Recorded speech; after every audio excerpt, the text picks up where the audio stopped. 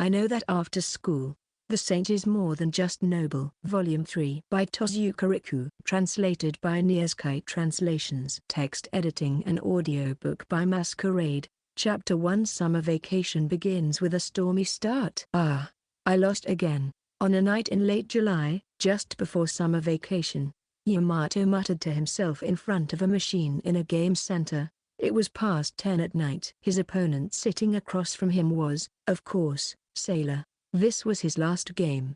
It was already late, and more importantly, he had run out of 100 yen coins.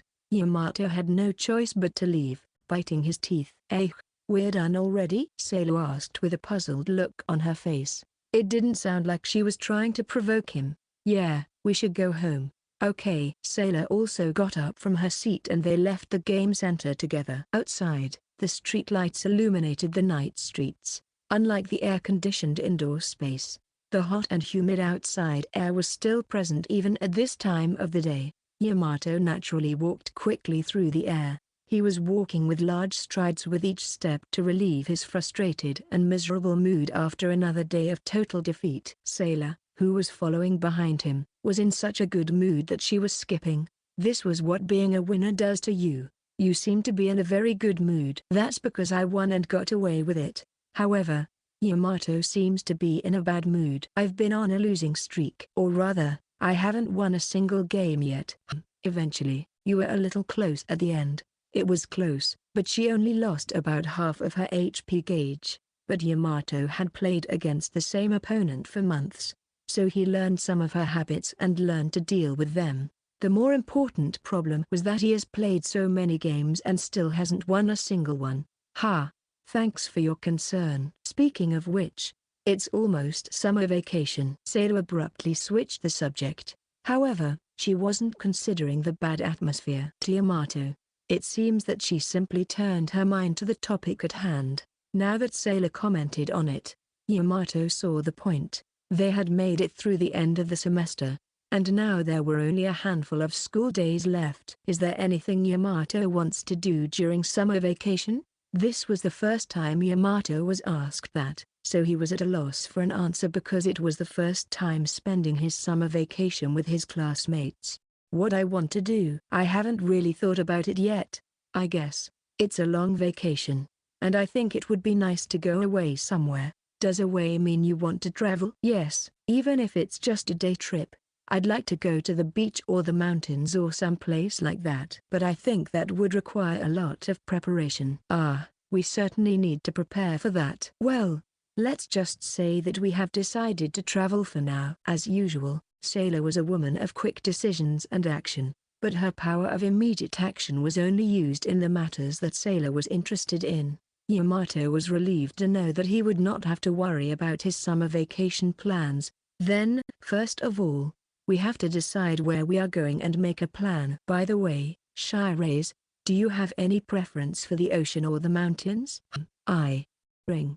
At that moment, Sailor's phone alerted her to an incoming message. Sorry about that. Sailor checked her phone after saying so, and her eyes widened for a moment. What's wrong? No, nothing. Already in her usual poker face. Sailor's reaction piqued Yamato's curiosity. He was curious about the content of the message. Well, that's fine then. That's all for today.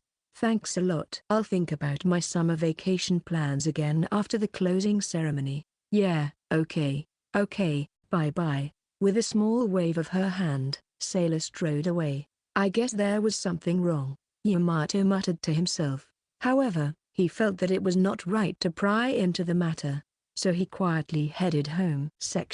A few days later, the day of the closing ceremony arrived. In the morning, all the students were excited about the arrival of summer vacation, and the whole school was filled with an atmosphere of excitement. The closing ceremony itself ended smoothly after the principal's long speech, and in Class 2B, the homeroom teacher warned the students not to get too carried away, and the HR session ended. Immediately after that, the classroom was filled with hustle and bustle. It was finally the beginning of summer vacation. Everyone was talking about different things, such as club activities and future plans, but there was no doubt that everyone was in a uniformly excited mood. Karaki, While Yamato was getting ready to go home, Ita called out to him cheerfully. He even grabbed Yamato's shoulders, which was depressing. Next to him was Mei. You look troubled. Is something wrong? I was wondering what you're going to do during the summer vacation. Are you spending time with the saint? I haven't decided yet, but that's the plan. Oh ho, I envy you for that. Right, Tamaki? Why yeah. So, Karaki-kun, if possible. Just as Mei was talking, Sailor, who seemed to have already prepared to leave, approached them. Yamato, I'm going ahead. Yeah, okay. After the exchange, Sailor slunk out of the classroom. Ito and Mei were taken aback. They were probably surprised that Sailor was so attentive to them. Was it that surprising? Yeah, it was. Really? The saint has changed. Well, I guess she was just being cautious because she was dealing with Shinjo and Tamaki-san, or rather, Tamaki-san. That makes me happy. No, isn't it terrible? You even left me out of it. Well, back to what we were saying. When they urged Mei to continue, she opened her mouth with a huff. The actual fact is, we're talking about having a little class party afterward, and I was wondering if Karaki-kun and Saint-san would like to join us. Ah, I see. It was the first time that a class party was held on the occasion of the summer vacation for Yamato. However, it may have been implemented in previous classes as well, but unheard of just because Yamato was not invited. If that was the case, Yamato thought he would ask Sailor about it. Then I'll ask Shires. Yes, please do. Looked very happy, even though Sailor had not yet said she would participate, and even Ita tapped Yamato on the shoulder, somewhat excitedly. If you want to join us, meet us in front of the station. We're all going bowling today. I understand. Okay, see you then. Saying goodbye to them, Yamato left the classroom at a brisk pace. The corridor was filled with lively students. As Yamato weaved his way between the crowd of students and arrived at the stairs, Sailor, who was waiting for him, waved him in. Sorry, I made you wait. No problem. Are you ready? About that, actually, there's going to be a class party today. They invited me and Shires to join them. Well, let's go. Since she agreed to join so naturally, Yamato was so surprised that he dropped his shoes on the floor. You dropped your shoes? Sailor curiously handed him the shoe she had picked up. Thank you. Yamato calmed his surprised feelings and put his shoes back on. Also, don't you feel like you should go back to the classroom? Sailor asked as she looked into his eyes. Yamato was again flustered but managed to shake his head from side to side. No, they're going to meet at the station. Which is perfect. Let's decide what we're going to do while we're on our way there. Okay. As soon as they left the school building, the dazzling sunlight shone down on them. Feeling the midsummer air on his skin, Yamato was excited for the fact that summer vacation was beginning. Then, he noticed something noisy in front of the school gate. The cause was immediately apparent. It was because there was a girl standing there wearing an unfamiliar school uniform from another school, a sailor uniform. She stood erect and motionless, as if waiting for someone. Even so, she looked incredibly well dressed. Yamato thought she might be an idol or model somewhere. She has waist-length black hair, porcelain white skin, and a ladylike, elegant face. Her appearance is that of a pure and lovely girl. Like the other students, Yamato looked at her for a while, and then Sailor finally noticed her presence. Immediately after Sailor muttered absent-mindedly, the girl in a sailor uniform suddenly turned her gaze toward her. Sailor-senpai. To Yamato's surprise, she called out Sailor's name. The girl ran up to her and held both of Sailor's hands vigorously. I'm so happy to finally see you. Senpai, I sent you a message, but you didn't reply. Are you Tsubaki, by any chance? When Sailor asked, the girl named Tsubaki nodded happily. Yes, I am Tsubaki. It's been a year since we've seen each other. Hearing this name, Yamato was the most surprised. The name Tsubaki was the name of a girl who was a friend of Sailor's and whom Sailor's grandfather had told him about. Yamato's mouth was agape at the sudden appearance of the person in front of him. Tsubaki, noticing Yamato's state, turned to him and bowed. I'm a first-year student at Miyahara Girls' High School, and my name is Kosaka Tsubaki. I went to the same school as Sailor Senpai and we are junior and senior. Please take good care of me. Thank you very much for your courtesy. I'm Karaki Yamato, a classmate of hers. Wow, you are Karaki-san? I have heard about you. Yamato's cheeks involuntarily relaxed as she smiled at him like a flower. To put it bluntly, she was cute. She was incredibly cute.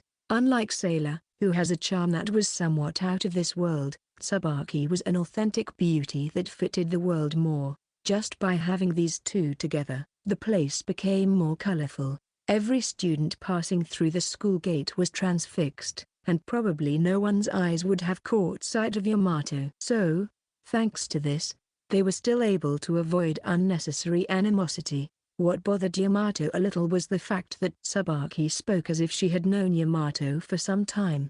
Yamato wondered if Sailor told her, or did she hear it from someone else? At any rate, there was no doubt that she had come here for a purpose. Therefore, Yamato decided to ask her directly. I'd like to know why you came all the way to our school, Kosaku-san. It's the last day of school today, and if you just wanted to see Shiraise, couldn't you have done it at a later date? The reason, of course, is that I wanted to see Sailor Senpai in her school uniform with my own eyes.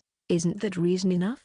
Tsubaki smiled carefreely and said with dignity, apparently, she adored Sailor a lot. At least, it seemed that way to Yamato. If that's the case, might as well. Sailor seemed to have taken Tsubaki's words as they were and spun around on the spot. The light movement of flipping her skirt made even Yamato, who should be used to seeing her in her school uniform, admire her. As expected, I knew Senpai was beautiful. Tsubaki even applauded her, but her smile looked somewhat awkward. Is that all there is to it? Sailor asked nonchalantly, and Tsubaki smiled wryly. Please don't be like that. A cute kuhai came to visit you. If you don't mind, why don't we have a cup of tea? Of course. You are welcome to join us, Karaki-san. Most boys would have been elated by this offer, but unfortunately, Yamato already had other plans. However, Yamato was not able to turn down her offer outright. There were many things he wanted to hear about the old Sailor and the relationship between Sailor and Tsubaki. Therefore, he was desperately thinking about how he could get the tea time to be held on a different occasion. Sorry, I have a class party now, so I'll see you next time. At that moment, Sailor simply refused. Unlike Yamato, who was having a hard time, Sailor did not seem to have any hesitation. Perhaps she was surprised by her answer, but Tsubaki was staring at her blankly. Seeing this scene, Yamato, unable to bear it any longer, asked Sailor in a hushed voice, Hey, are you sure? You turned her down so easily. Was that bad? Should I not go to the class party? No, that's not what I'm talking about. What do you mean? The class party and Kosaku Tsubaki's invitation probably have the same priority for Sailor. While this was not wrong, Yamato felt that it would be a waste to lose the opportunity to get to know Kosaku Tsubaki. However, not going to the class party would be bad for Ito and the others. While Yamato was pondering what he should do, he heard a voice. Hey, Karaki. Someone called out to them from behind. When he turned around, he saw Ito and the other classmates. Shinjo, you all are leaving already? Yo. What's going on at the school gate? I feel like there are a lot of onlookers. That's. Ito looked behind Yamato, who awkwardly looked away, and grinned at him, as if he had already understood the situation. I see. So, Shuraba. No, it's not. Please, don't make this more difficult than it has to be. Sorry, haha. Seeing Yamato in a panic, Ito's smile deepened in amusement. This was a face of complete enjoyment. At that moment, Mei stepped forward. So cute, muttered, gazing at Tsubaki in rapt attention. The other classmates were similarly mesmerized by the suddenly appearing neat and tidy beauty. Taking such a situation into account, Ito said as if he had just had a flash of inspiration. Okay, then let's get her to join our class party. Unlike Yamato, who was shaken up, his classmates all shouted with joy. No one had any objections. Even Sailor nodded her head in approval and said, I didn't know we could do that. Yamato's question as to whether it was acceptable to invite outsiders to the class party seemed to have disappeared from everyone's minds. Tsubaki, who had been left out of the discussion, read the atmosphere and smiled. "Yes, I'd be happy to join if that would be all right." When Tsubaki responded with the perfect response for a healthy and beautiful junior girl, everyone's excitement rose even higher. "Well, sounds fine." It seemed silly to Yamato that he had been racking his brains earlier, but the fact was that it came together well in the end. A sudden visitor and an unfamiliar class meeting. Yamato felt a touch of unease at this combination, but for now, he would have to maturely follow suit. "Look, Karaki, let's go, too. Let's get hungry first." Ita, who was the one who started the conversation, grabbed his shoulder and Yamato started walking despite a bad feeling. Chapter 2 Class Party and the Unfamiliar Guest. Since it was lunchtime, they decided to go into a fast food restaurant first. There were 9 of them in total. They were divided into 2 groups, one table for 4 people and the other table for 6. Yamato was seated at the 6-seat table along with Sailor and Tsubaki, but he did not feel like asking a lot of questions in front of his classmates. Instead, Tsubaki was being bombarded with questions from other classmates. Tsubaki-chan, is that Kosaka Tsubaki? Wow, you're a very famous person." One of the girls who was listening to the conversation exclaimed loudly. Yamato was also interested in what they were talking about. "Hey, is she that famous?" Ita asked while picking up some fries, and the girl nodded vigorously. "She is super famous. She's that beautiful ballerina genius. She was trending the other day, and she's really amazing." The girl immediately searched for the article on her phone and showed them the image of the article. There it read, "A new star has emerged in the world of ballet. A ballerina rumored to be a genius, wins competition." And Tsubaki was shown dancing in a tutu, ballet costume. The article was posted about 6 months ago, and the response at the time was tremendous. Tsubaki was wearing gorgeous makeup unique to ballet in the image, which gave her a different kind of beauty from her usual appearance. It was understandable that this caught people's attention. The article made everyone look at Tsubaki with admiration. But Tsubaki humbly shook her head from side to side. "This headline is an exaggeration. I'm not a genius. It's embarrassing."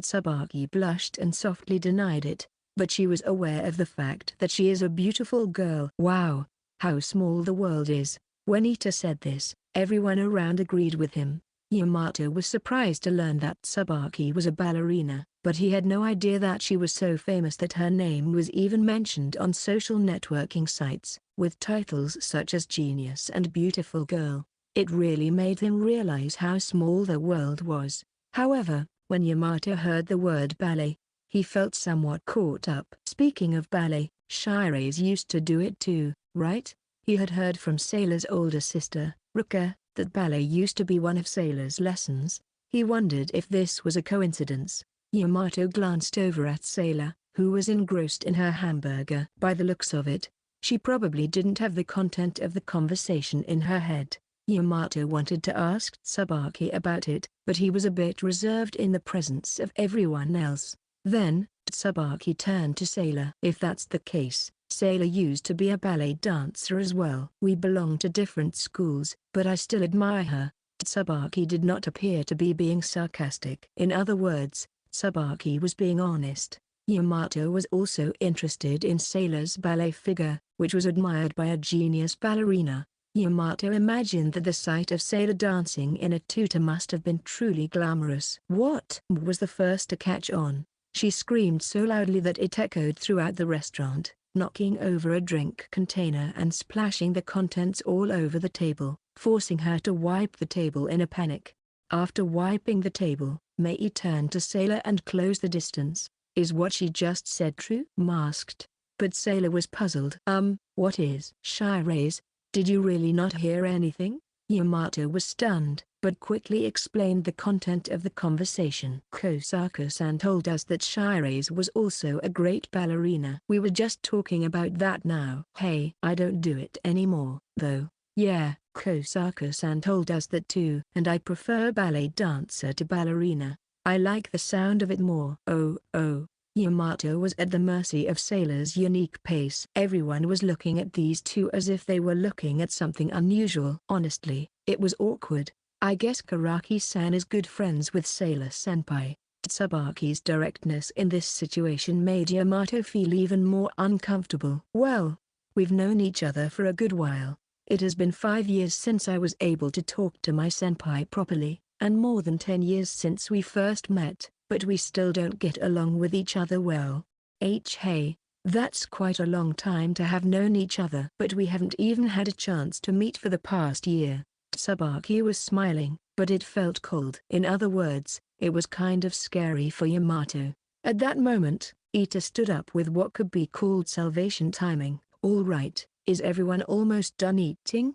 Then, it's time to go bowling. With that proclamation, everyone began to clean up in high spirits. Yamato quickly put away his tray and left the restaurant with everyone else. The train ride took more than 10 minutes. When they arrived at the designated bowling alley, they were divided into teams at Ita's sole discretion. As a result, Yamato was placed on the same team as Sailor and Tsubaki. It was truly an intentional combination. I look forward to working with you as teammates. Why yeah, same here, I'm in your care. Tsubaki was sociable in this situation as well, but Yamato felt uncomfortable when he was in contact with her. He felt a strange uneasiness in his chest. Yamato felt as if he was being observed, or even judged. But it may be that Yamato was just being overly self-conscious. In the first place, it puzzled Yamato as to why Tsubaki came to see her at this time. It had been a year since she had seen Sailor, but why had they grown apart? There were many things that were bothering Yamato. However, there was no use in thinking about it all the time. After completing the registration, Yamato, like everyone else, started preparing for bowling. As Yamato was about to take out the rental shoes for bowling, he asked, "What do I need to do?" Yamato was surprised to hear Tsubaki's voice, which caused him to shout out in a panic. "Don't be so surprised." Sorry."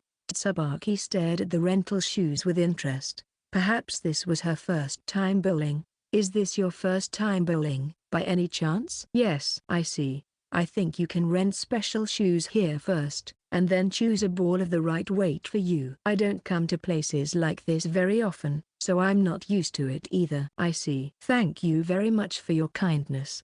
Tsubaki bowed respectfully and then turned to the rental shoe stand. What's up with being nervous when dealing with someone younger?" Yamato, disgusted with his pathetic self, picked a ball and entered the alley. Karaki-kun, Karaki-kun." At that moment, Mei spoke to him in a hushed voice. "What's wrong? You seem to be moving in a strange way." "Because, I'm surprised at Kosaka-san's sudden appearance." "Yeah, that's the same for me. And to be honest, I'm still having a hard time figuring out how to treat her. But I didn't know that Saint-san had such a cute friend, and also that Sayo-san also dances." "She was probably absolutely beautiful when she danced, wasn't she? I wish I could have seen it." "Well, Shirase said something about Kosaka-san like they weren't friends." "Huh? No, it's nothing." When Yamato asked Sailor about her relationship with Tsubaki before, she said, "Maybe it's different from being friends." However, it was probably not something that could be easily talked about. Yamato reflected on the matter, and tried to cover it up with an affectionate smile. "Anyway, for the time being, I'll try to talk to her a lot. I want to get to know her better." Yamato nodded his head as if he was worshipping her, wanting to honestly show respect for her aggressiveness. "Yes, go ahead, Karaki-kun. Why don't you talk to her more? I'm sure it's hard for her to be around upperclassmen from another school." "I understand." "Well, I think you fit the role much better than me and Shirase. Ahaha. I can't lose then." "Well, I'll see you later." Swinging her hand, Mei left. Then Sailor came along just in time to replace her. In her hand she held a 13-pound ball. "Don't tell me you're going to throw that?" Generally speaking, the weight of a ball suitable for a man is about 11 to 15 pounds, and for a woman, it's 7 to 11 pounds. So it seemed like a challenge for Sailor to throw a 13-pound ball. By the way, Yamato's ball weighs 11 pounds. "Yes, the heavier the ball is, the more likely it is to knock the pins over." Sailor said the most obvious thing in a matter-of-fact manner. She seemed to have bowling experience, so there was probably nothing to worry about. Yes, that's right. Well, don't push yourself too hard, okay? A few minutes later, Tsubaki entered. She was holding a 7-pound ball in her hand.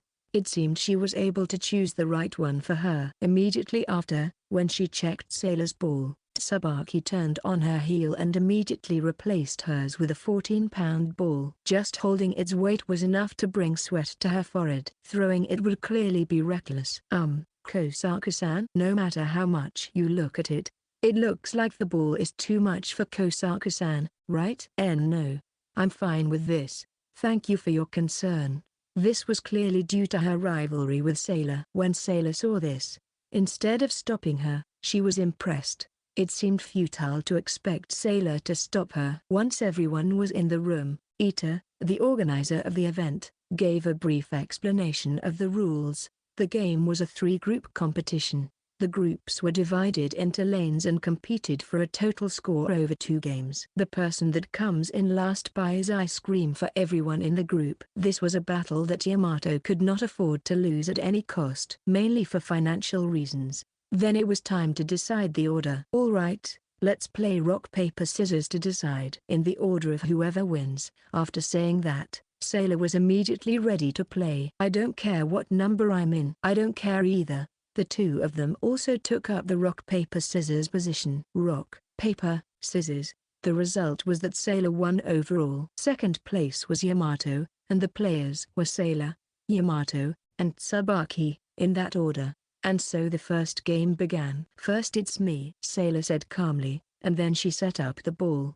Her upright posture was both beautiful and fluid. She also attracted the attention of the entire hall, not just the lanes next to her. Soon after, Sailor threw the ball with the same brilliant form as a pro. The ball seemed to arc at first, but the next moment it made a tremendous impact, sending every single pin flying. Yamato came to his senses as the LCD screen above his head displayed the word strike. Oh, wow, that's great. A strike on the first throw? Sailor, without changing her expression, flashes a V sign to Yamato, who was stunned in awe. The other lanes finally resumed throwing as Sailor pulled back. Okay, let's do it. As the only male member of the group, Yamato was determined to follow Sailor's momentum. Kink, the straight ball, thrown with a limp, just barely avoided the gutter and only managed to knock the pins at the end.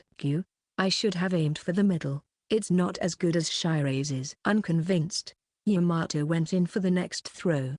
Immediately after the throw, an unintentionally pitiful voice spilled out. The ball left his hand and did not follow the ideal trajectory, and only knocked down one pin on the opposite side. I'm sorry. Yamato apologized to his two teammates, both of whom tilted their heads with a puzzled look on their faces. He was feeling sorry and embarrassed. Apparently, neither of them was bothered by it at all. Well, it's still early. Perhaps because of this, Yamato was also able to fix his mindset. It's my turn next.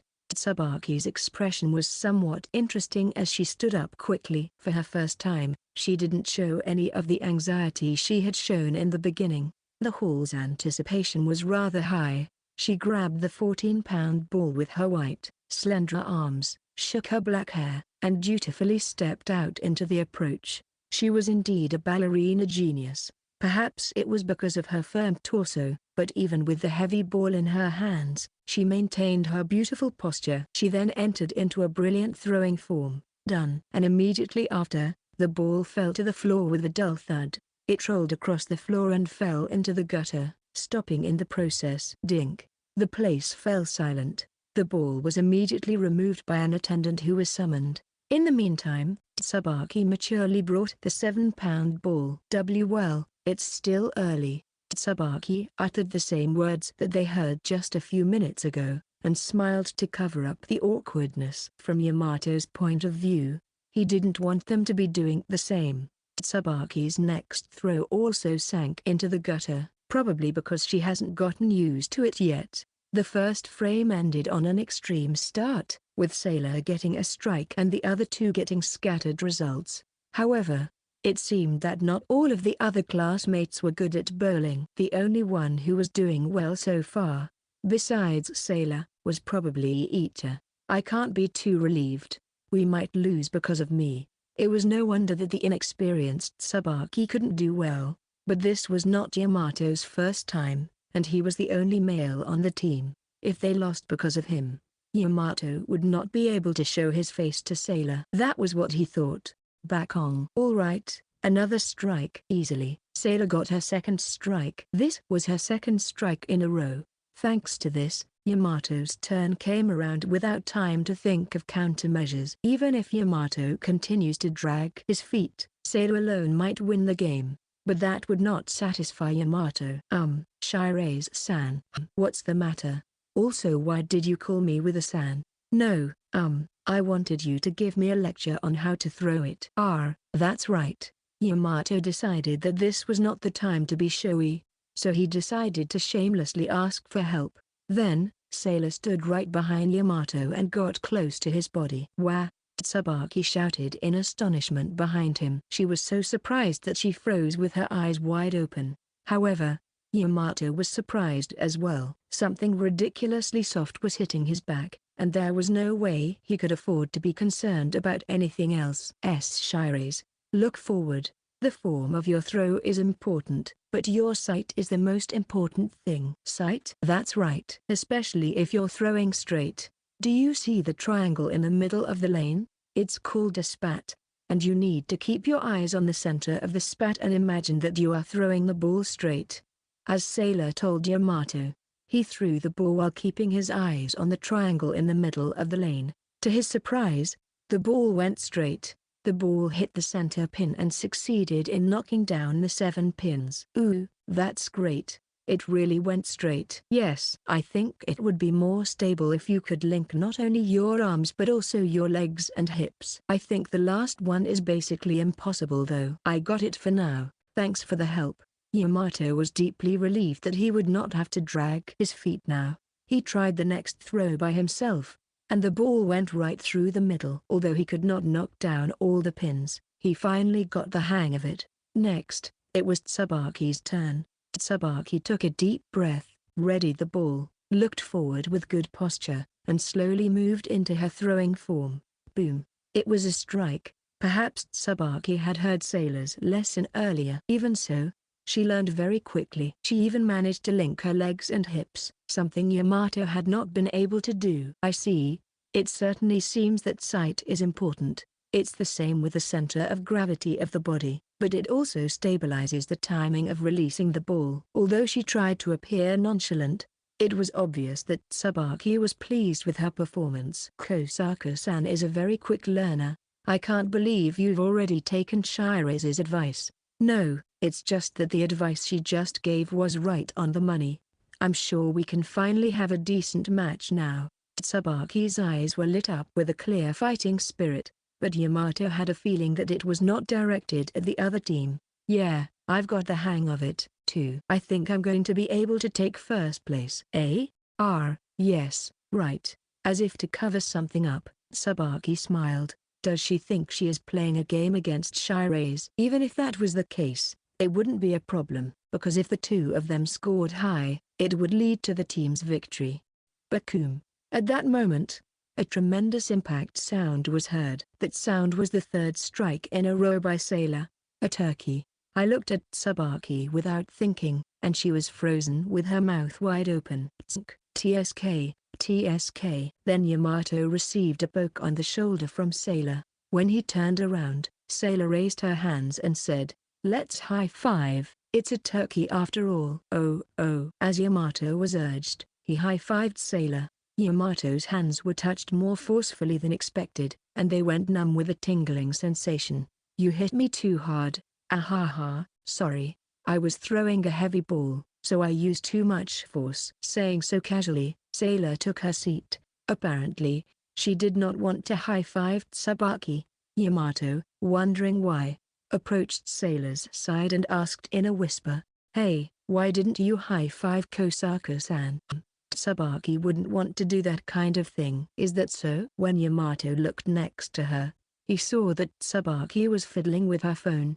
Tsubaki seemed blithely unconcerned and showed no sign of asking for a high five. "Look, It's Yamato's turn. Sailor urged him on, and Yamato, still not quite satisfied with the situation, began to throw his next ball. The first game was over, and at this point, Yamato's team was in first place by a wide margin. This was because Sailor had scored nearly 300 points. Except for one in the middle of the game, all of them were strikes. Tsubaki also had a high score of over 150 points, and Yamato barely exceeded 100 points, so at this point the team had an overwhelming lead over the other teams. Well, I wasn't ready for this. Perhaps this result was unexpected, but Ita sighed with heartfelt regret. Although Ita's team had a high score of 170 points by Ita himself, the other two members had not even reached 100 points, so there was more than a double score difference between his team and Yamato's team. Since they were also beaten by the other team, they were currently in last place. However, Ita quickly changed his mind and pointed a finger at Yamato. But we haven't lost yet. The real battle is in the second half, and we'll be the ones to take first place at the end. You'd better brace yourself. Ita bravely announced this and then headed for the restroom. Then Mei approached him and said excitedly, as expected of Saint-san, "But you're also amazing, Kosaka-san. This is your first time bowling, and to suddenly score over 150 points is astonishing." For some reason, Mei was as pleased as if it were her own accomplishment. Incidentally, Mei herself was on the same team as Ita, barely scoring over 50 points. It seemed that she was not good at bowling. However, Tsubaki, who was praised, replied regretfully, "By Saint-san, do you mean Sailor-senpai? Anyway, I'm not getting good yet. I thought I was getting the hang of it, but I realized that my current control is not good enough to get strikes with a straight ball." "Well, that's great." Apparently unable to understand Tsubaki's words very well, Mei made an appropriate ministerial remark to cover it up. Tsubaki then came to herself and smiled. But bowling is fun. At first glance it seems like a simple game, but it is quite profound. I think I'll try curves next time. As if to ease the delicate atmosphere, Tsubaki talked about the appeal of bowling. Her desperate reading of the air in this way seemed nostalgic to Yamato. Shortly thereafter, the second half of the game began with the return of Ita. However, it was already not as tense as the first game.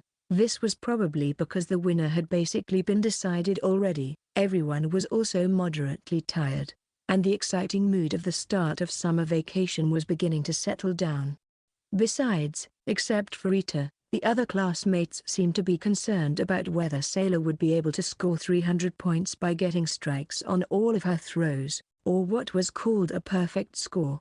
Thanks to such a relaxed atmosphere, even Yamato's shoulders were down. By no longer having to worry about losing due to his poor performance, he was rather able to genuinely enjoy bowling. With such a relaxed mind, he remembered what he was going to do. "Kosaka-san, may I have a word?" When Sailor's turn to throw came around, Yamato called out to Tsubaki. Then, Tsubaki tilted her head curiously. "What is it?" "If you want a lecture on how to throw, I think it would be more helpful to have Sailor-senpai give it to you." "No, it's not about bowling." It seemed that Tsubaki was already aware that she was a better player than Yamato in bowling. That was not wrong and Yamato couldn't say anything in particular about it, but that was not what he wanted to talk about right now. I just wanted to ask you why you came to see Shirase today, if you have some sort of purpose." "Ah, about that?" "That's..." Tsubaki glanced away. She looked at Sailor, who was fiddling with her phone while she was yawning. "I can't even take the time to talk to you when she's only scoring strikes. So we can talk after we're done." Tsubaki smiled at him as if she was planning something, which made Yamato feel nervous. As he naturally averted his gaze, he noticed that Mei, sitting across from him, was giving him a glare, which made him feel strangely uncomfortable. When the second game was also over, Yamato and his team took first place in the overall score. However, there was apparently no prize for being first place, but the last place team, Ita's team, bought ice cream for all three groups. At a rest spot in the bowling alley, everyone was chatting and laughing while chewing on ice cream bars on the benches. "Shirase is amazing," She's almost the sole winner, and Kosaka-san has improved so much that it's hard to believe she's a beginner. Yamato was impressed, and Sailor replied with a downcast look on her face. But I didn't get a perfect score. Your goal is too high. Well, it seems everyone was expecting it to happen. The reason being that her arms were tired. Sailor changed to a lighter ball in the middle of the game, but the heavy ball seemed to have taken its toll on her. However, Tsubaki looked even more unhappy than Sailor. Fearfully, Yamato tried to offer some words of encouragement. Kosaka-san, good work. In the second game, you increased your score even more, and it was really great. I should learn from you. Thanks. Though, in the end, I lost. No, this is a team game, and Kosaka-san and Shirase are on the same team. Besides, this was Kosaka-san's first time bowling, right? Then you can get better from now on. I don't know why I am giving advice to someone who is better than me, but Yamato's words were not in vain, and Tsubaki nodded her head, seemingly regaining her composure. Well, thank you very much. Karaki-san is very kind. No, not really. Also, we were able to win this time thanks to Kosaka-san. What? But earlier, you said that Sailor was the sole winner. That's a figure of speech. Anyway, we won, so we should be more than happy. Yamato, trying to liven things up despite it being out of character, shouted out, and Sailor rose vigorously to her feet. Yes, now that we've won, we have to eat the ice cream properly. Ice cream in the summer is very special. It's even better after a workout. The two seemed to be able to change the mood by agreeing with each other. Ita then said, all right, let's go to the game center, and everyone left the bowling alley. The game center was attached to a bowling alley, and the purpose of this visit seemed to be to take photos at the photo booth. Yamato had taken pictures at a class reunion in middle school, so it was not the first time for him, but it had been a while, so he was still nervous. A photo booth? It's my first time. At that time, Sailor muttered something that made the place freeze. Yamato had been to the arcade many times with Sailor, but they had never talked about taking pictures. It was partly because neither of them was interested, but also because the idea of taking pictures at an arcade have never occurred to them. Let's take a lot of pictures today, said excitedly with a twinkle in her eye. Yes, but are we all going to fit in a single one? That would be quite stuffy. Well then, let's split up into several groups. At Ita's suggestion, they decided to divide into groups again. However, it seemed that the members would be switched several times and the combination would be adjusted so that everyone could be photographed together in the end. Thus, the first group was, this is definitely Shinjo's harassment. In addition to Yamato and Sailor, the other members of their group were Mei and Tsubaki. It was a harem-like combination. The group was given the OK sign by the ringleader, Ita, as well as two other boys, and they couldn't back out of it. I'm kind of sorry, said in a caring manner, but she couldn't hide her excitement as it was the first picture she would take with Sailor. No, it's not Tamaki-san's fault, and I'm excited too. It's the first time for me to take a picture here too, so I'm kind of looking forward to it. Yamato thought that the sociable Tsubaki might have taken pictures with her classmates before, but surprisingly, this was her first time. Was she a young lady after all? I've heard that you can choose from a variety of options, but which one do you like? Sailor, who seemed to be very curious about the booth, was staring at the LCD screen. Then Mei, who probably had the most experience, took the lead in deciding how to take the pictures, saying, I have a few tricks. The small space was filled with a sweet aroma. Perhaps it was the fact that Yamato was crammed in with three beautiful girls, but he felt a bit fuzzy. Karaki-san, are you alright? You seem to be in a kind of daze. Tsubaki asked Yamato with concern. Unlike Sailor and Mei, who were engrossed in the screen, she seemed as calm as usual. Yeah, I'm fine. I'm just a little nervous because I'm not used to this kind of situation. I see. But if you really feel ill, please let me know. Tsubaki then took out a handkerchief and wiped the sweat from Yamato's forehead. The handkerchief smelled so good that it made him sweat even more. Sorry, I'll wash it and give it back to you. No, don't worry about it. Also, It looks like we're going to start. Yamato's gaze shifted forward, thrilled by the gentle smile he received. The countdown to the shoot had just begun. Kosaka-san is younger than me, but she's a good girl, isn't she? No wonder she's so popular. Yamato glanced at his neighbor while admiring her in this way. Then, Tsubaki, who was standing next to him, also noticed his gaze and smiled at him. The timing of this unexpectedly cute smile made Yamato blush instantly. As if to capture such a moment, a shutter sound echoed through the room. I'm angry, you know. My comrades got crushed to the bone so easily.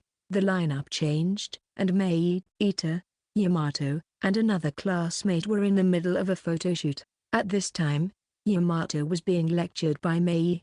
The cause was the picture that they had just taken with Sailor and the others. The reason was that the first one was a scene in which Yamato and Tsubaki were just staring at each other. No, I didn't mean to. Sure, Kosaka-san is cute, but you have to look at Saint-san over there. Yay, like Tamaki-san was. Yes, like me.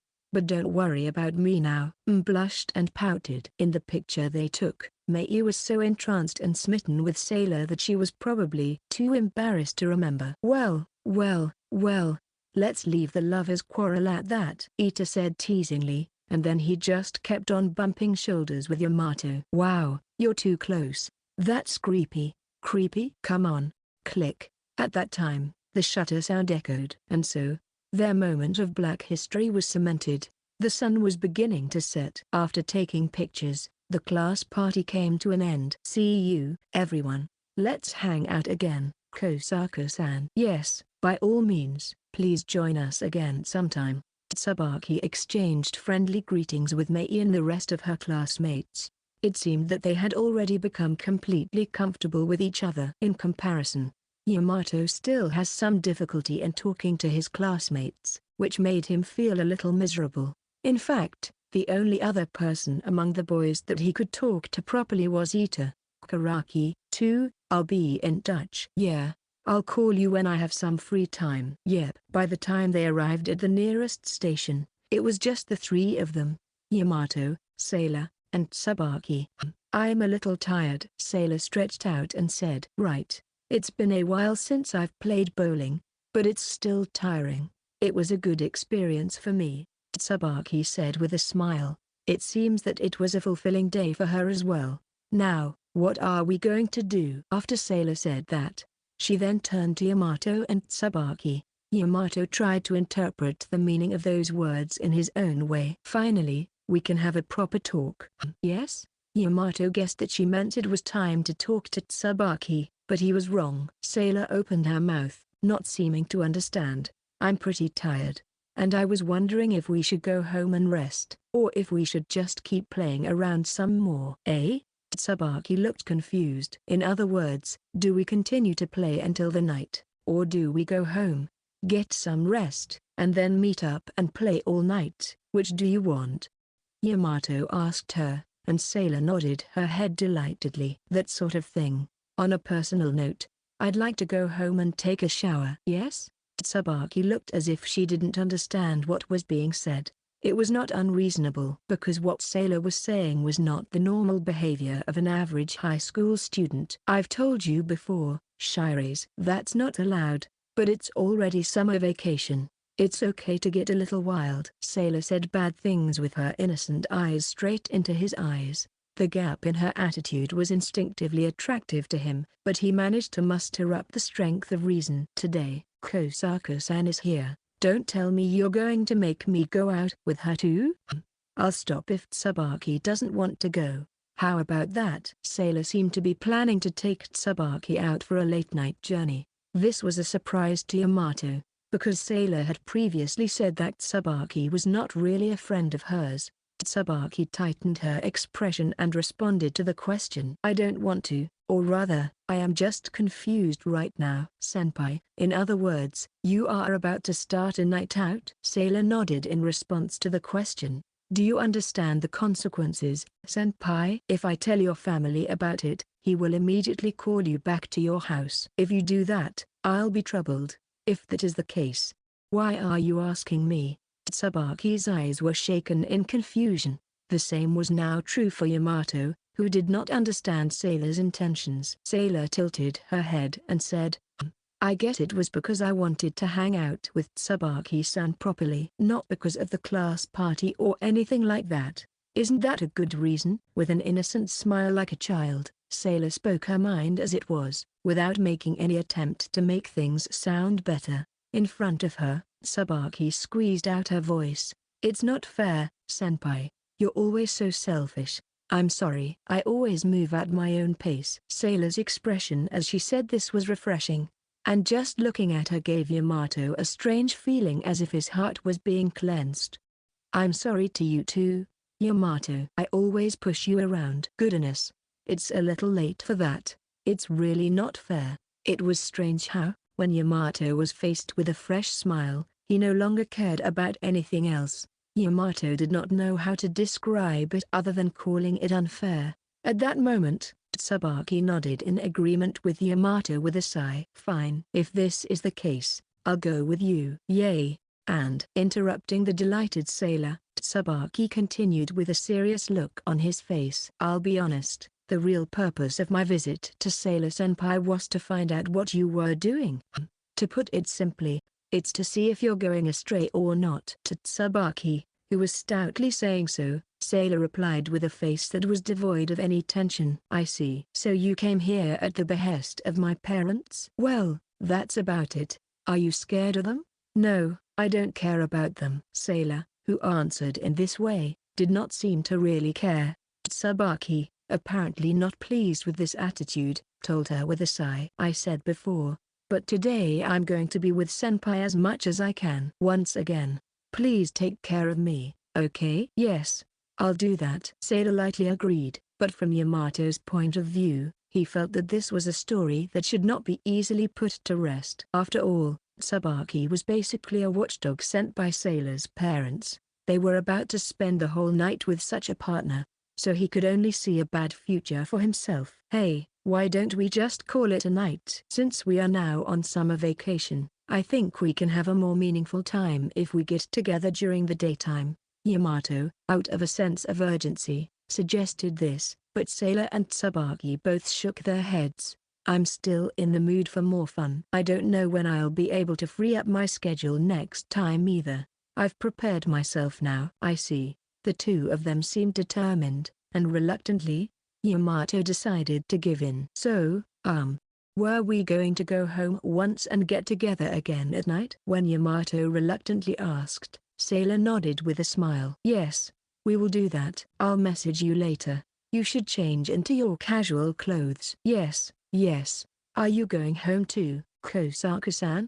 Yamato asked without any hesitation, and Tsubaki looked troubled and turned her head down. I may not be allowed to go out once I return. Well, that's true. Then come to my house. I'll lend you some clothes. Tsubaki immediately agreed in response to Sailor's suggestion. Well, I will take your word for it and do so. After the conversation was settled, Yamato said, well then, I'll see you later, and was about to leave. Yamato turned around, and Sailor offered a suggestion.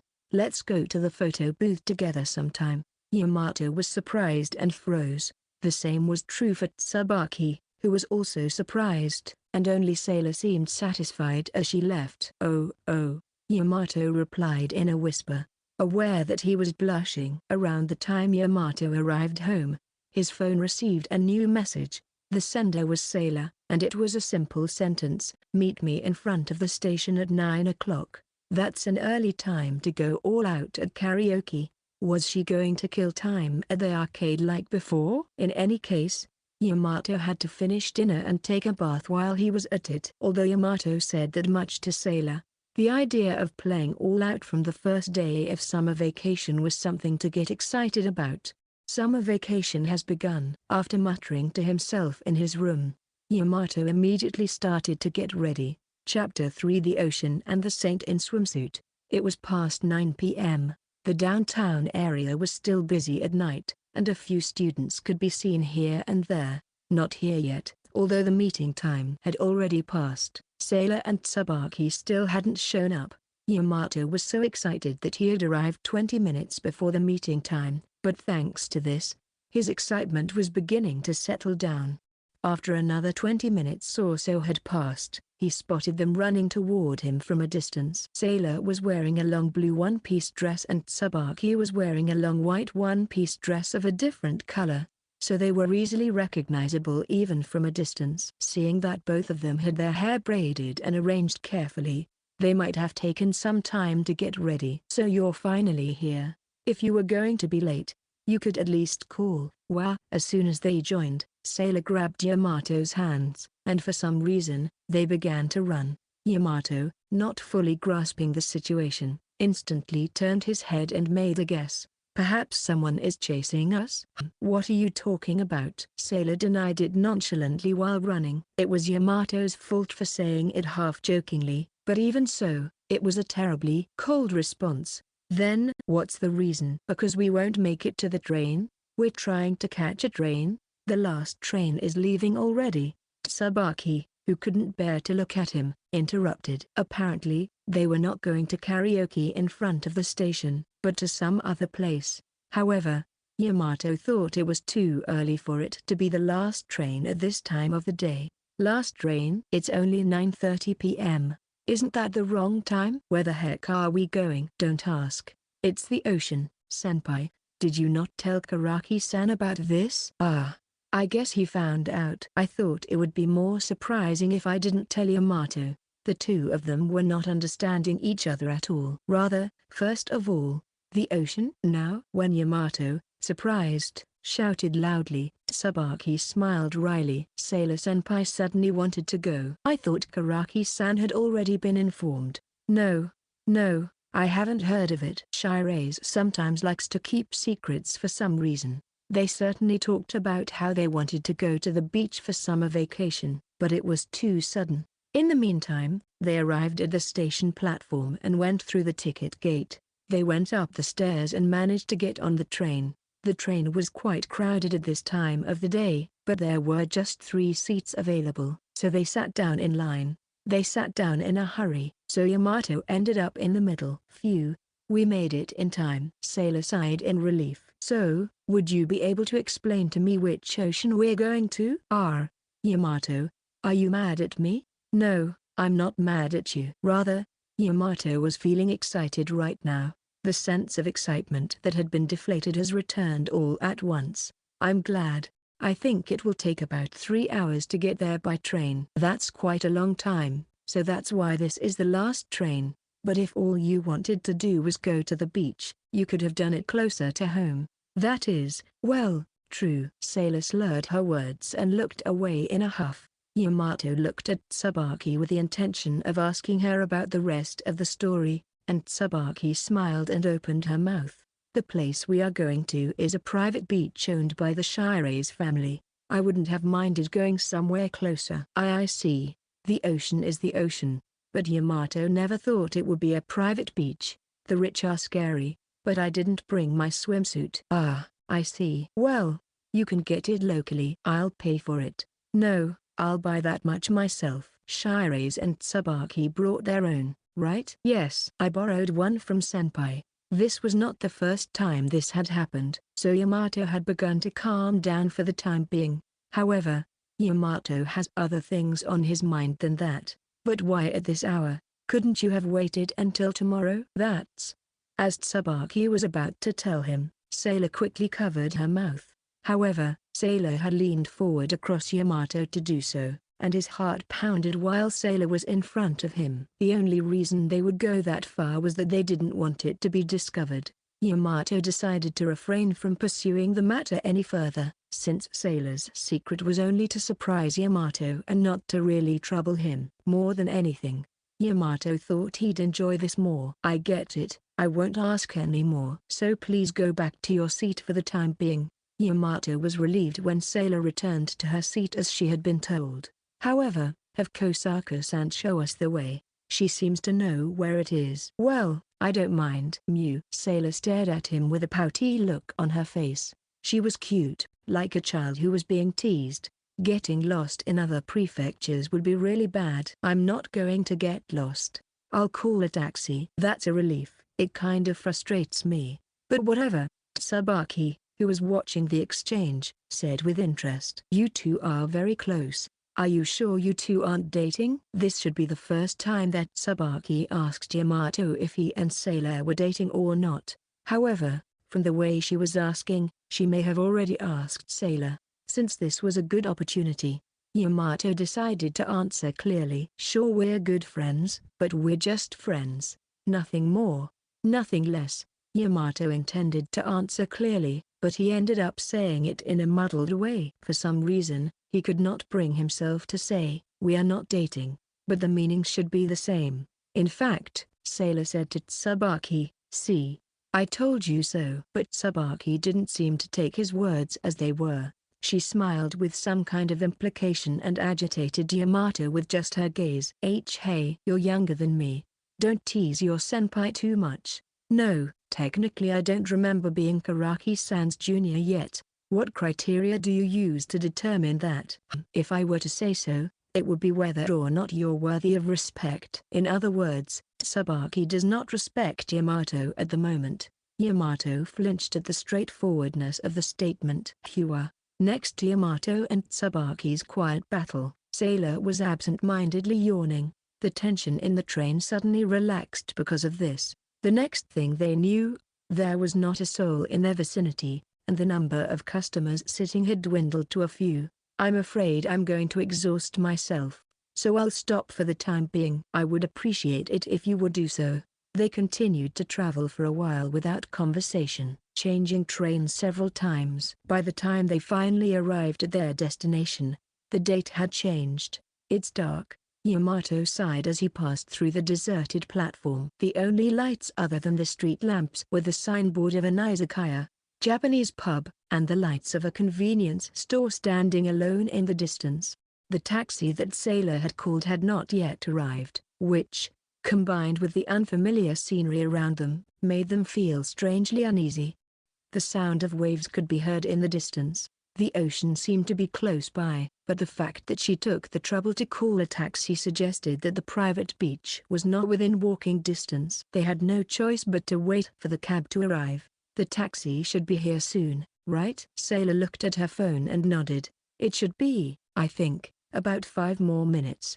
They'll call me when they get there, so let's go somewhere to kill some time. Then we can stop by the convenience store there. It's hot outside." Yes. When Yamato entered the convenience store, a cool breeze from the air conditioner blew on him, cooling his heated body. There were no other customers, just an unmotivated clerk standing idly at the cash register. "I'd better have a drink, some snacks, and maybe some refreshments." Sailor was mumbling to herself as she placed items into her basket. Tsubaki, on the other hand, seemed to be planning to hold on with just a bottle of a sports drink. "Kosaka-san is only getting a drink? It saves money, so I guess I'll do the same." "Well, I don't think I would willingly eat food from these stores. Besides, even today, I'm just overloaded with calories, as one would expect from an active ballerina." Yamato was sure that she spent a lot of time paying attention to nutrition.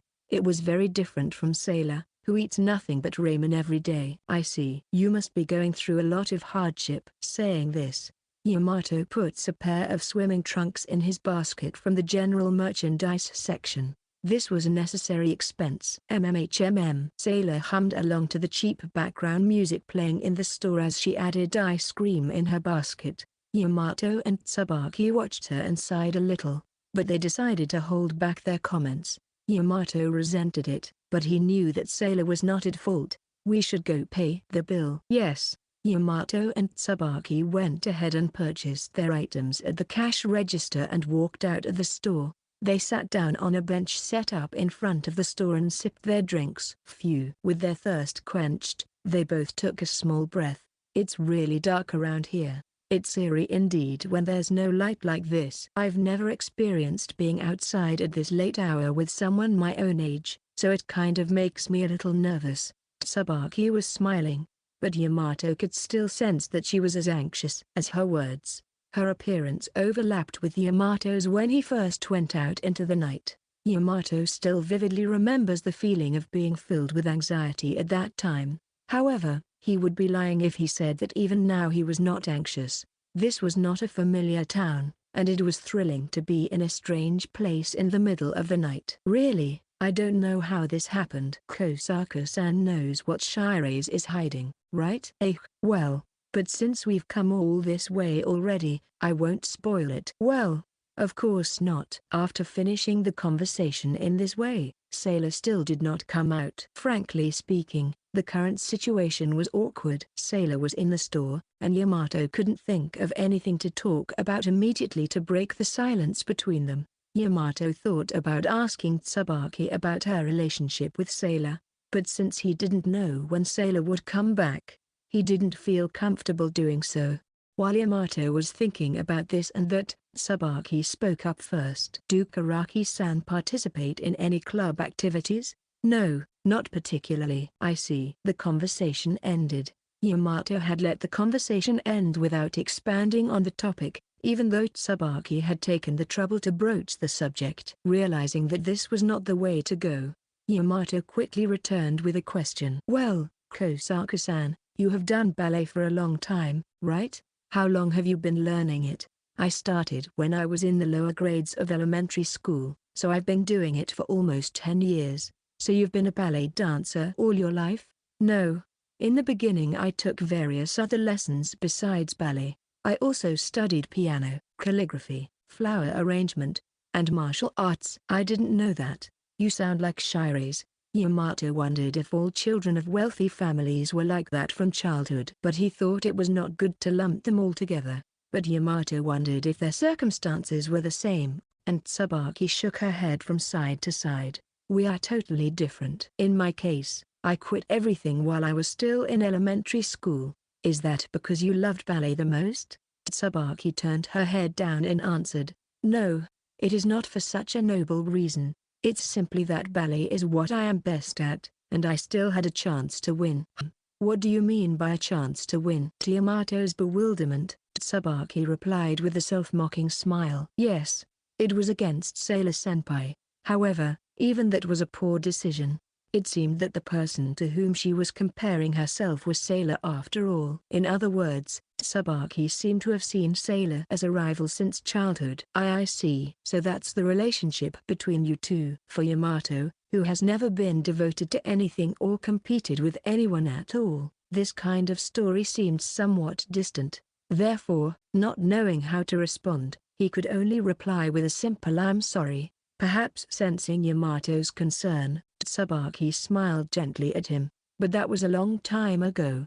I've already accepted the reality and I don't have any rivalry with Sailor-senpai anymore. I see. I was a little worried because I thought you two didn't get along. It's not like we don't get along. Even now and in the past, my senpai has always been someone I admire. That's the one thing that hasn't changed, and that's why I came all the way here to see her today.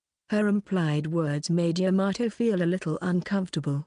However, in the face of Tsubaki's smiling face, he was not inclined to pursue the matter any further. Yes, I can fully understand your admiration for Shirase, Kosaka-san. Fufu. I'm glad to hear that. After a break in the conversation, Yamato turned around to look for Sailor, who still had not come out of the store, and found that she was in the middle of paying at the cash register. It seemed to be taking a long time due to the large number of items she had purchased. Yamato looked back next to him and saw Tsubaki looking forlorn and downcast. I think Shirase was happy to see Kosaka-san after a long time, too. It may seem casual, but I think she's more excited than usual. Trying to distract her from her feelings, Yamato said these words. Then, Tsubaki looked up and smiled at him as if she was trying to be strong. Isn't the reason why senpai's excitement is higher than usual? Is it because we are on summer vacation? Sure, that may be part of it. Fufu, thank you for your concern. Karaki-san is really a kind person. No, it's normal. Sorry to keep you waiting. Sailor came out of the store and was carrying a plastic bag in both hands and looked extremely satisfied. It looks like you bought a lot. Yeah. Come on. Let's all eat together, Sailor said and offered him a box of fruit ice cream, 8 bite-sized pieces, that she had just purchased. The reason Yamato held back from buying ice cream was to save money. but Sailor had offered him some and there was no reason for him to say no. The cool feeling and sweetness of the fruit filled his mouth and refreshed his heating body. Ice cream in summer is very special. Seeing Yamato's face breaking into a smile, Tsubaki couldn't resist and popped a piece in her mouth. Tsubaki's eyes widened for a moment, then she stood up and went straight into the convenience store. In Tsubaki's place, Sailor sat down next to Yamato, looked up at the night sky, and popped an ice cream into her mouth. I knew it wouldn't feel like summer vacation had started if I didn't eat ice cream. I hope that doesn't have a bad effect on Kosaka's ballet. Besides, we are eating it in the evening. Once again, Tsubaki entered the store, probably to buy ice cream for herself. Apparently, after taking a bite, she was unable to control her cravings. Well, don't just eat ice cream. Here's some fried chicken. You don't really care about the time of day. I mean, isn't fried food at this hour really fattening? I'm fine. I don't gain weight no matter how much I eat, Sailor said cheerfully, popping a bite-sized piece of fried chicken into her mouth. I don't know about that. Really, the world is unfair, Tsubaki, who came out of the store, said, looking at Sailor resentfully as she sipped an ice cream stick. Sailor did not care about her gaze and quickly ate the fried food and then stood up. I think the taxi has already arrived. Let's go. Yamato and Tsubaki looked at each other and laughed at Sailor's pace, then followed her. They got into the taxi and went along a mountain road for a while until they came to a road by sea. On the way, the driver asked if they were students traveling together, which made Yamato a little nervous, but he was able to get through it without any difficulty because Sailor, who was sitting in the passenger seat, lied and said that they were university students. After about 30 minutes, they arrived at a place that seemed to be their destination. Sailor was going to pay the bill, but Yamato was stubborn, so they split the bill. It was a painful expense for Yamato, but it was a small price to pay to protect his pride. When he got out of the taxi, he saw a sign indicating private property. Sailor stepped over the chain that blocked his way without hesitation and walked straight ahead. Hey, just to be sure, do we have permission to go there? Yamato asked him, and Sailor stopped and looked back at him. Nope. So you can't get into the villa, but you should be able to use the ocean. I figured it would be something like that. Yamato wished he could remember to plan more or act more carefully, but it was too late for that. Yamato contemplated his choices and straddled the chain, and Tsubaki followed suit. Then, as they proceeded up the gently sloping uphill slope, they came to a plaza. There were a number of wooden buildings, log cabins, lined up in a row. None of the log cabins, built in a row along the road, were lit. Yamato thought it might be because of the time of day, but he didn't feel like anyone was inside. No one is using the place. It's still July, but in a little while, the place will be full of my relatives. This entire place, filled with only your relatives. Yamato didn't realize that this whole area would be used only by her relatives. It seemed that rich people live in a different world from that of his. Unlike Yamato, who was looking around in amazement, Tsubaki seemed to be walking around without thinking. I guess, from a rich person's point of view, this kind of thing is normal. When Yamato asked Tsubaki about it, she immediately shook her head from side to side. No, not many families have more than one villa. My family only has one. So you do have one. In a manner of speaking, yes. It is true that most people do not have a vacation home. Perhaps amused by Yamato's reaction, which was both surprised and dumbfounded, Tsubaki chuckled. While talking like this, they entered a downhill slope, and after a while, their view opened up. Ooh! Yamato couldn't help but let out his voice. The night sea was spread out below them. At first glance, the scene seemed dark and somewhat eerie, but more than that, the vast natural landscape created an uproar of feelings in his heart. Yamato had smelled the scent of the tide a while ago and thought it must be close by, but he had no idea that there really was a private beach just a few minutes' walk away. When he actually saw it, he was speechless. It's still dark around here, too. And it's a little chilly because of the strong wind, Tsubaki said, desperately holding her hair and the hem of her dress, which was being blown by the strong wind. In comparison, Sailor, who was also wearing a one-piece dress, was spreading her arms comfortably while receiving the wind all over her body. Yamato wished she would learn a little from Tsubaki. I'm done with the view for now. Shall we go back? You don't want to go swimming?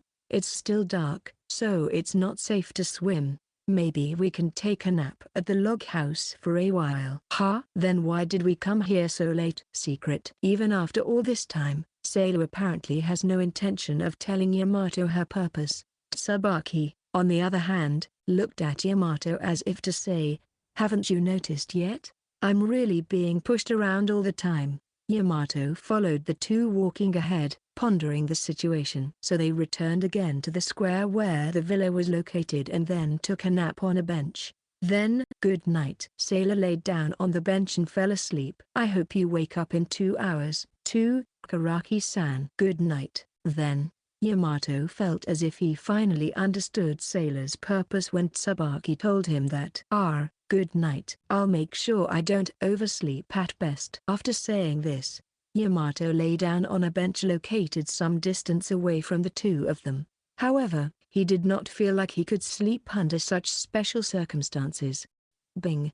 Yamato's consciousness was awakened by the sound of a light alarm reaching his ears, perhaps because he was tired.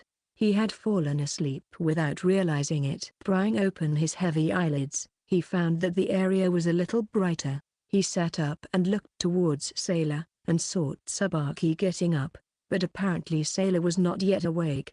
Yamato sighed and then approached Sailor. Shiraise, it's time. We're going to watch the sunrise, right? When Yamato called out to her, Sailor woke up with a start. So Yamato noticed, as expected. So, are you going to go? Or are you going to stay here and sleep some more? I'm going. The three of them walked together to the washroom, washed their faces, and started walking toward the ocean. I don't have makeup. Tsubaki realized that it had faded off her face and hurriedly covered it, but it was too late. Yamato already saw it. It's not really weird. You don't look any different than you normally do. Hey, are you trying to make me angry? I'm not. No, really. The fact that Tsubaki's eyes were twitching with a smile was so frightening that Yamato tried desperately to deny it. Yamato tried his best to follow through, but it seemed she was offended. Yamato was reminded once again that the female heart was a difficult thing to understand. Tsubaki is cute even without makeup. And I have no makeup either, so you don't need to worry about it. Sailor then casually joined in the conversation. Since it was Sailor, she was probably not following Yamato's lead, but simply speaking her mind honestly. However, when Tsubaki heard what was said, instead of feeling better, she seemed to become rather grumpy. Not even trying to hide her irritation, she glared at Sailor. Wow, sarcasm coming from Sailor-senpai, who is too beautiful even when she's not wearing any makeup. Fufu, thanks. I'm doing my best to take care of myself. Goodness, this person. It seemed that Tsubaki was no match for Sailor's pace. She seemed to have been completely drained of her hostility. The fact that the problematic comments made by Yamato had been forgotten, he felt relieved for the time being. In the meantime, they arrived at the private beach. The sea, which was now dimly lit, did not seem as eerie as it had a few hours earlier. As they stepped onto the sandy beach, Sailor stretched out. It feels so good.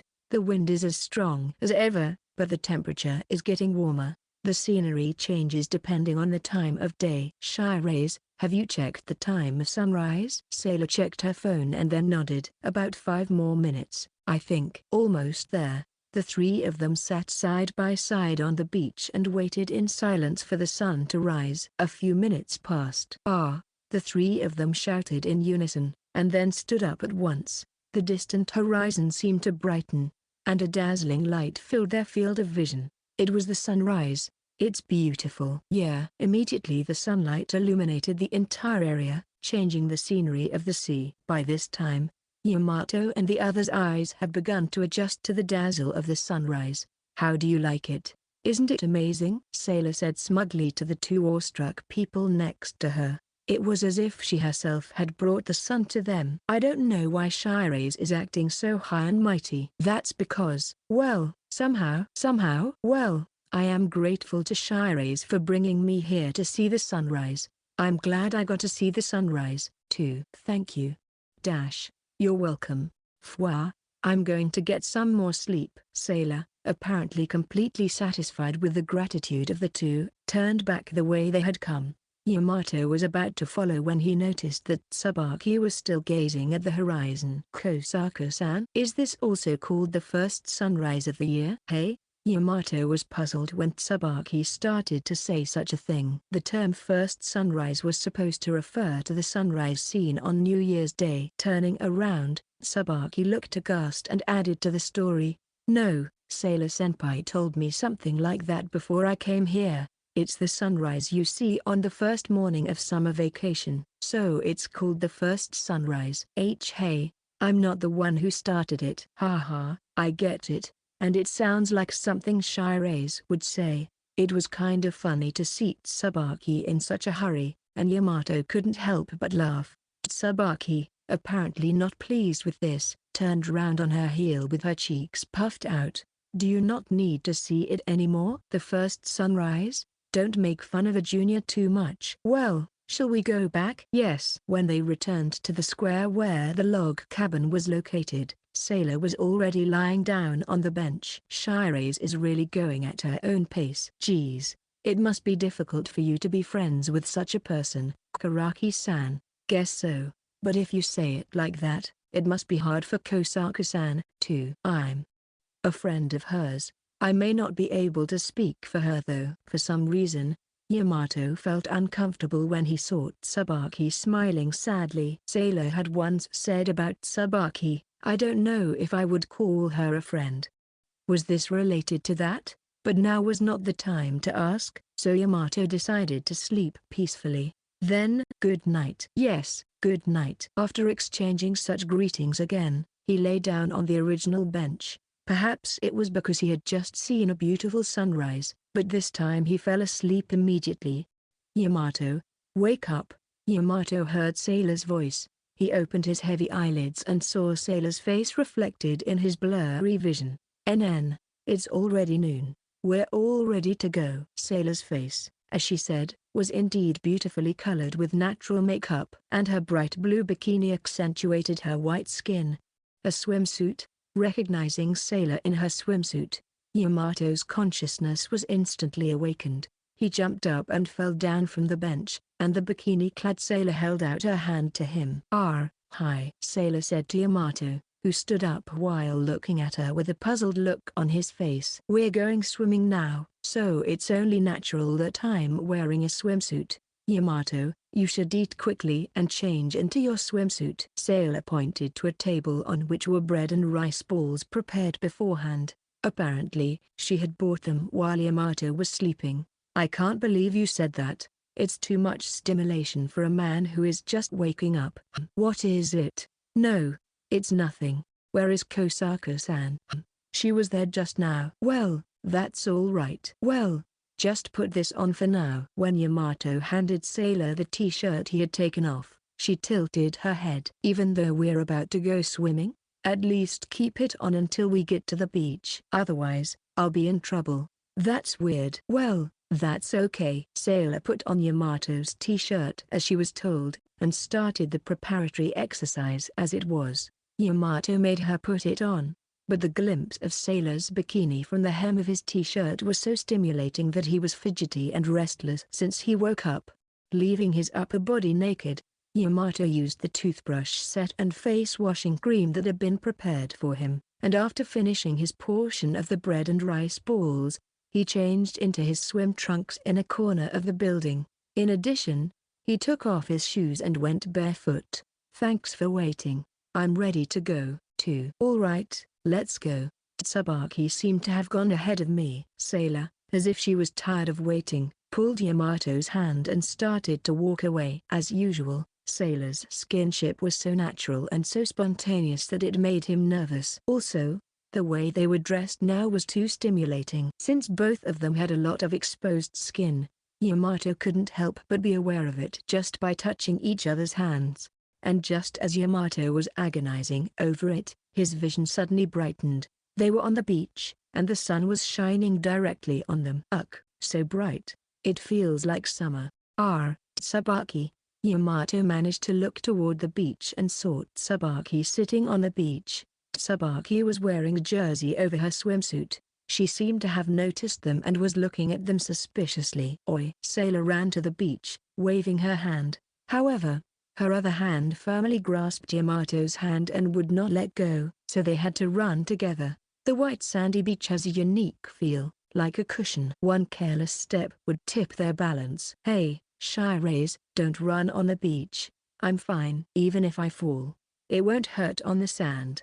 You have already assumed you would fall. Whoa! Wah! As soon as she said this, Yamato's legs got tangled and he and Sailor fell down. As a result, Yamato was on top of Sailor, and when he immediately tried to move his body away, their gazes crossed. Reflexively, Yamato gulped. Sailor's face was right next to Yamato's. Her clear eyes were looking straight at him, and her well-shaped lips were open as if she wanted to say something. Yamato could feel his heart beating faster, and his face was hot. As they stared into each other's eyes at close range, Yamato felt as if he was being drawn to her eyes. Yamato knew it couldn't kept going on like this, but he couldn't take his eyes off her. No, don't get swept away. Pull yourself together, Karaki Yamato. In that moment of time, Yamato managed to rouse his reason to let go of her body, and as he stood up, he held out his hand. SSS sorry, are you alright? Yamato tried to act calm, but he was in a hurry and couldn't speak fluently. Without showing any pretense of making fun of Yamato, Sailor took his hand and nodded. I'm fine, thanks. I knew it wouldn't hurt. Why yeah. Standing up, Sailor stretched greatly and then turned to Yamato. Also, Yamato has beautiful eyes. PFFT? Yamato coughed with all his might as he was suddenly told this. He then swallowed as Sailor rubbed his back. Are you alright? I am fine. As of now. Yamato thought from the bottom of his heart that he was really glad that Sailor was wearing a t-shirt. Otherwise, Yamato didn't know what he would do when his reason collapsed. Then he noticed the look from Tsubaki. She was clearly giving him the eyes. Animal, yes. And then she hurled disdainful words at Yamato. Because of this, Yamato was already in the mood to go home. All right. But Sailor didn't seem to care anymore. She suddenly shouted out, and then she took off her t-shirt. The blue bikini looked good on her white skin. With the sea in the background, Sailor's swimsuit figure looked like a scene from a movie. Naturally, Yamato was transfixed by the sight of her, but then he came back to himself again when he saw Tsubaki's eyes on him once again. Quickly, he pretended not to see it, but it was already too late. Tsubaki smilingly opened her mouth. I forgot that Karaki-san is a boy, too. I'll be more careful in the future. No, Kosaka-san didn't forget. You have been on the lookout from the very beginning. You're even wearing a rash guard. It's that the swimsuit is more flashy than I thought, and I thought it didn't look good on me.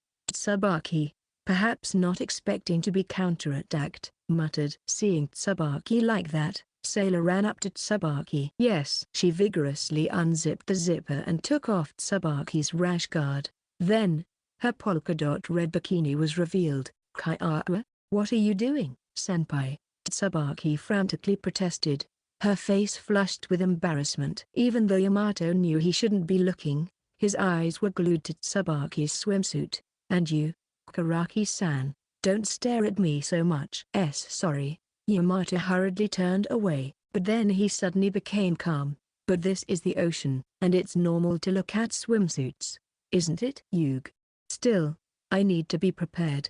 It's embarrassing to be dressed so thinly in front of a man. Perhaps because of her upbringing in an all-girls school, Tsubaki seemed to be resistant to such things. Her embarrassment was also adorable. But here Yamato decided to listen to her and turn his back for a while. It's okay if you turn your head this way now. As he was told, Yamato turned around. Then he saw Tsubaki in her swimsuit standing 10 meters away from him, fidgeting. It looks good on you, that swimsuit, Yamato said half-stunned, and Tsubaki said apologetically, sorry. Well, you'll get used to it. As Yamato said, it looks good on you. In contrast, Sailor encouraged Tsubaki with an open attitude that showed not the slightest hint of embarrassment. I know it's a little late to say this, but Shirase looks good too. Whoa! Sailor pulled both of their hands and started running toward the sea. Senpai, I haven't prepared myself. I'm not ready either, it's so cold. Stepping into the sea water, Yamato was surprised to find it unexpectedly cold. Still, it didn't matter for Sailor. She jumped up and down with her hands in the air. Whoa! The three of them were hit by the waves and instantly became soaked. Ahaha, it feels so good, but it's so wet. I got soaked. Sailor started to laugh, and Yamato and Tsubaki both looked at each other and then laughed. From then on, they enjoyed the private beach, splashing each other with water and playing beach volleyball, without much awareness of each other. But it was still impossible for Yamato not to be somewhat conscious of them still. Sailor, who had lost her balance in the water, leaned over, and Yamato's reason was about to explode when he caught her. After all, he was in such close contact with Sailor, who was wearing a swimsuit. Naturally, he was touching her ample chests, and the soft feeling was almost too much for him. At that moment, he felt Tsubaki's cold gaze on him, and he managed to regain his reason. Hey, are you alright? Yes, I'm fine. Thanks. A rumbling sound could be heard. Black clouds could be seen in the distance. The sound they heard earlier seemed to be thunder. It appeared that it was going to rain soon. This is not good. Let's go up before it starts raining. Right. Yes. By the time the three of them got out of the water, the sky was covered with clouds.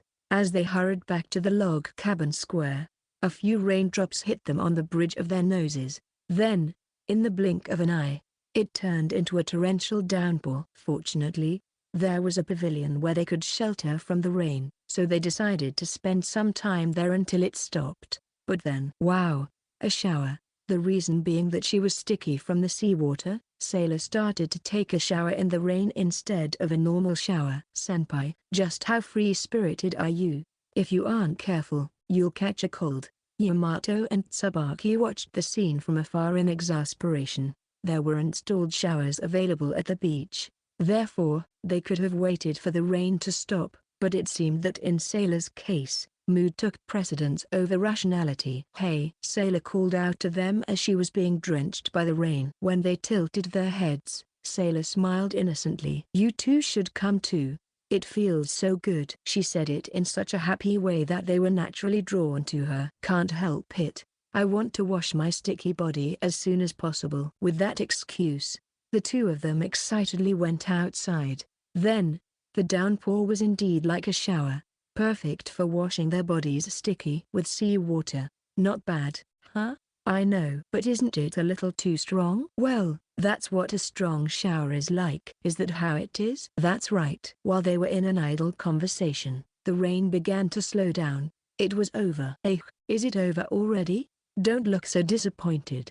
Let's go to the beach for a real shower. Right. The rain isn't too good for you. Don't tell us that after you went in first. That's the worst. After regaining their composure and grabbing towels, the three of them headed to the beach to use the actual showers. The shower stalls were separated into private rooms, but because they were next to each other, they could hear everything. Phew, I feel refreshed. I'm tired. Because of this, Yamato and Tsubaki were exhausted by the time they finished showering. Well, now that we've done what we came for, let's go home. Sailor, who had finished changing her clothes and looked refreshed, said this before walking away. The purpose here would be to see the sunrise at sea and to swim and play. In that sense, it would be fair to say that they have achieved their objective this time.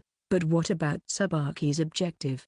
To see if Sailor had gone off astray. Normally speaking, it would have been out of the picture since they had gone out late at night, which was unbecoming of a high school student. Karaki-san? As he stopped to think, Tsubaki called out to him in concern. Yamato turned to Tsubaki and decided to ask her directly. Kosaka-san said you were going to judge whether Shirase had gone off astray, but have you come to a conclusion? Perhaps surprised to be asked at this point, Tsubaki replied with a pout. Yes, she seemed to have ruffled far more than I expected, but if you ask me whether she went astray, in general, I got nothing. Well, I guess. But that's just in general. What I want to determine is something else. I have not yet made a judgment on that point. so you can rest assured. Even if she said, rest assured, Yamato cannot rest assured until he understands what her intentions are. Yamato responded with some irritation to the blurriness of her answer. What do you want in the end, Kosaka-san? I just want to return the situation to the way it should be. We can talk more about it at another time. In other words, she would not accept any further inquiries. Yamato nodded his head, feeling a little bitter. Instead, he decided to ask one more question. I have just one question for now. Did you enjoy these 2 days, Kosaka-san? To this question, Tsubaki immediately nodded. Yes, I did. It was all new to me, and I enjoyed it very much. She seemed to be telling the truth as she beamed. I'm glad to hear that. Hey, hurry up. The bus is coming. At that moment, Sailor called out to them in a cheerful tone. It seemed that they were going to take the bus part way to get home. It was said that buses in the countryside were infrequent, and it would be best to avoid missing it. Yeah, coming. After replying, Yamato asked Tsubaki, shall we go?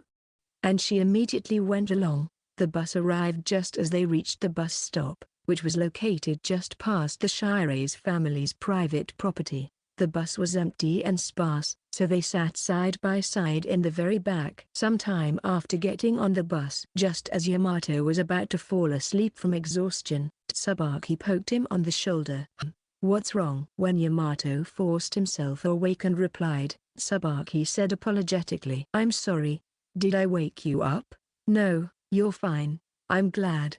Actually, I wanted to exchange contact information. Ah, I see.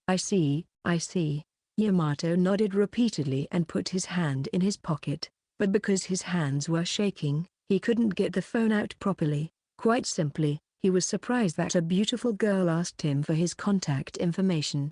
Incidentally, Sailor was sleeping soundly next to Tsubaki. She looked very comfortable. Is something wrong? No, it's just my phone. Okay. Yamato finally got it out, and they exchanged contact information. Thank you very much. Please come hang out with me again, Tsubaki said with a smile. Although she seemed friendly as long as they talked like this, Yamato could not read her true feelings. Not long after that, the bus arrived at the station. It took some effort to wake Sailor, who was sound asleep, but she managed to get off the bus and get on the train. By then, the sun was setting and it was expected that it would be night by the time they reached their destination. During the train ride, there was no conversation, probably due to fatigue. After changing trains several times, they had to part ways with Tsubaki on the way. I'll leave here, then. Okay, take care. Bye-bye. Tsubaki got out of the train, turned around as if remembering something, and said, thank you both very much. Sailor-senpai and Karaki-senpai will be in touch. With those final words, Tsubaki waved her hand smiling at them. The train departed as if she was seeing them off. Did you two exchange contact information? Sailor asked with a blank expression, perhaps because Tsubaki left her words in a way that clearly implied that they had exchanged contact information. Yamato nodded, feeling awkward, although he had nothing to feel guilty about. I see. You two have become good friends. Well, we've been together for 2 whole days. Yes, that's right. Sailor responded in a casual manner. After all, it was hard for Yamato to know what she was thinking at a time like this. He decided to talk about something else for the time being. I'm tired, anyway. We were lucky to be able to sit down. My legs were sore and my muscles were long gone. Right. I've got to massage them properly, or they'll stay sore. I'll do it after my bath. Yamato changed the subject rather forcefully, but Sailor didn't seem particularly concerned. With relief, Yamato naturally continued the conversation. Also, I have nothing on hand because of the last 2 days. I've only just started my summer vacation, and now I'm going to have to start by getting a day job. Hey, you're going to get a part-time job? Sailor looked at Yamato with curiosity. For some reason, Yamato had a bad feeling and turned his face away. Yeah, I haven't decided where I'm going to work yet, but I have some ideas. Sounds interesting. Maybe I'll try it with you. What? Yamato turned his head back and his eyes met Sailor's at close range. Her slightly tanned face was still as outrageously beautiful as ever, and Yamato couldn't help but avert his gaze. "Why, you're joking, right? Most day jobs are hard work. But I think it would be fun with Yamato." Sailor smiled at him. It seemed that she was already motivated to do it. She was always ready to take on anything that she found interesting. This may seem simple, but for Yamato, it was an extremely high hurdle to overcome. After all, Yamato first calculated the risk and return. In addition, his negative thinking made him slow to take action because his predictions for things to take a turn for the worse. In contrast, Sailor was active and straightforward. It was this aspect of her that Yamato admired. "In a way, I admire that part of you, Shires." "Thank you. I also like this part of myself a lot, so I'm glad." This kind of honesty of Shires was called innocence. In that respect, Yamato thought, the nickname Saint was not far off the mark. "Then I'll send you the link to the temp agency I'm registered with. We'll decide together which job to do later." Yes, this was the first part-time job in his life. At first, Yamato had planned to start by himself, but he would be lying if he said he was not anxious. That was why it was reassuring to have Sailor with him, but that would also be a new source of anxiety. "Well, whatever goes."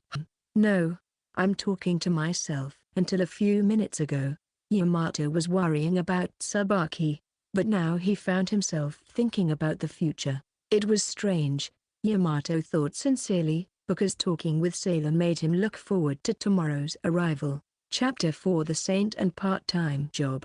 A little past 7 in the morning, Yamato was waiting for Sailor at one of the most famous terminal stations in the Kanto region. Today was the start of his first temporary part-time job.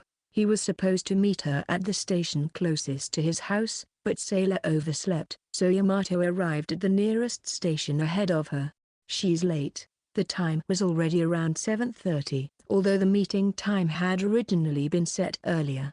It was still just barely enough time to get there. "Yamato." When Yamato turned around at the call of his name, he saw Sailor, who was dressed differently than usual, waving her hand at him. Her hair was tied in a bun at the top of her head, and she was wearing a striped shirt and overalls in casual type of coordination, the very fashion you sometimes see among college girls around Shibuya and Harajuku. To put it simply, it was very cute. She was wearing sneakers as specified, so she must have been aware of the fact that she was working part-time.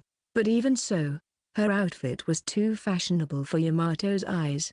"Good morning, Shires. How can I put it? You look good." "Really? I thought I dressed modestly for ease of movement, but it's still hot." "Well, I heard that they lend you work clothes over there, so I don't see any problem." The time was more important than that, so Yamato and Sailor immediately started walking. "Let's hurry up. If we are late, we might be fired immediately." "Ahaha, is it that bad?" "You never know. Anyway, let's hurry." Yamato was aware that he was too scared, but it was his first part-time job. It was better to be more aware and cautious. A few minutes' walk under sunny skies, they arrived at the factory designated by the temp agency.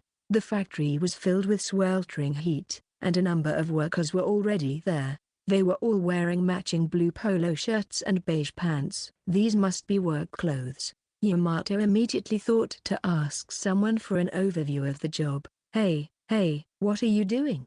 How long is this going to take?" Suddenly, a middle-aged man shouted angrily. A young man in a work uniform was being warned. He seemed to be having trouble putting a patch on his chest. "I am sorry.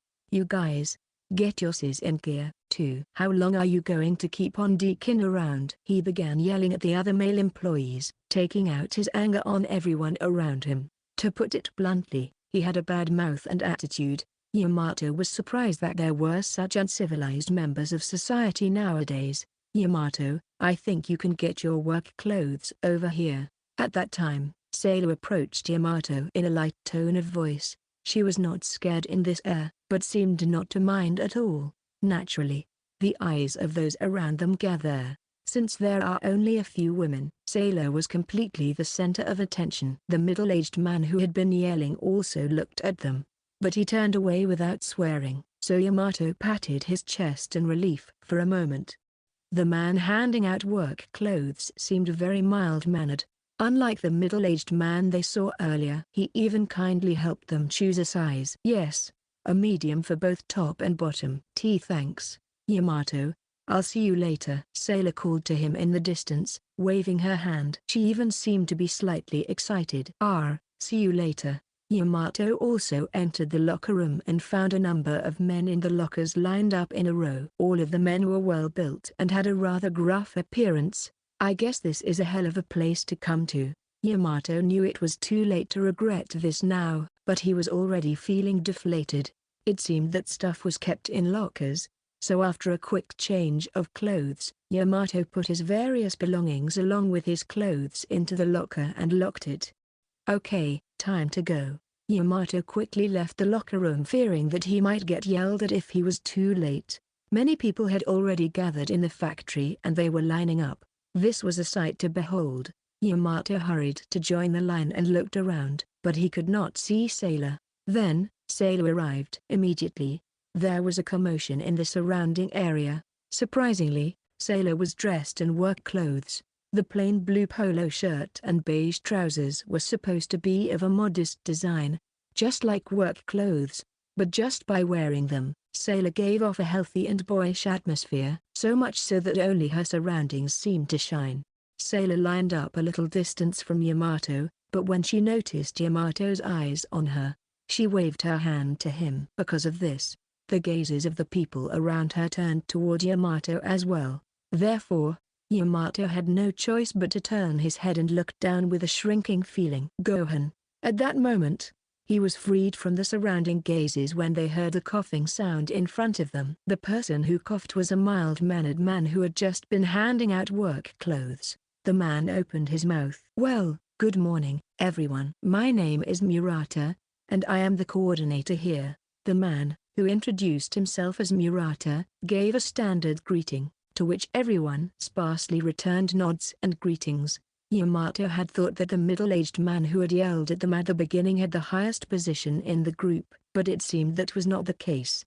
Murata continued with a smile. "From now on, you will all be divided into groups for your work sites, and I ask that you work with the utmost of safety. Please refer to the chart on the whiteboard there to determine your assignment. I look forward to working with you all today." After Murata finished speaking, the workers gathered around the whiteboard. Yamato also looked at the posted list and confirmed that he and Sailor were assigned to relocation work at a nearby law office. He was relieved to see that he and Sailor were assigned to the same work site as he had hoped. "I'm glad we're together." Yamato was surprised to be approached by Sailor, who was suddenly standing next to him without his knowledge. Even in a space full of men, which should be a little bit unpleasant for her, Sailor still kept to her own pace, or at least did not seem to be pressured.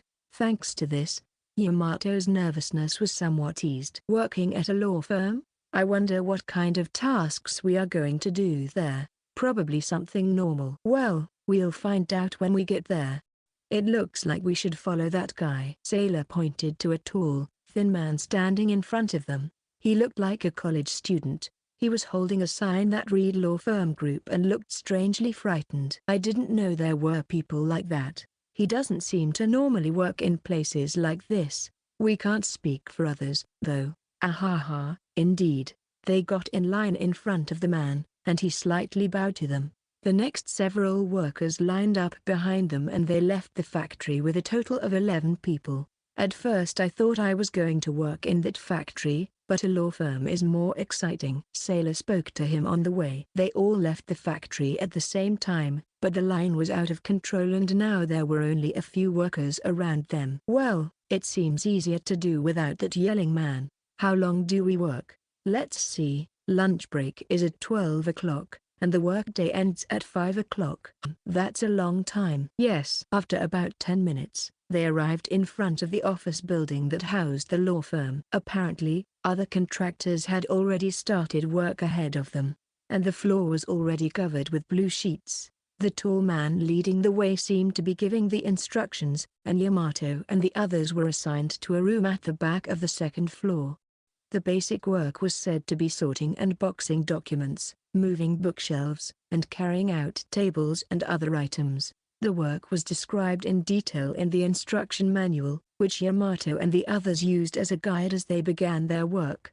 The office was quite spacious, with a number of sliding bookcases. The air conditioning made it more comfortable than working outside or in a factory. The bookshelves were lined with books and files, and the workers were supposed to pack them into boxes. There's a lot more than I thought there would be. We have a lot of time, so let's be careful, I guess. Soon after, the other workers joined them, and a total of 5 workers took charge of the second floor. The work itself was really simple, just sorting the documents into broad categories and packing them into boxes. However, repeating such a simple task over and over again made them feel that time was passing very slowly. In addition, the work of loading and unloading the documents involved a lot of standing and sitting, which put a lot of strain on their legs and back. Yamato felt more physically fatigued than he had expected. Yamato and Sailor, who at first were talking to each other vigorously, were only working silently after about an hour had passed. I'll put this here. Perhaps it was because they had become accustomed to sorting the documents, but even they could tell that they were getting better at it. Yamato was impressed with himself, thinking that this was what it meant to gain experience. At that moment, "Hey, who put this box here?" Suddenly, the silence in the room was broken by the worker in charge of the area near the entrance. He was a large man of about 40 to 50 years old, and he was pointing at a nearby box with a grim look on his face. The box was the one Yamato had just placed there. It's me. Did I do something wrong?" "Ah, you are a newcomer, huh?"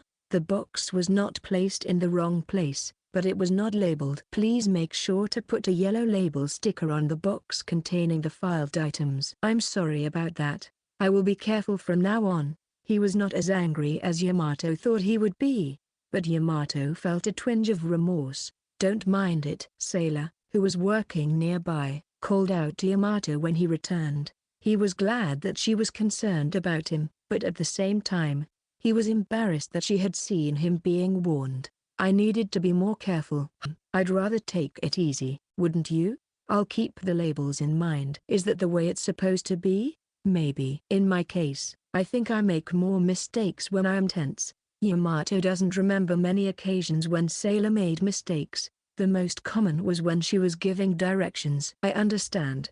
I'll concentrate on my work while taking it easy." Yamato felt like he was contradicting himself but he stuck to it for the time being. Some time passed. The chiming of the clock signaled the start of lunch break. "Yamato, let's go eat lunch." "Yeah." When the two left the office, the sun was shining from the cloudless, clear sky. It was a blazing hot day. The heat was even harsher now that it was noon, and the asphalt ground was reflecting the heat. As soon as he stepped outside, he was drenched in sweat. The cicadas were chirping incessantly, and it was almost enough to make him sick. The other workers were rushing into a nearby restaurant. There were only a few places to eat around the area.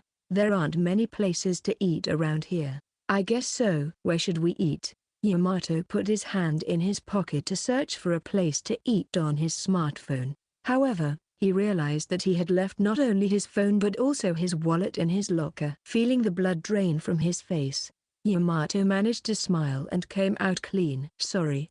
My phone and wallet are in my locker. I really don't know what I'm doing." "Ah, me too. I thought we were just going to work at the factory like that." They both looked at each other, then paused for a moment. PFFT. They both laughed at the same time. It was supposed to be a rather painful mistake, but perhaps because they were together, they were in the mood to laugh about it. "We really messed up. I suppose we could go back to the factory, but to be honest, I don't want to face that yelling man as much as possible. There's no guarantee that I'll be able to get inside in the first place, and I don't want to walk around too much in this heat." "Right. But I don't want to borrow money from someone else." "Ah. How about over there?" Sailor pointed to a tower apartment building in the distance. The building was surrounded by a river and a large bridge. The apartment building where Sailor lives was amazing, but this one was just as impressive, and if you look closely, you can see that there is a large supermarket attached to the ground floor. Sailor seemed to be looking at the supermarket there. "What are you doing in a supermarket?" "Look, There is a food sampling corner, right? Let's go around there. I see. But isn't it wrong to eat something you don't intend to buy? Well, you can buy it another time, can't you? Today it's just for reference, or something like that. Sailor's gaze was unusually troubled, as if she was aware that she was indeed saying something difficult. However, his hunger was only increasing. Yamato, feeling that he could not turn his back on Sailor's idea, decided to take her up on it. Okay, we still have to work in the afternoon, so let's go to that supermarket. Oh, when Yamato entered the supermarket, he found it crowded with customers.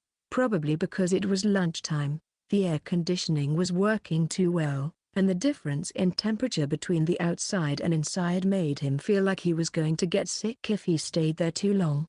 So cool. Sailor, however, seemed to be fine and stretched comfortably. You're tough, Shires. I've gained that much muscle? No, that's not what I meant. Well, let's go around for now. As they were going around the store, they came across a corner where they could taste coarsely ground sausage. Would you like to try one? The smiling clerk recommended it to Sailor, and she deliberately beckoned Yamato toward her. It looks like they're having a tasting. Since we're here, why don't we try some? Oh, it looks delicious. The clerk did not seem to be suspicious of them. Yamato put one of the sausages on a toothpick in his mouth, and the juicy taste filled his mouth with the hot meat juices. It's delicious. Seeing Yamato about to burst into tears, Sailor smiled softly and turned straight to the clerk. Clerk, may I have this sausage this time? I wanted to compare them. Yes, go ahead. Sailor's quick thinking allowed her to try other kinds of sausages as well, and Yamato, feeling guilty, honestly commented, "It's delicious. Let's look around somewhere else for now." After finishing her meal, Sailor smiled like a mischievous child playing a trick and said, as usual.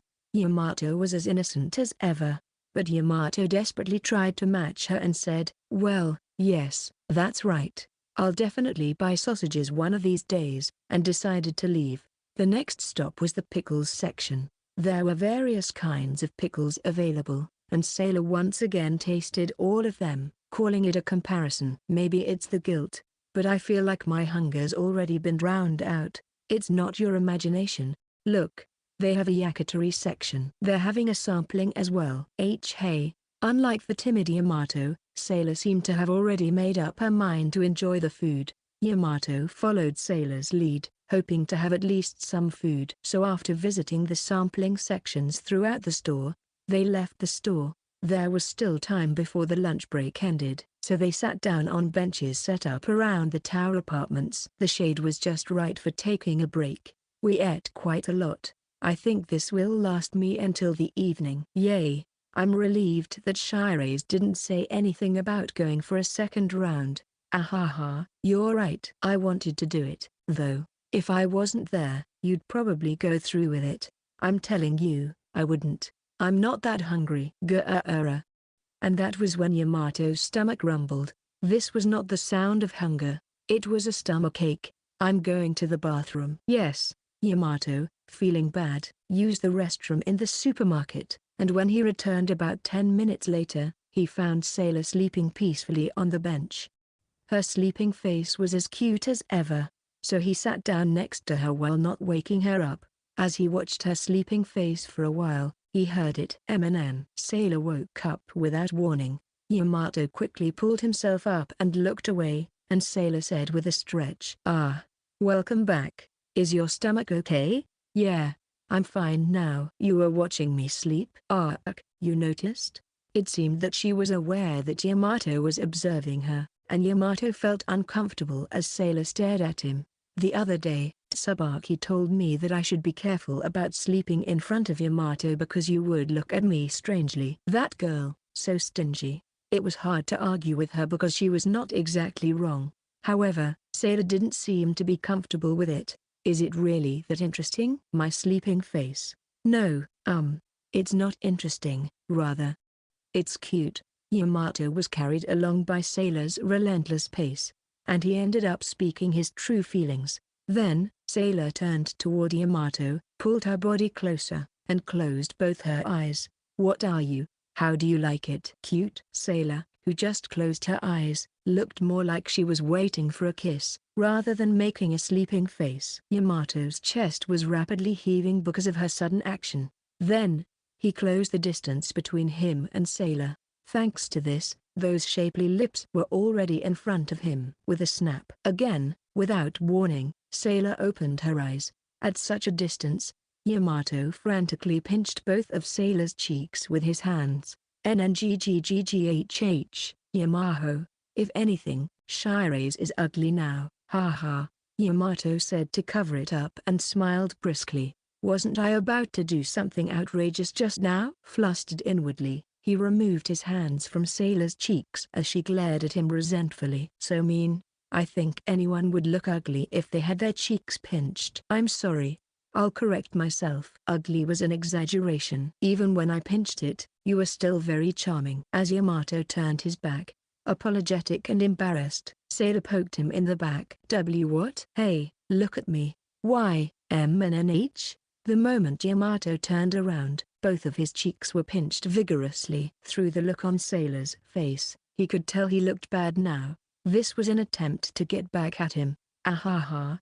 I guess octopus mouths are surprisingly charming. Sailor was smiling and Yamato could feel the softness of her hands on his cheeks. In the distance, mothers with their children were looking at them and whispering. Being aware of these various gazes, Yamato felt his own body temperature rising rapidly. Ah. Your face has turned so red. You look like a real octopus. Fufu, so cute. Gee, give me a break. I have no idea what you're talking about. As expected, Yamato's embarrassment reached its limit, and he removed her hand and turned around. I said, give me a break. I was wrong, so don't tease me anymore. If that's the case, I forgive you. I feel much better now. I'll be able to work hard this afternoon. Stretching out widely, Sailor smiled, looking refreshed. Is Shirase possibly a S? If I am S, does that mean Yamato is M? No, because that doesn't make us equal but opposite. Anyway, lunch is probably over by now, so let's head back to the firm. Yes. This lunchtime was full of terrible mishaps from Yamato's point of view. He forgot his wallet, got a stomachache, almost did something terrible to Sailor, and to top it all off, he had to be teased. Truly, it was a disaster. The cause of this was solely his own carelessness and clumsiness, but it was frustrating to admit it. So he decided to chalk it up to Tsubaki's unnecessary words. Come to think of it, has Kosaka-san contacted you since then? On the way back to the firm, Yamato decided to break the silence and asked what was on his mind. Sailor shook her head from side to side and then asked, why? No, but she said she would call me again. I know her purpose was to investigate Shirase's activities, right? So, I guess she's still not convinced. And I thought she might come by soon to see how things are going. Now that you mentioned it, Yamato had exchanged contacts with her. Why don't you ask her yourself if you're curious? I'm good. I think she would be more happy to hear from Shirase anyway. Is that so? That is so. Well, whatever. Sailor was quite strong-willed with her ability to say that. Rather, it could be said that she had no sense of crisis. Anyway, if you hear from Kosaka-san, let me know. Why? Well, because it's dangerous if I'm not around. I understand.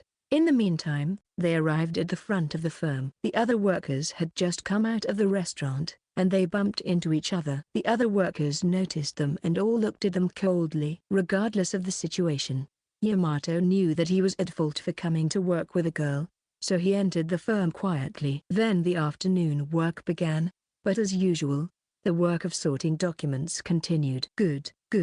Shirase, can I take that box too? Yes, please. It was partially a joint effort, but it was more efficient this way. However, the eyes of the people around them were still resentful. After about 2 hours of work, the man who had warned Yamato in the morning came up to him. Hey, you avec. May I have a word? Sailor looked at Yamato with a puzzled look on her face. Hey. What's an avec? PFFT. The one who just started laughing was another worker who was working over the shelves. It was definitely not Yamato. The man who called out to them was embarrassed by the laughter, and his face turned bright red and his temples twitched. Yamato, thinking it was going in a bad direction, hurriedly told Sailor.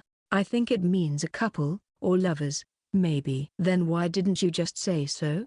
Hey, that's rude. He's a higher up. Young people these days have a lot of nerve. When the man's cheeks were twitching, Sailor smiled. Thank you. No, he didn't mean it as a compliment. Yamato immediately made a comment, and the man laughed. As expected, Yamato was at a loss for a response, and Sailor looked blankly at him. Sorry. If she had made fun of me, I would have scolded her. But it seems that the young lady did not have bad intentions. Well, you two are a good avec. Ah. He said it again. Sailor still seemed to be bothered by the word, and Yamato interjected before the situation got worse. Well, first of all, let me tell you that me and Hashira's are not in that kind of relationship. Is that so? Everyone was talking about you as the one who came all the way down here with her to flirt. No, it's more of a misunderstanding. Well, it's totally our fault, so it can't be helped. Anyway, you wanted something from us, didn't you? Oh, yes, I did. The man remembered and handed Yamato a plastic string and a pair of military gloves. Actually, I wanted to ask you guys to help me work on the third floor. The young lady can help tying up the plastic string, and the boy needs help carrying the tables out. Understood. It was a long story, and the workers on the third floor must have been getting tired. Yamato hurried to the third floor, and as he expected, the workers there gave him cold stares.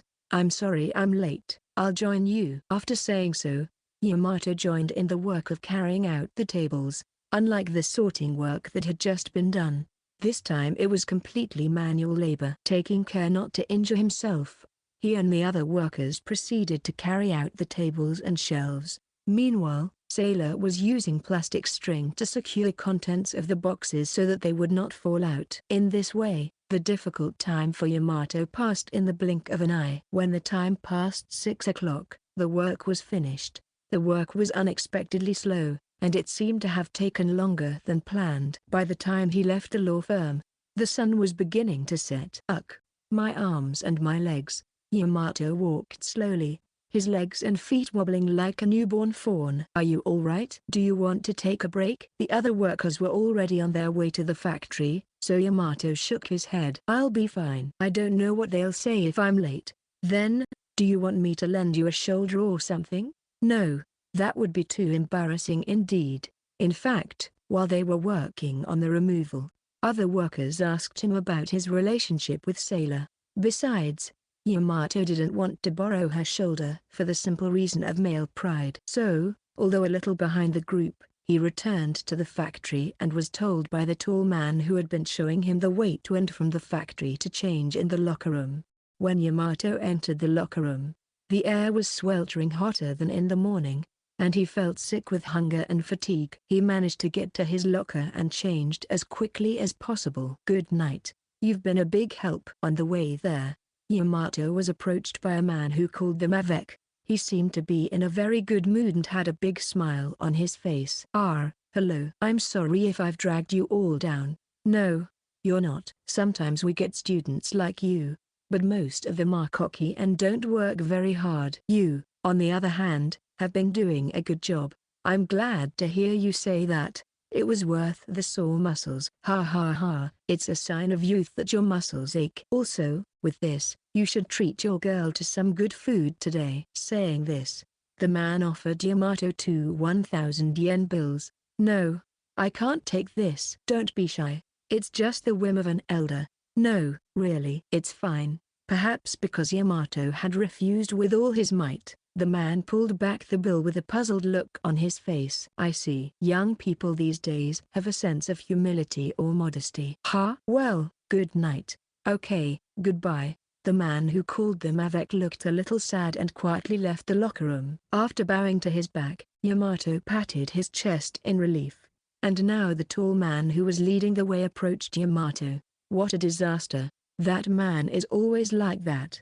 Yamato felt uncomfortable as he was casually spoken to, but he responded with a ha in response. Well, I don't think there was any problem accepting it.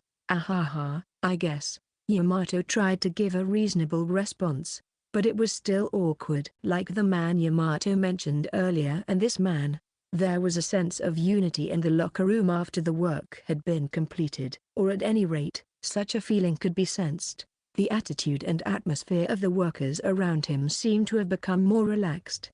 However, it is not as if Yamato could fit in with that atmosphere. Then, "I'm leaving. Good night." When Yamato left the locker room after saying this, Sailor, dressed in plain clothes, was waiting for him. Perhaps because she had finished her shift, she had let down her hair, which was tied in a bun. Looking at her, Yamato thought that straight hair was also nice. "You finally came out. You were late." "I'm sorry.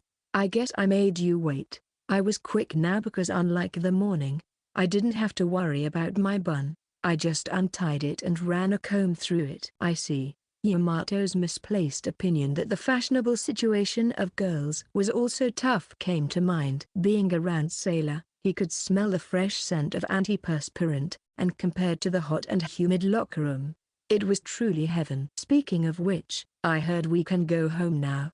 As it was told, there were indeed not many people left. It was a very discouraging feeling. Yamato was looking forward to checking his paycheck later, as he was told it will be deposited into his designated account within 3 days.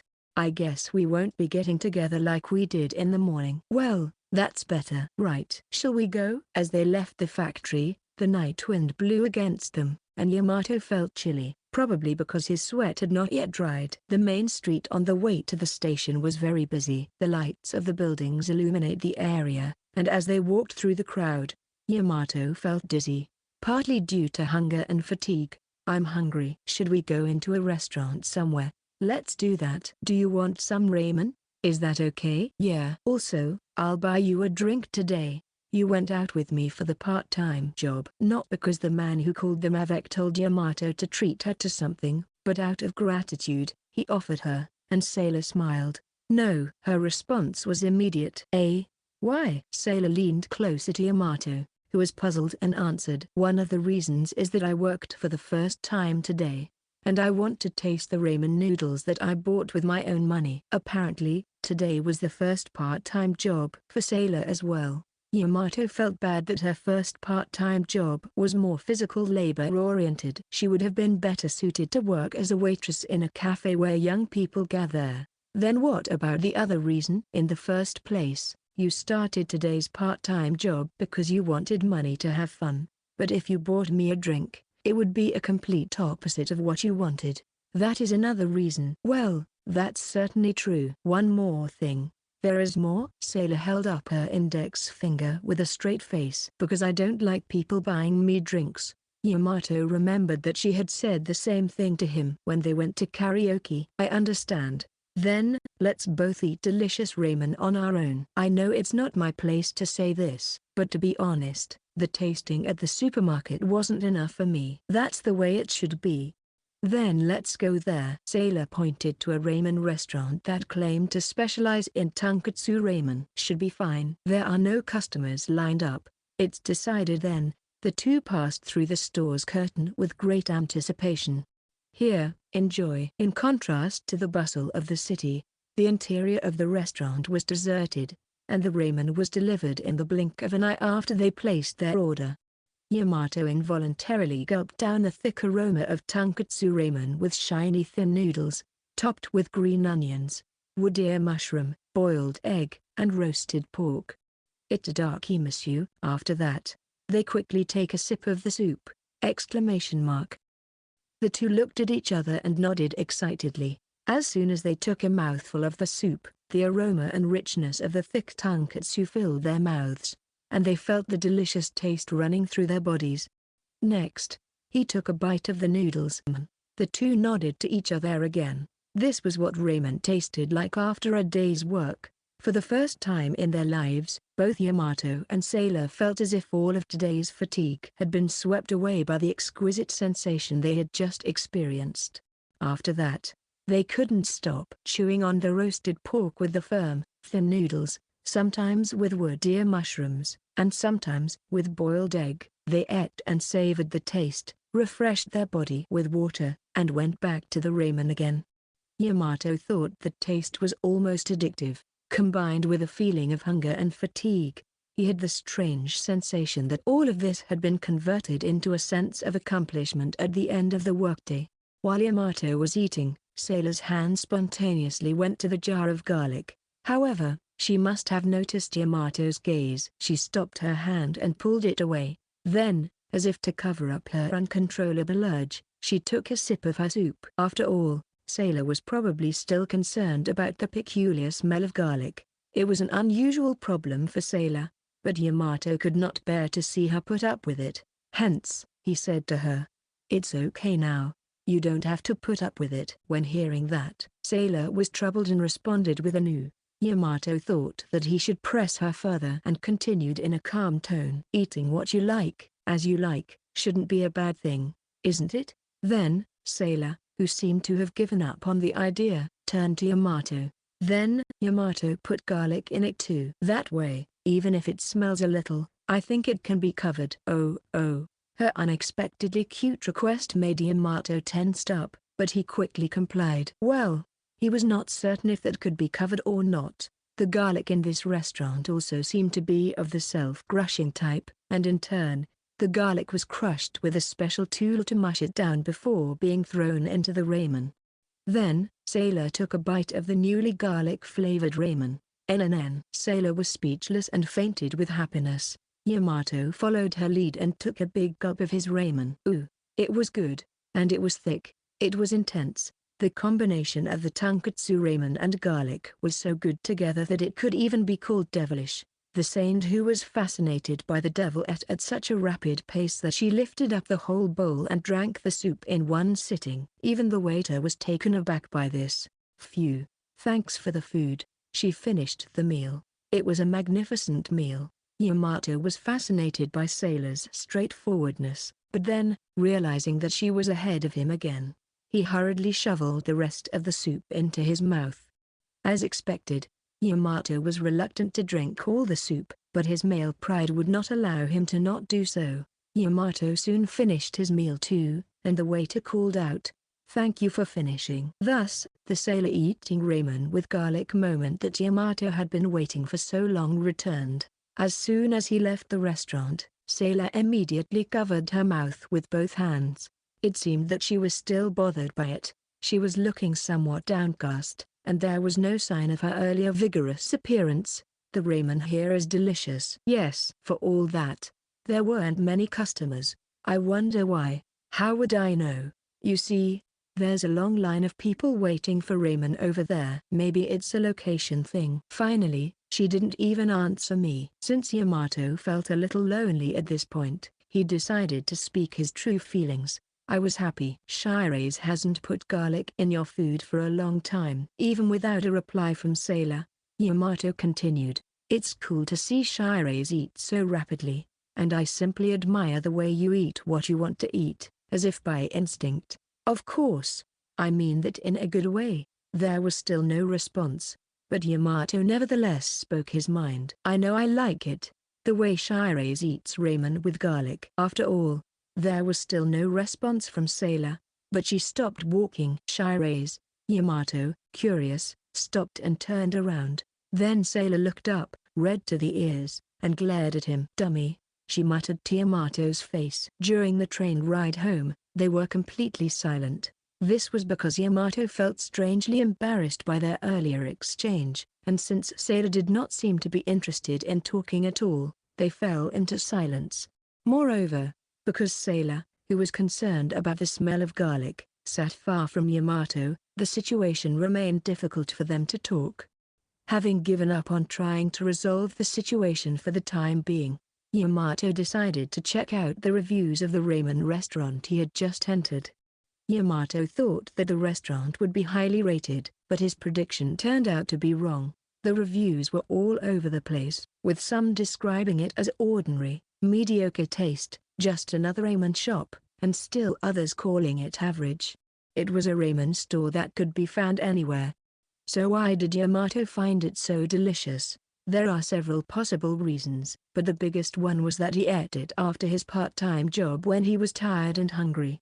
However, even though he understood the theory, Yamato was not satisfied with his feelings, so he registered on a review site and wrote a 5-star rating. saying, "It was the most delicious ramen I've had. I will probably never forget the taste. I recommend it with garlic." Phew. Immediately after that, Sailor, who was sitting opposite Yamato, let out a laugh. Perhaps she was looking at something interesting on her phone, Yamato thought. He hoped she would be in a better mood when they got off the train. However, there was no conversation after getting off the train. As soon as they passed through the ticket gate, Sailor began to walk ahead of Yamato. "Maybe I stepped on a terrible landmine?" While Yamato was worried, they came to the usual fork in the road. "Hey, Shires." When he called out to Sailor, who was walking ahead of him, she stopped dead in her tracks. "I'm sorry if I offended you." "So, would you stop being mad?" "I'm not mad at you, but I'm kind of embarrassed." Sailor looked back at him, her cheeks flushed red. Yamato opened his mouth while admiring the sight. I don't really care about the smell." "Yeah, okay, I know." "So, sorry about today." When she apologized, Yamato was at a loss as to how to react. Seeing Yamato fidgeting, Sailor nodded to herself. "I'll make the next outing by phone or message. It's already late today." "Alright." "I agree." Yamato's uneasiness caused him to swallow his words, but he calmed himself down and continued. "I'm really grateful to you for going along with my part-time job today. It was really reassuring and fun." "Well, good night then." Yamato then turned his back to her. "Hey." When Yamato turned away, he stopped and turned around to see Sailor smiling gently at him. "I don't think I'll ever forget the taste of today's ramen too." "Then, good night." After a small wave with her hand, Sailor left with a satisfied look on her face. As she left, Yamato thought about the word Sailor had used. In other words, she had read the review that Yamato had just posted. "Oh, God, that's so embarrassing." Understanding this, Yamato blushed and muttered. Looking off Sailor's back, who was now skipping along in a good mood, Yamato smiled with a sigh. Chapter 5 Aquarium and the Gyari Like Saint. 3 days had passed since Yamato had completed his first part-time job in his life. Yamato received his long-awaited paycheck, his sore muscles were healed, and he was in perfect condition. And today, he had plans to go shopping with Sailor. It was impossible not to be excited by this. The meeting time was 1 o'clock in the afternoon. Yamato arrived at the station a few stops away from the nearest station well before the designated time, but he encountered an unexpected visitor. "Hello, it's been a while, Karaki-san." "Why is Kosaka-san here?" For some reason, Tsubaki was there. Her summery outfit of a white blouse and a denim fabric mini-skirt suited her very well, but Yamato did not feel like giving an honest compliment. Unable to get the gist of the situation, Yamato immediately sent a message to Sailor. He immediately received a spur-of-the-moment reply, saying, "I forgot to tell you." "Huh?" Yamato sighed blatantly, and Tsubaki was miffed. "You're acting rude as soon as we meet. Am I not allowed to be here?" "I'm not saying you shouldn't be here. We were thinking of doing some shopping today with the money we both earned from our part-time jobs." "A part-time job, is it?" Yamato's shoulders shook with a jolt as he looked at Tsubaki, who furrowed her brow. Yamato remembered that her purpose was to investigate Sailor's activities. Since Ozaki High School, where Yamato and Sailor attended, did not prohibit part-time work, there should be no problem, but he felt a little uneasy regardless. What's the problem? It's normal enough to have a part-time job. No, it is outrageous for the daughter of the Shires family to have a part-time job. You can say such a carefree thing because you don't know Sailor Senpai's family background. The policy may differ depending on the family's situation. In the end, isn't the will of the person in question the most important? In my family, my mother agreed with me after I told her what I wanted to do.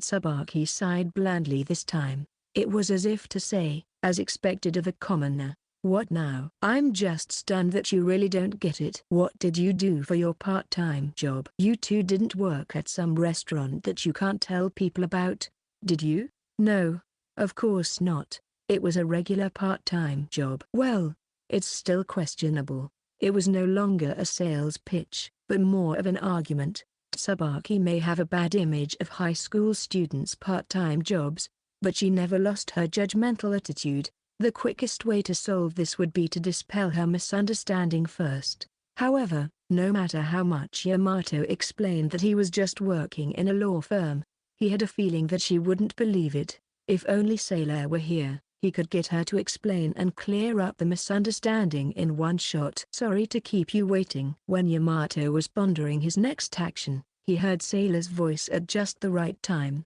Yamato spontaneously struck a guts pose and turned around triumphantly. But, the next moment, he sounded stumped. This was because he could not determine at first glance whether the woman in front of him was really Sailor or not. The woman had loosely curled hair, a black off-the-shoulder top with her shoulders boldly exposed, damaged jeans underneath, and high-heeled sandals. It was a very fitting image of a Gyaro. However, once he got a closer look, he could tell that it was Sailor. The makeup itself was not particularly heavy, and it was not vastly different from her usual appearance. Therefore, although he managed to determine that it was Sailor, at first glance, he was puzzled at her sudden change in style. Tsubaki seemed to be shocked as well and froze in place with her mouth gaping open. Seeing the two of them stunned, Sailor tilted her head curiously. "What's wrong?" "You two." "What's so weird?" "That's my line." "What are you wearing?" Yamato and Tsubaki both lunged at her at the same time. "You two look like good friends," Sailor said amusedly. Seeing her go at her own pace, Yamato and Tsubaki were finally convinced that she was Shirei's Sailor. Yamato's relief was short-lived when Tsubaki glared at him with a grim look on her face. Apparently, she thought it was Yamato's fault that Sailor had come to dress like this. Faced with some unreasonableness, Yamato asked Sailor with slumped shoulders. "So, Shirei's, can you explain to me why you're dressed like that? I just couldn't resist the urge to dress like this." Tsubaki then came forward as if she couldn't stand it any longer. "Sailor-senpai, did something happen between you and Karaki-san?" "What something do you mean?" That thing between a man and a woman." Meaning, a man-woman affair." "Oh, goodness. Don't make me say it," Tsubaki said loudly, her face turning red, noticing that they were attracting the attention of the people around them. Yamato pointed to a cafe while holding his head. "Why don't we go in there for the time being? It's a public place, and we can ask Shirei's over tea why she's dressed like a Gyaro." "Of course, let's be calm about it." "I'm not a Gyaro, but I agree with the tea." "Okay, let's do that."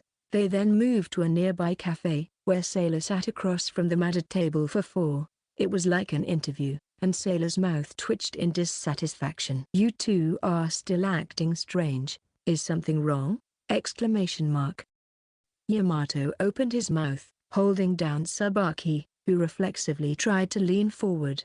"No. Is something wrong?"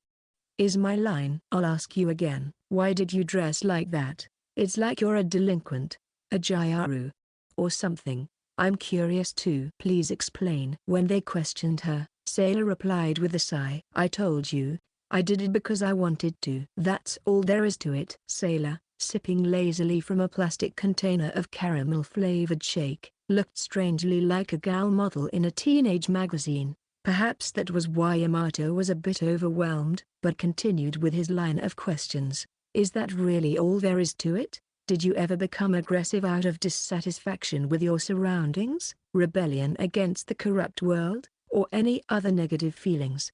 Do you have any other memories of a summer, a one-night stand, an illicit relationship, or any other unhealthy behavior in your mind?" Before Yamato knew it, Tsubaki had joined in on the questioning, and he had a feeling that the content was becoming more and more extreme. Perhaps because of this, Sailor sighed more and more languidly.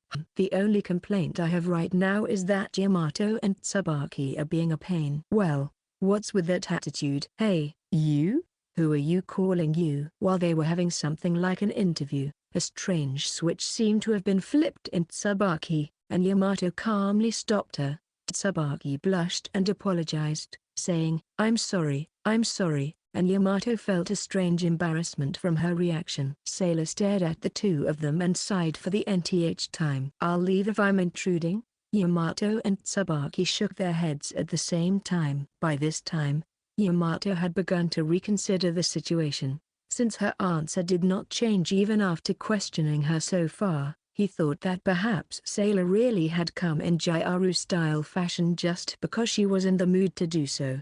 I'm sorry. I'm going to trust Shirase. Wait. The girl sitting next to him, Tsubaki, still didn't seem convinced. But Yamato wasn't about to change his mind. Thanks, Yamato. When Sailor smiled at Yamato in her gal-style fashion, as she always did, he felt awkward and restless. It was almost like the restlessness one feels when approached by a flirtatious girl. But you said before that you would wear whatever you wanted to wear, but as expected, the swing was too big. I was really surprised this time. Ahaha, sorry. I was looking through the closet and I felt like wearing something like this.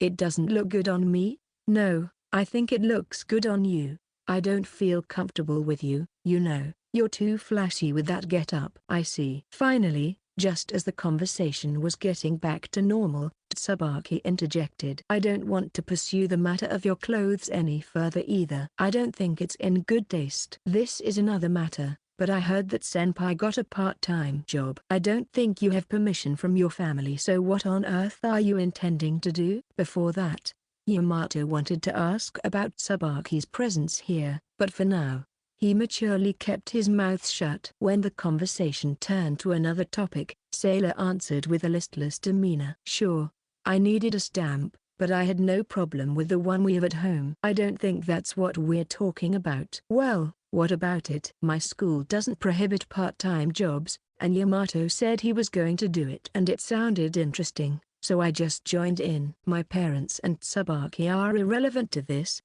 When Sailor dismissed her as irrelevant, Tsubaki turned her head down, as if disheartened. Yamato felt a little sympathy for Tsubaki in this regard. Therefore, Yamato intervened with the intention of pacifying her. Well, you don't have to say that much. Kosaka-san is also worried about you. That's why she's telling you this. Karaki-san, I'm not asking you to worry in the first place. Sailor turned away with a pout, and this time, Yamato was more disheartened. However, Yamato felt that if he pulled out at this point, the pace would be set by Sailor, so he rallied his feelings. In the first place, it was Shirase who invited Kosaka-san here today, wasn't it? Without consulting me. Is that relevant right now? Yes. If Shirase hadn't invited Kosaka-san over unannounced, things would have been a little more amicable. Maybe we'd be having a good time shopping right now. Tsubaki said she wanted to see me right away, so. No. I'm sorry. Yamato and Tsubaki seem to have become good friends, so I thought you would be happy if I let her see you while keeping you in the dark. Guess I was wrong. When she felt bad, she apologized properly. That straightforwardness of hers is one of Sailor's virtues. That was something Yamato wanted to learn from her. He then said in a calm tone, I didn't mean to be harsh. It's not that I didn't like it. I'm sorry. Fufu. Yamato is very kind after all. Not at all. I'm embarrassed, so don't do that. It was there that Tsubaki sighed blandly. For some reason, she was giving them a strange look. What's wrong? Looking at the two, Tsubaki sighed again and then said, I am also sorry for thinking that something might have happened between the two of you. Though even if you were in a relationship, it seemed that Karaki-san's worthlessness is hardcore. Go ho. Yamato had just sipped his iced tea, so he coughed it out. For all her apologies, Tsubaki stared at Yamato as if he was a piece of filth. Sailor nodded and then said, I knew you two got along well. What? Unlike what? Just as Sailor said, Tsubaki and Yamato were like a pair of cat and dogs. Sorry.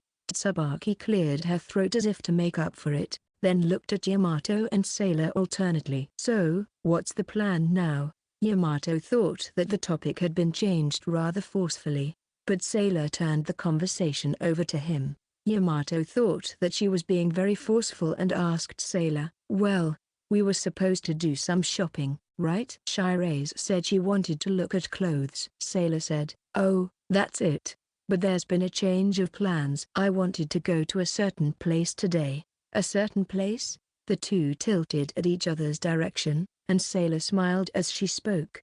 I'm sure you two will enjoy it. Saying this, Sailor got up from her seat. It was signaling them to follow her. I guess that's also a secret until we get there, huh? Yes. It's more fun that way. Okay, okay. Once this happened, Sailor was unstoppable, so Yamato and Tsubaki quietly followed her. They arrived at the location Sailor led them to. An aquarium, Yamato muttered as he looked up at the building. The place that Sailor brought them to was a large aquarium just a few minutes' walk from the station. Incidentally, Yamato's spirit had been completely shattered by the various encounters they had before arriving here, including entertainment scouts and magazine snapshots. However, all the attention was directed towards Sailor and Tsubaki, and yet, the two in question were excited to be in front of the aquarium. Yamato felt bad about spoiling the mood here, so he got back into the swing of things. All right, let's go in then. Yes. Right. When they entered the building, it was crowded with young-looking students and families. The air conditioning was working well and cooled down Yamato's burning body. Phew, that's refreshing. You're tired already? Not enough sleep? Of course I'm tired. This time, some of the scouts looked more dangerous than usual. Perhaps it was because of Sailor's outfit, but she was also approached by editors of magazines and other businesses. Clearly, the range of scouts has expanded. Not that Karaki-san was approached, though. Just being with you makes me nervous. They looked at me strangely. Yamato felt like telling them that people who are used to being approached by scouts are not the norm. The fact that they immediately refused all the offers suggested that they were not interested in that kind of thing. The two girls seemed to be more interested in the tank with the colorful fish. They were staring at it intently and talking about this and that. Yamato also looked at the tank and saw a mystical scene. Oh, that's beautiful. Hey, can we eat it? You know, senpai, the kids are listening. Oops. Wow, it's so pretty. As soon as Sailor began muttering, a frightened child nearby ran past her with a look of relief. Yamato and Tsubaki were relieved at the same time, then quickly nodded to each other. They indicated to each other that they had to remain steadfast here. The aquarium also housed a variety of other fish and marine life, all of which were a sight to behold just by walking around. The exhibits included deep-sea fish, jellyfish, and other unusual visuals, as well as a tunnel that resembled an underwater swimming stingray and sea turtles. Yamato thought that it would not be a bad idea for the three of them to visit such a special space together, but at the same time, he wondered how he and Sailor would have spent their time if they had visited the aquarium together. Because he could see a few couples flirting here and there. It was, after all, a standard date spot. The fact that the museum was basically dark may also have had an effect. However, Yamato could imagine that the time he spent with Sailor here would have had no romantic progress. Yamato thought they would end up talking about which fish could be eaten, just like she did earlier. What the heck? It's no different than now. As Yamato spoke to himself, Sailor and Tsubaki looked back at him curiously. Yamato, are you tired after all? Or are you actually not good with fish? It's almost time for the dolphin show, so if you could just wait a little longer. Dolphins are mammals. I just thought it wouldn't be a bad idea for the three of us to hang out together. That's all, Yamato said with a smile, and Sailor said cheerfully, I guess so, and started to walk away. However, Tsubaki apologetically turned her head down. Kosaka-san, I just meant what I said. I appreciate that. But I'm sorry. I didn't mean to intrude. Well, I guess I'm wondering why you came today. You didn't just want to hang out, did you? Yes, although it was fun. But I wanted to talk to Senpai again about the Obon festival. Is there something going on during Obon? Yamato was curious, so he asked her, and Tsubaki gave him a puzzled look. Has Senpai not told you? Every year, the Shire's family holds a meeting during the Obon season. That's new news to me. It seems her relatives also get together during the Golden Week holidays, so I guess large families get together frequently. Sounds like it, but if she hasn't even told Karaki-san about it, then, ding, ding. At that time, an announcement was made that the dolphin show would soon begin. Yamato, Tsubaki, hurry. The dolphin show is about to start. From a distance, Sailor called out loudly, not caring about her surroundings, as it would be embarrassing to continue being called. Yamato and Tsubaki followed Sailor quickly. When they moved to the outdoor bleachers where the show was to be held, most of the seats were occupied, probably because it was still a popular program. Only a few seats in the front were available, but every visitor sitting there was wearing a plastic poncho-like covering. Is it necessary to sit at the very front? No, it doesn't seem to be required, but it seems that those who don't want to get wet by them because the water splashes down to the third row in front of them. I see. I'll get one then. It would be more fun without it. I'll go buy one for each of us. Please do. Ignoring Sailor's whining, Yamato bought ponchos for the three of them, for 100 yen each. Not long after that, the dolphin show began. Oh! The three of them shouted in unison at the sight of the dolphins leaping out of the water. The dolphins followed the instructions of the staff and struck various poses while making high-pitched squeaks and cries. The dolphins' adorable appearance soothed their hearts. The show ended with the audience applauding the dolphins who had provided excitement, sensation, and healing. No, that was some good stuff, Yamato said with a refreshed feeling as he wiped his face with a towel. Thanks to the poncho he wore and sat in, his clothes did not get wet, but his face and feet were soaked. Nevertheless, he was so satisfied that such things seemed trivial. Right, dolphins are not only cute, but their cleverness is also attractive, and it was a great jump, even though my face got soaked thanks to it. As they continued on their way, they came to the penguin corner, which was the final highlight of the tour. Wow, they're so cute. They're so cute. Why are penguins so cute? The three of them were excited to see the cute penguins. It was a blissful experience to see dozens of penguins marching side by side on the land and moving swiftly through the water. After admiring the penguins for a while, they continued on and arrived back at the entrance. They had finished their trip around of the aquarium. We're done. Do you want to go around again? No, that's enough. Yeah, let's not do it again. I see. The excited sailor was just like a tireless child. Yamato and Tsubaki already had no energy left because they had been so excitedly going around in the rather spacious aquarium. Well, it's a little early, but let's call it a day, Sailor said nonchalantly. The two of them were exhausted, so she was probably concerned about them. Since he had already spent quite a bit of money, even considering how much he earned from his part-time job, Yamato agreed. Since summer vacation had just started, if he spent it all in one day, he won't be able to go out later. Yes, I have no problem with that either. I had a good time. Tsubaki agreed with Yamato, looking satisfied. But in the end, it was just another day of fun. Yamato wondered how she was really feeling right now.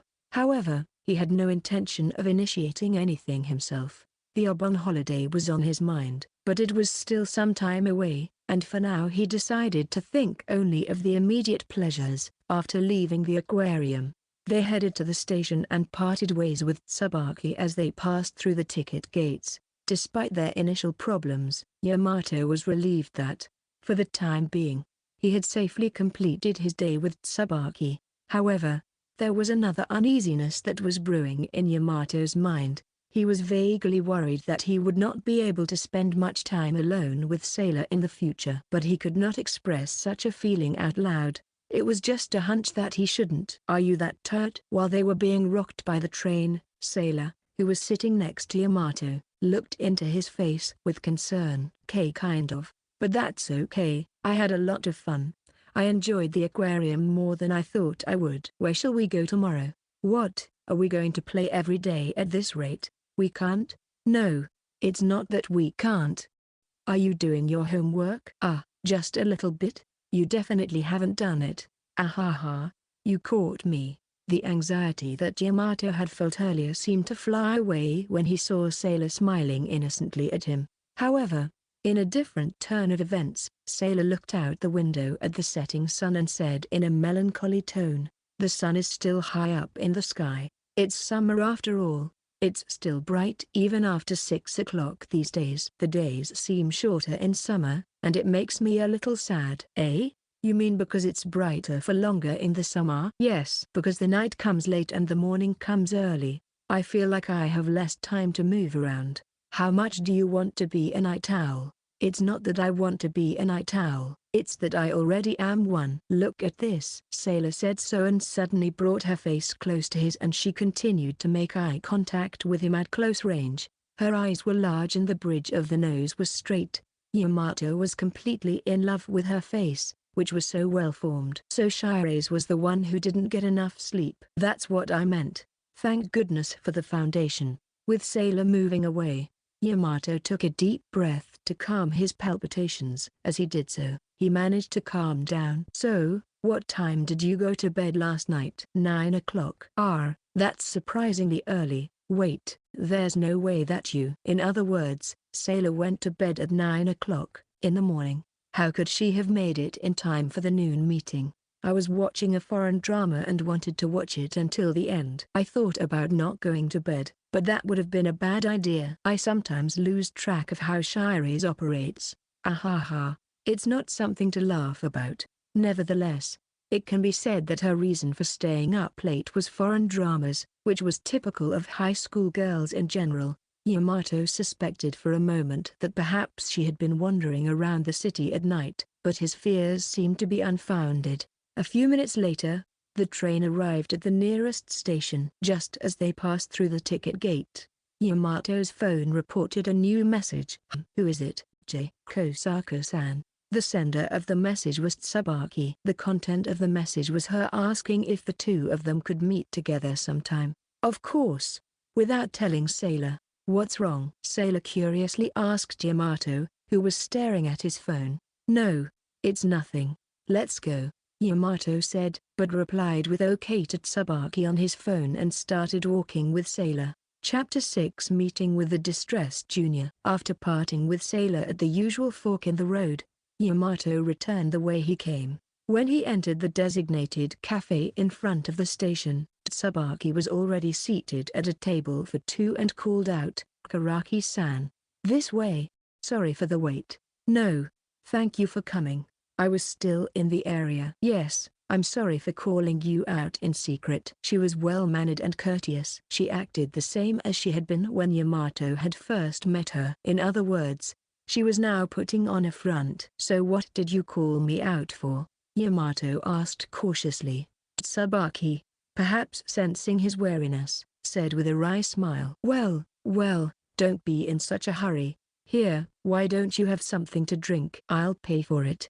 And you can order anything you like." "No, I'll pay for it myself. I just got paid from my part-time job." "I see." Yamato ordered a small-size iced cafe au lait to show that he did not intend to stay too long, regardless of Tsubaki's pouting. Within a few minutes, the iced cafe au lait arrived, and Yamato drank vigorously on a straw before turning to face Tsubaki. "So, I think it's time for you to get down to business. You seem to be very wary of me. Did I do something to cause that?" "No, you haven't. But I have a feeling that you will soon." "Ha, I see." Tsubaki's expression suddenly became blank, as if she thought it was pointless to try to make things better. "I'm going to get straight to the point. I want you to convince Sailor-senpai to attend the Obon meeting." The Obon meeting would be the Shirase family gathering that had been mentioned at the aquarium. In order for Sailor to attend, Tsubaki wanted Yamato to convince her. "Let me confirm one thing first." "What do you want to confirm?" "Did Shirase ever say she wouldn't attend?" Yamato asked, and Tsubaki quickly looked away. "No, I did not hear from her that she would not be attending. When I asked her about it, she gave me a muddled answer." "What to do about it?" "That means you're not sure, right?" In addition to the Shirase family, other people with close ties to the Shirase family are invited to the Obon meeting. Showing up means. Anyway, Sailor-senpai was absent last year as well. Presumably, she intends to do so again this year. "I see, so she didn't go last year." From the way Tsubaki was describing it, the Obon meeting was probably larger than the Golden Week meeting. And if she didn't attend last year, it wouldn't be surprising if she didn't go this year. It was rather normal to think so. "But why are you asking me? Why don't you just convince her yourself?" "I can't persuade her." "Compared to you, I don't have much influence over Sailor-senpai. Yamato was at a loss as to how to react to Tsubaki's resolute but somewhat pained words. Seeing Yamato like this, Tsubaki smiled gently and continued, "But if it's you, if it's what Karaki Yamato says, I'm sure Sailor Senpai will listen to you." This is the conclusion I've reached after spending the past few days together. Yamato, confronted by Tsubaki's confident words, answered while feeling overwhelmed. "No. That's buying too much into it." Shiraze basically doesn't bend once she decides on something, and that won't change even if I say anything. In the end, I think she only does what she's convinced herself to do. Do you really believe that? Tsubaki stared straight at Yamato and he stiffened like a frog encountering a snake. Yeah, I do. If that's the case, I feel pitiful for Sailor Senpai. Her most important person who is the closest to her has mistaken her for an inflexible cyborg. I didn't think of her that way. I think you are the one who underestimated Shiraze. Me underestimating Senpai? You're wrong. Please take it back. You take it back. Shiraze is not pitiful. She may be inflexible, but don't compare her to a cyborg. I had expected a few more counterattacks, but Tsubaki fell silent unexpectedly quickly. Or rather, Tsubaki was stunned with her mouth hanging open, and then, just when I thought she was stunned, PFFT. Ahahaha. She suddenly burst out laughing loudly. The surrounding customers glanced at them. Hey, Kosaka-san. This is a cafe. There are other customers here, so don't yell so loudly. Ha. Sorry. I was distraught. I am fine now. Apparently, she calmed down. The fact that Tsubaki stopped laughing also made the people around them look away. Did I say something so funny? Yamato asked, feeling drained, and Tsubaki shook her head. No, it's just that the reason Karaki-san got angry with me earlier was because of Sailor Senpai. I was just thinking how earnest you are to ask for a retraction of my statement about Senpai. So you had a good laugh. Yes, I'm sorry, and I also take back what I said earlier. Tsubaki wiped the tears from her eyes, and Yamato replied with a sigh. Then I, too, was out of line. I'm sorry. Yes, so now we have no more conflicts. If it were possible, Yamato would have liked to see Tsubaki remain calm, but he had to answer her firmly. Therefore, Yamato told her with a serious look on his face. I can't persuade Shiraze to do what you asked me to do. From what I've heard, she doesn't want to attend the meeting. If that's the case, I can't force her. By all means? Yes, by all means. Hearing Yamato's answer, Tsubaki turned her head down, looking dejected. Yamato, unable to bear the sight of her dejectedness, asked. Generally speaking, I don't understand why Kosaka-san would go to such lengths. Maybe Shiraze's parents are asking you to do this, but is it really necessary to be so obliging? I am sorry if I have given you the wrong impression. Sailor's parents were not involved in any of this, but the other day, yes. When Senpai asked did my parents send you, I said something like that. Are you telling me that you lied? Tsubaki replied with a troubled look on her face. I might say that I was trying to look good, rather than lying. I had heard from Ruko-san, Senpai's sister, that her parents wanted the Senpai to attend the meeting. Yamato did not expect Ruko's name to come up here. From what he has heard, Tsubaki seemed to have a reasonable friendship with her as well, and it seemed to be true that Sailor's parents wanted her to attend the meeting, no matter what. Well, I guess it's natural for parents to want their daughters to attend a gathering of their relatives. Maybe so, but I don't understand it anymore. What's your reason to go this far? If Sailor's parents were not laying the groundwork, that would mean that this time Tsubaki was trying to get Sailor to attend the meeting by her own will. Wanting to know the reason, Yamato waited for Tsubaki's reply. I understand. If it might change Karaki-san's mind, I'll tell you. After taking a small breath, Tsubaki opened her mouth with a look of determination. My true purpose is to help Sailor Senpai return to her original state. Tsubaki's face became stern as she said this. Her original state, you say? In this case, the original state she was referring to was probably the sailor in her middle school years. Even if that were the case, What would be the benefit to Tsubaki? In order to ask that question, Yamato silently waited for her to finish the rest of the story. I'm actually in a slump right now. I'm talking about ballet. So, in order to change my situation, I'm thinking of having my target rival come back to me. In other words, you want Shiraise to start ballet again? Yes. If she does so, I am sure that I could recover, and if I am in perfect condition now, I should be as good as Sailor Senpai.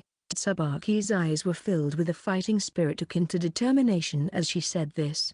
Yamato now understood what Tsubaki was trying to say. Sailor was doing ballet because her father had told her to learn it. Therefore, in order for Sailor to return to the world of ballet again, Tsubaki believed that she needed to return to her parents' home and be under her father's complete control, as she was in middle school. So the real goal is for Sailor to return to her original state. I see. No, I don't know much about the world of ballet, but I get what you're trying to say. I see. I'm glad to hear that. Then, not yet. My answer is still the same because that is completely for Kosaka-san's convenience. Shiraise doesn't want that, and there's no merit to it. Bang. And at that moment, Tsubaki powerfully slammed the table and stood up vigorously. Toward Yamato, who was unintentionally startled, Tsubaki said in a manner that he had never seen before. If it's a merit, it's there. You can say such a thing because you know nothing about the old Sailor Senpai. She was a perfect genius, a lone genius who could not be surpassed by anyone else. A genius who had outstanding talent in all fields. She was a target for athletes and people of culture, and at the same time, she was a treasure, a rare existence. Now she has become just another ordinary person, just playing around. It would be rather beneficial if she could break away from that and return to that wonderful existence. She should go back to her former self, not even trying to hide her anger and frustration. Tsubaki leaned forward on the table and pressed closer to Yamato. Her face was now right in front of Yamato's eyes, but Yamato could not understand what emotions were causing his own heart to pound. Tsubaki took her seat, breathing hard, and with a cough. I'm sorry. I'm distraught again. I'm going to the bathroom. With that, she got up and left her seat. Yamato, who had experienced a kind of emotional outburst, was in a state of shock. It seemed that the people around him mistook it for a love affair, and the stares he was receiving stung him painfully. After about 5 minutes of enduring, Tsubaki returned. I'm back. Why yes? Why don't we leave for now? Yamato suggested out of awkwardness. Tsubaki looked around and then agreed. Yes, let's do that. The location changed. Yamato and Tsubaki were at a nearby park. The sun was already setting and the area was gradually becoming dark. Perhaps because of this, there were no other people around. Let's talk here. Yes. Sitting Tsubaki on a wooden bench, Yamato went to the vending machine. After buying a sports drink for Tsubaki and an iced tea for himself, he returned to the bench. Here you go. Thank you very much. I'll pay for it. No, as I said before, I just got paid. Besides, I'm older than you, so let me at least buy you a drink. Then Yamato suddenly thought of the man at his part-time job who had tried to hand him money for a meal and had called him a Navek. Yamato wondered if he was in the mood to buy him a drink because he was older than Yamato, like he was now with Tsubaki. Okay, I understand. Then, I'll have some. After Tsubaki sipped her sports drink, Yamato opened his mouth. Then, well, how should I say it? Sorry. Eh? Tsubaki's eyes widened in surprise. To the bewildered Tsubaki, Yamato continued, I think I spoke badly about Kosaka-san's situation earlier, without even knowing your situation. I don't think I can force Shiraise to do something she doesn't want to do, and I don't think it would be good for her to go back to her old life. That is my honest feelings. I see. Because Shiraise seemed to be in a lot of pain when she told me about her past. What? On the last day of the Golden Week, Sailor looked very painful as she talked about her past at the rooftop amusement park. Yamato believed that Sailor must have chosen to part ways with her past self, taking all of these things into consideration. However, no matter how much she said she had gotten over it, it did not mean that everything had never happened. As proof of this, Sailor did not avoid being involved with Tsubaki. I admire Shirase for trying to decide how to live on her own. I may not be strong enough, but I want to support her and be someone who can stand next to her. So I can't deny Shirase the path she has decided to take. Perhaps because she realized that she could not achieve her goal. Tsubaki turned her head down, biting her lip as she struggled to hold back tears.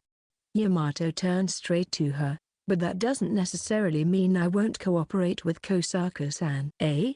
Yamato spoke softly to Tsubaki, who looked up slightly. At least Shirase isn't trying to keep Kosaka-san away from me. If that's the case, I'd like to think of a way to successfully solve Kosaka-san's problem too. I'm sure that would make Shirase happy. But I don't know much about ballet.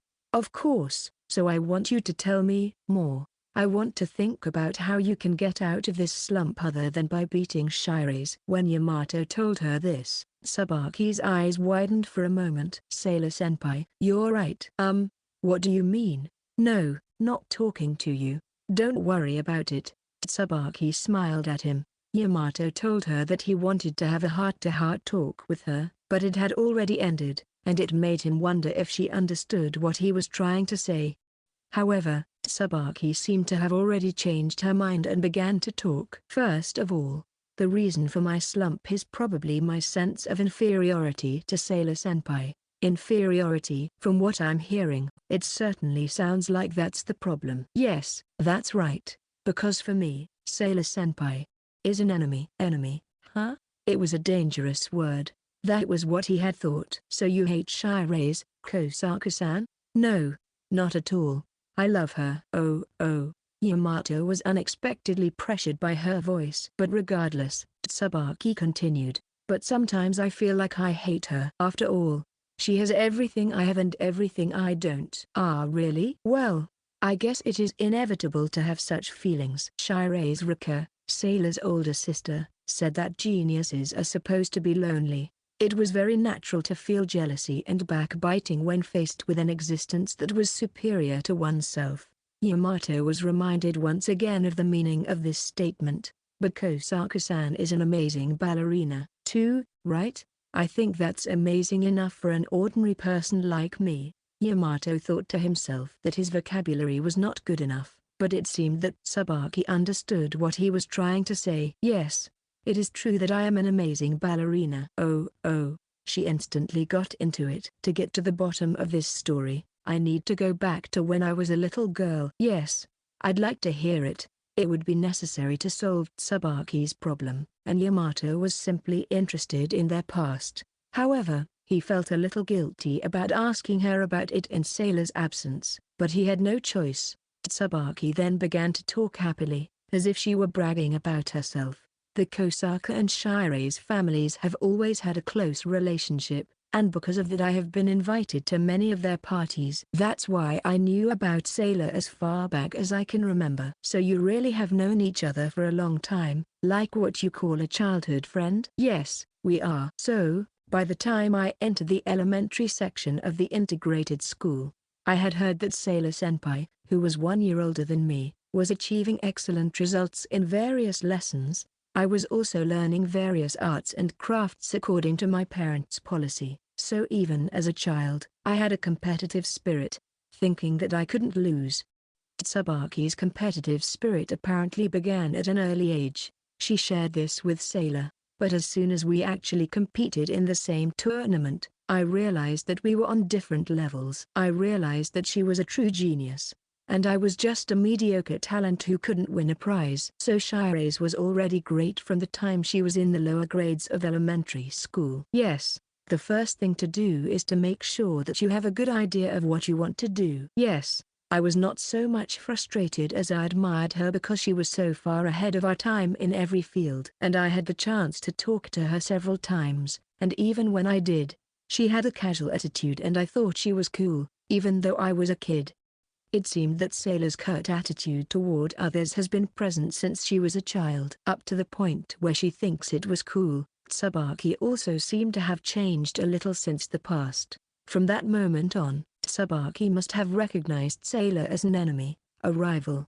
As if reminiscing about the past, Tsubaki continued with a faraway look in her eyes. I decided to do everything I could to win, and since ballet was the one thing I was best at, I decided to focus solely on it. I explained my reason to my parents, and as soon as I entered middle school, I was able to focus only on ballet, but I still couldn't win even once against her.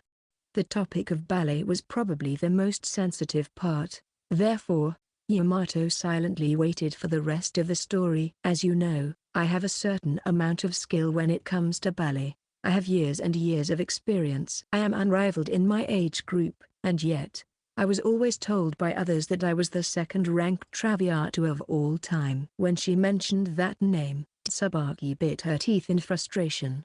It must have been a name she did not want to remember. Yamato could feel her humiliation.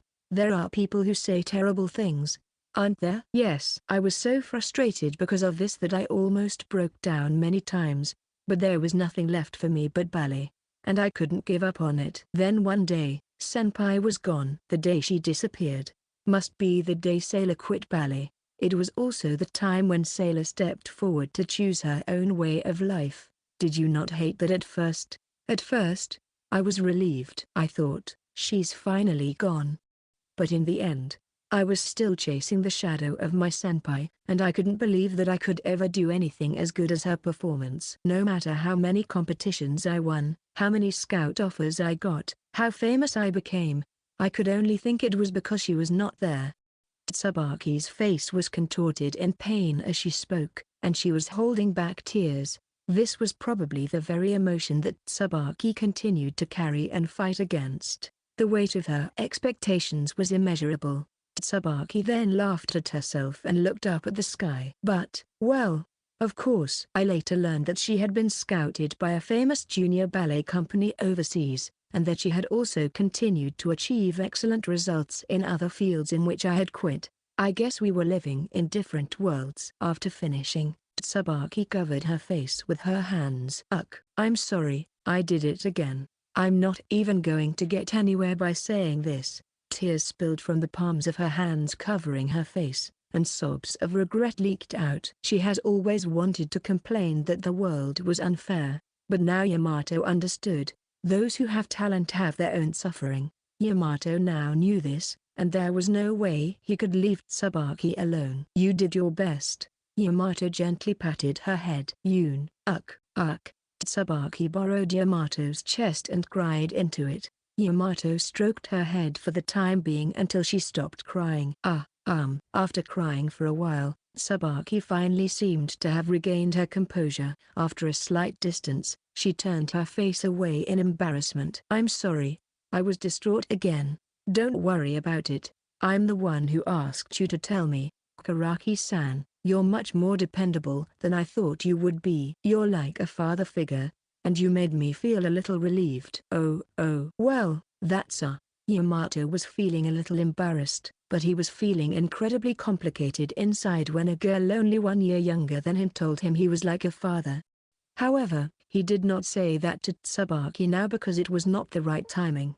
I wonder if Sailor Senpai was also attracted to this kind of thing. No, as expected, I think I'd make a better father than Shire's father. Please don't get heated up by a strange rivalry. I didn't mean it that way. For Yamato, the father who annoyed Sailor was almost like an enemy, so to speak.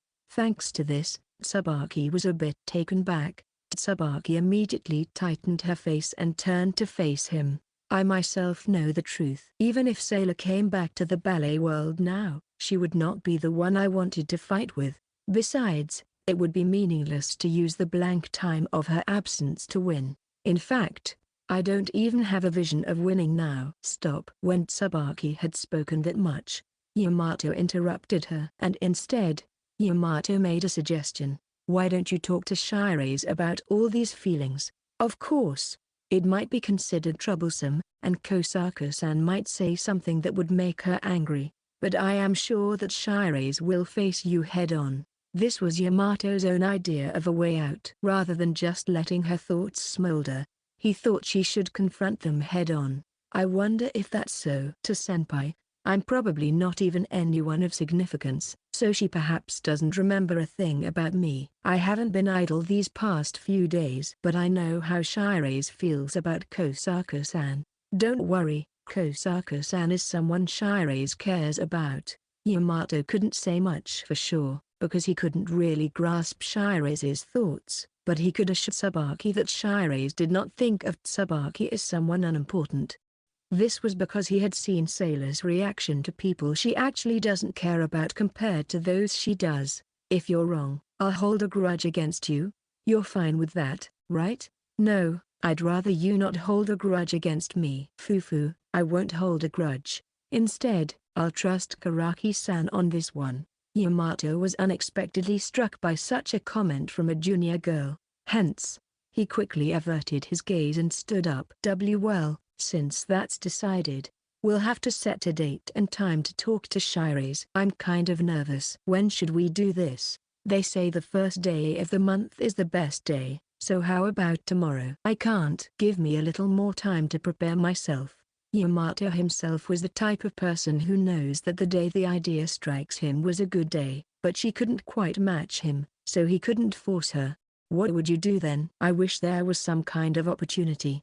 Tsubaki pondered for a while and then said, "Then, I'll tell Sailor Senpai the next day when we are all together." "Okay, it's decided, but by the way, I'm supposed to hang out with Shirase tomorrow. Perhaps, do you two hang out and play every day?" "You truly are filthy." "How so?" "Anyway, I have a ballet lesson tomorrow, so I won't be able to make it." "As well as the day after tomorrow, and the day after that, and the day after that. Are you really planning on telling her?" "Yes, I am." "You are so rude." Tsubaki's pout that was appropriate for her age was extremely cute for Yamato.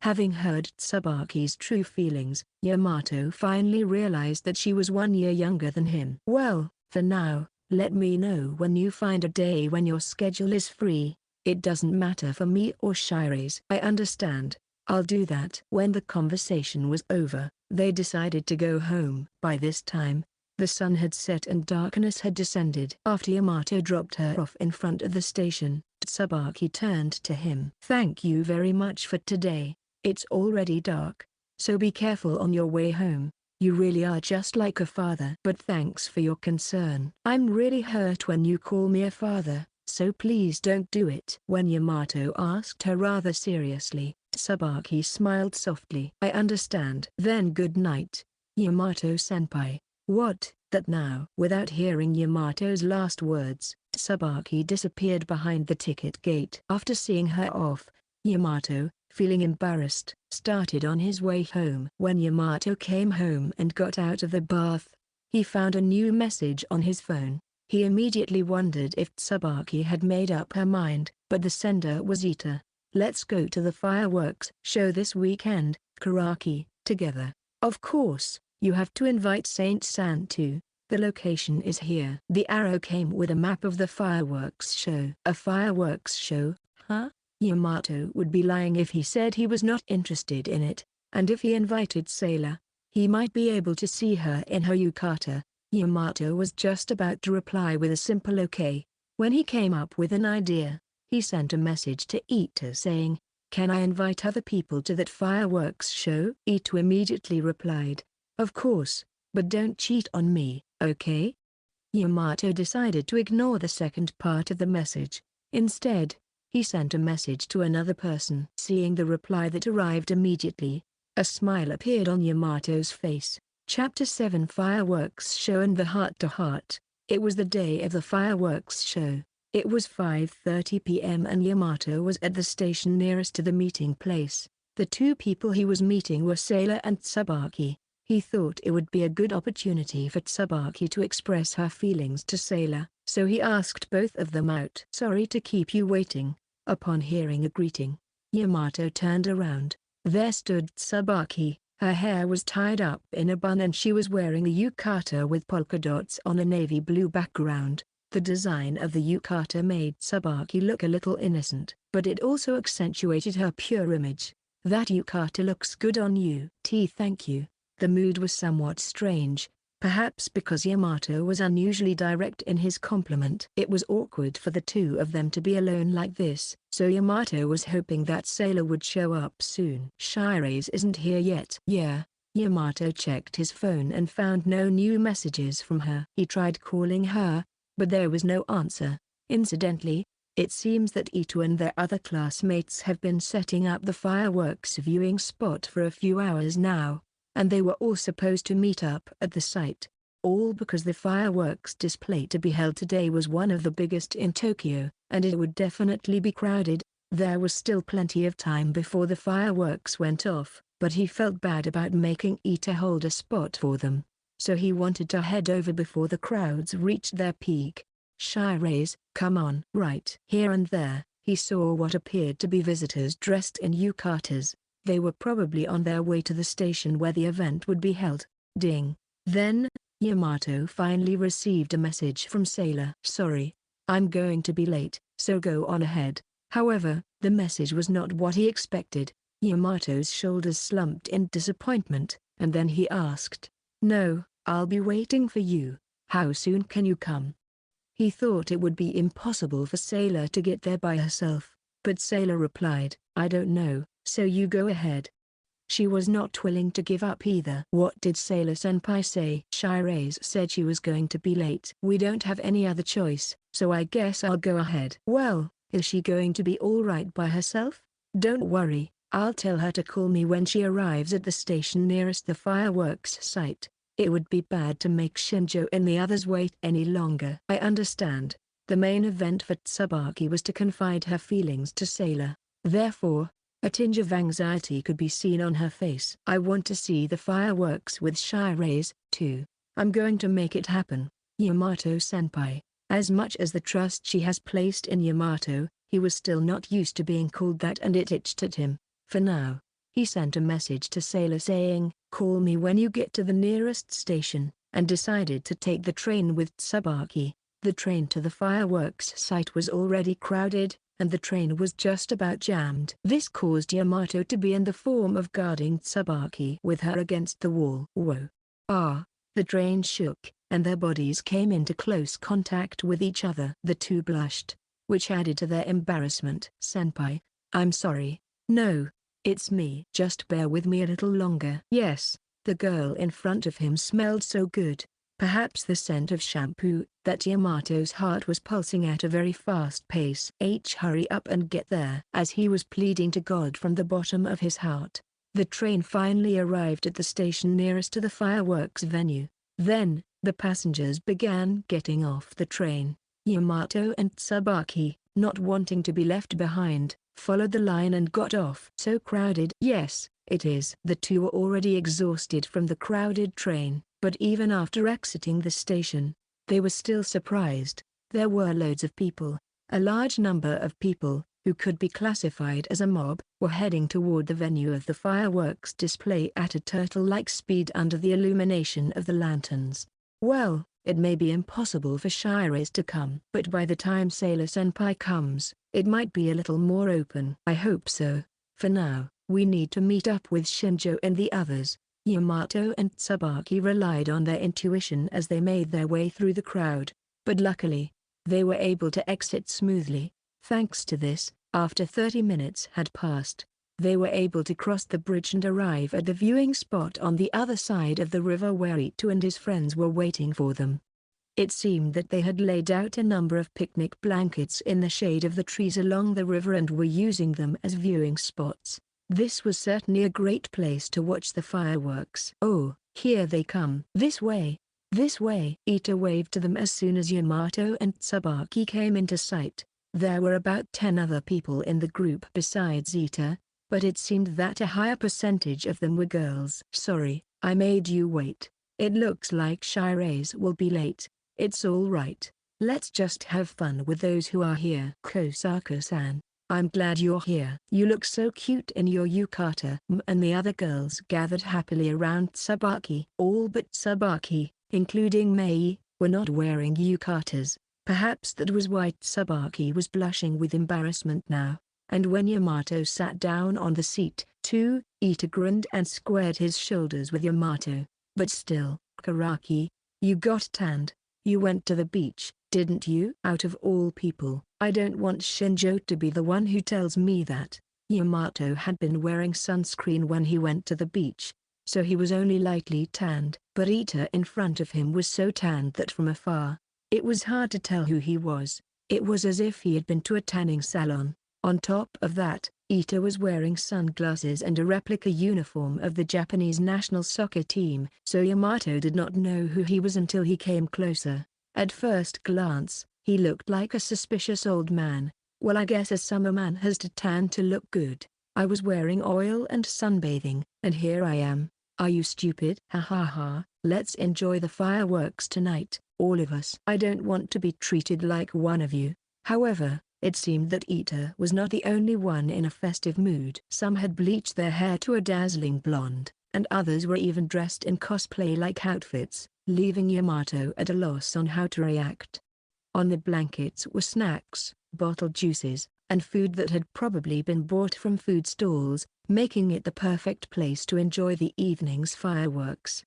Yamato's contribution, by the way, was 3 large bags of rice crackers from home. Fukaku, you're like a country grandpa. You can't just call me a grandpa, that's rude. I'm still in high school. Even though you pretty much are like one with the saint. I'm not. Don't just make random assumptions. Anyway, about the junior over there. Ita pointed at Tsubaki, who was being offered sweets and juice by the girls. Yamato was relieved to see the friendly atmosphere from afar. Well, it is what it is. But she's changed a bit. She seems to be more adaptive than before. You're watching her very attentively. It's like you're her teacher. Not like that. I can tell because I don't watch her closely. You're still inexperienced. What's with that? You're talking like a grandpa. What? I said, you're talking like a grandpa. It had been a while since Yamato had such a casual exchange with Ita. And Ita was right. Tsubaki had become more adaptive than before, or rather, more relaxed. As Yamato had sensed, perhaps she was able to make some progress because she had already made up her mind. All that remained was to convey her feelings to Sailor today. Since he had invited Tsubaki to this meeting, Yamato felt an obligation to help her with that. While pondering on those lingering thoughts, he checked his phone, but there was no new message. As for you, you haven't changed much. Still obsessed with the saint. I'm going to ignore you if you don't shut up. Hey, just kidding. Hey Shinjo. I bought some bug repellent. It seemed that a few of the boys who had gone to the store earlier had returned. Yamato thought that there were not that many boys here, but they had just come back from an errand. Welcome back. A girl from the light music club hugged one of the boys. Hey, don't do that in a place like this. But I felt so lonely. The boy and girl who suddenly began flirting in front of them, a couple, have been lamenting the fact that neither of them had a lover before the summer break, and this was the result. Were they dating? Yamato muttered in dismay, and Ita, who was watching the scene, nodded and put his hand on Yamato's shoulder. Summer is the season of love. I didn't think these two would get together either. Well, it was unexpected, you could say. Then, the boy of the couple flashed Yamato a sign. Karaki, why don't you stop hanging out with those singles and share your memories with us? Why me? Because you're dating the saint, aren't you? It's summer, so you're going to do a lot of things, right? No, we're not in that kind of relationship. Seriously? At that moment, the air in the place completely froze. Originally, Yamato had not been able to talk casually with boys other than Ita, so he had felt awkward when the shopping group joined them. But the current situation was not on that level. Apparently, Yamato and Sailor were already considered to be lovers by those around them, and he could feel that several of them were seriously agitated.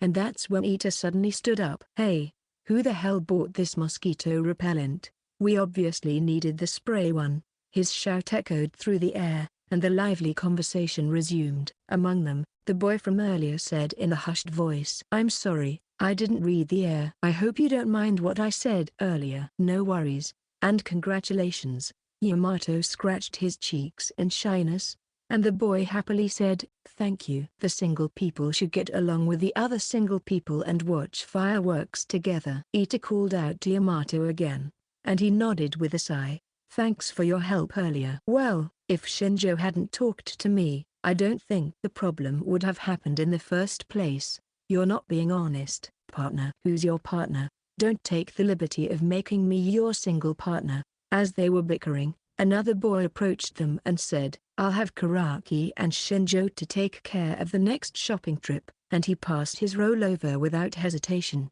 Ita, however, was not pleased. You guys don't know how hard I worked to get this place, so you can't treat me so poorly. After all, I've been here since 7 o'clock in the morning. 7 o'clock, 7 o'clock. I got on the first train. And on top of that, everyone else was late. Ita desperately pleaded with his achievements, but it seemed that no one was interested in listening to him, so they spent their time chatting and laughing with sweets and drinks in their hands, or playing with their phones. Like the boys around him, Yamato was about to play with his phone when he noticed that the girls sitting on the seat next to him were paying attention to him. They were all grinning and smiling. Among them, Sabaki was awkwardly smiling amiably, and Mei was pouting. What is it? Yamato asked without regard to the two exceptions, and one of the girls replied, Hey, Karaki-kun. How do you address Kosaka-san? What? Well, just Kosaka-san, Kaya. The voices from the girls immediately rose up. Now Yamato had somewhat guessed the situation. Apparently, this disturbance was caused by Tsubaki's conversation with the girls, in which she called him Yamato-senpai, and Mei, for some reason, was not amused by the situation. Yamato felt like cowering his head, thinking about what's to come. Incidentally, it was Mei who was the most complicated problem, to say the least. As he was thinking about how to get out of this situation, someone suddenly stood over his shoulder. When he turned his back to see if it was Ito again, he found that it was an unexpected person, his classmate Nagayama. Nagayama came at the puzzled Yamato and held him in place. Wait. What is this for? You are all over different girls. Ouch, ouch, ouch. The surrounding boys all seemed to be on Nagayama's side and were cheering. Ita, by the way, was still looking away from him, probably because he was still hurting from what had just happened. In other words, there was no hope for support. Yamato knew he had no choice but to fight back. He thought that with the small Nagayama alone, Yamato could manage on his own. Just then, however, an even larger boy pinned down his leg. There was no way he could resist. He was outnumbered. At times like this, Yamato wished Sailor were here. He feels a little ashamed of himself for thinking such a thing. GG. Not done yet. Whoa! At that moment, Yamato's restraints were released. And in front of him was Tsubaki. That's too excessive. Someone will get hurt, okay? Why yes. I'm sorry. Thanks to Tsubaki, his restraints were released. From the fearful look on the faces of the surrounding boys, there was no doubt that Tsubaki had done something to them. But from Yamato's position, he couldn't see what she had done clearly. I appreciate your help, thanks. No, I thought it was a bit much. I'm glad you didn't think I was meddling. Well, they probably didn't mean any harm, you know. What did you do by the way? When Yamato asked, Tsubaki smiled and said, Nothing. I was just giving them a warning, as if to cover it up. Who? Don. At that moment, fireworks went off. It was the start of the fireworks display. Wow, beautiful. Like Tsubaki, everyone around her was transfixed by the fireworks, but only Yamato was checking his phone. Still no response. What in the world is Shirase doing? A blurry sense of frustration welled up in him. It was probably a reaction to looking forward to watching these fireworks with Sailor. Yamato looked overhead after a pause, and saw the fireworks spread out like a flower in full bloom, glimmering in the night sky. Ding!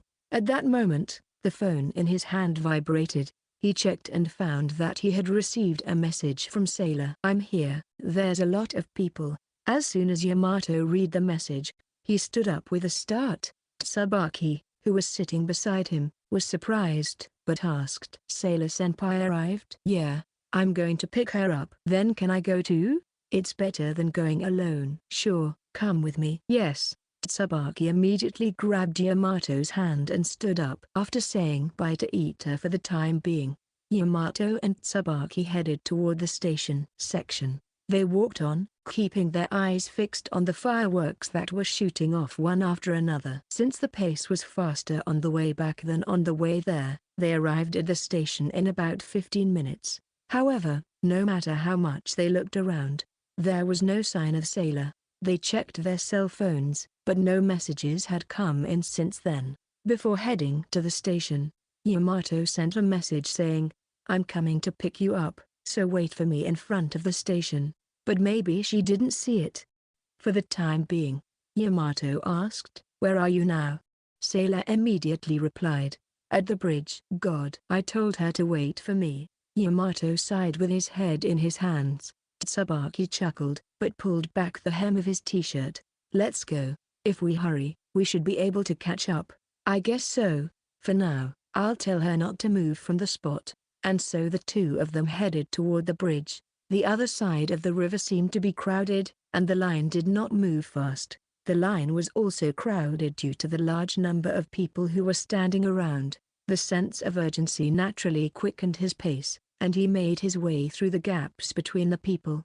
Since Sailor has no sense of direction, she must have gotten lost. She said she was at a bridge, but they weren't certain it was this bridge in the first place. "Yamato-senpai." Yamato noticed that he had become quite distanced from Tsubaki in the rear. She was a girl in a yukata and gaiter. It was natural she would be slow. Yamato managed to wade through the crowd and return, taking Tsubaki's hand and pulling her along. "I'm sorry, Kosaka-san. I ran ahead of you." "No, I'm the one who's sorry for being slow."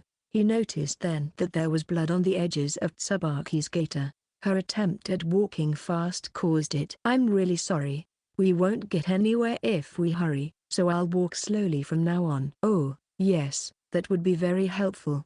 It would help me too." Tsubaki dropped her gaze while her cheeks turned slightly red. When he was pinched and lowered his gaze, he realized he was still holding her hand. "Sorry." Quickly, he let go of her hand, but Tsubaki gripped it back. "No, if you don't mind, please continue so we don't get lost." "Oh, okay." For some reason, Yamato talked more politely, causing Tsubaki to chuckle. From then on, they both kept pace with each other and proceeded slowly. "Somehow, I'm getting nervous thinking that I am about to meet Sailor-senpai." "Me too." Don't worry. I'm sure Shires will listen to you." "I hope so." Yamato thought of something to talk about to relieve Tsubaki's tension. "Come to think of it, does Kosaka-san have an interest in a part-time?" "Never mind. It's nothing." Yamato was about to ask if she was interested in a part-time job when he realized he had made a mistake. Tsubaki was critical of part-time work, so of course, she couldn't be interested in it. First of all, she would not have time for it, being a ballet dancer. However, when he asked her, "What's wrong with a part-time job?" "I'm not angry, so please tell me." Yamato was scared to speak because he was told so in a gentle tone of voice. "Is that so?" "Well, I was wondering if you might be interested in a part-time job too." "Kosaka-san, I'm thinking of working a few more times during this summer vacation, so I was going to ask you if you'd like to join me." "I shouldn't have asked." "You wouldn't have time for that if you are doing ballet." "Well, I'm glad you feel that way." "Is Sailor-senpai going to participate?" "I don't know. I'm going to try to invite her." "I see. You're not mad?" "No. I was only critical of part-time jobs because I thought it would hinder Sailor's return to ballet." "But you were also concerned about the Shires family's reputation, weren't you?" "Of course that isn't completely irrelevant, but I am only working for my own reasons." "Frankly speaking, anything that can get me out of this slump is fine with me."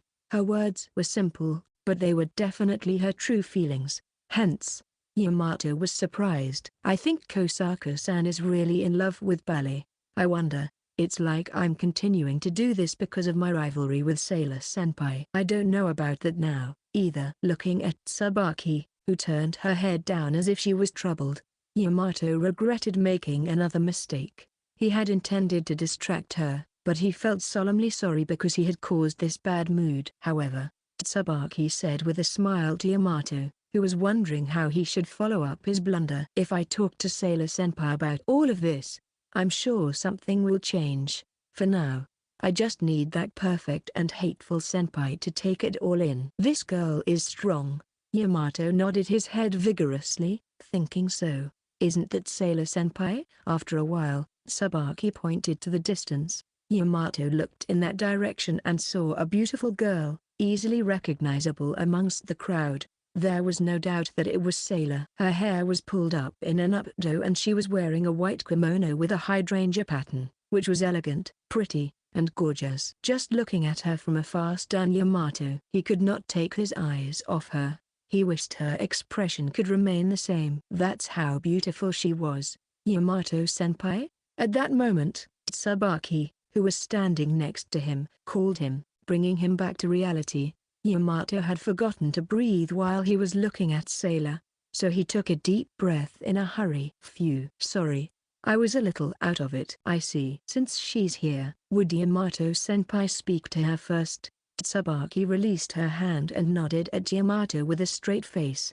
Yeah, got it. Yamato stepped towards Sailor. Shires. Sailor glanced at him as he shouted loudly. She still looked alluring, and he felt his heart shrinking. As soon as their eyes met, Sailor immediately smiled innocently. With a clank of her clogs, Sailor rushed toward him with unsteady steps. Whoa! Ah! Yamato caught Sailor's body, which was about to fall forward. At that moment, Yamato's heart beat wildly as he smelled an indescribably sweet fragrance. Then Sailor looked up, and their gazes met each other. Bop! At that moment, fireworks lit up the night sky as Sailor's eyes sparkled brightly. Staring into those colorful, jewel-like eyes, Yamato felt drawn in. Up close, Sailor looked fragile, beautiful, and glamorous in her yukata. She was so alluring that Yamato was very tempted to hug her, and he would if he was not careful. But even so, Yamato rallied his reason and managed to pull his body away from her. Hey, are you alright? Yes. You stopped my fall. I told you to be careful. And you weren't at the station. I'm sorry.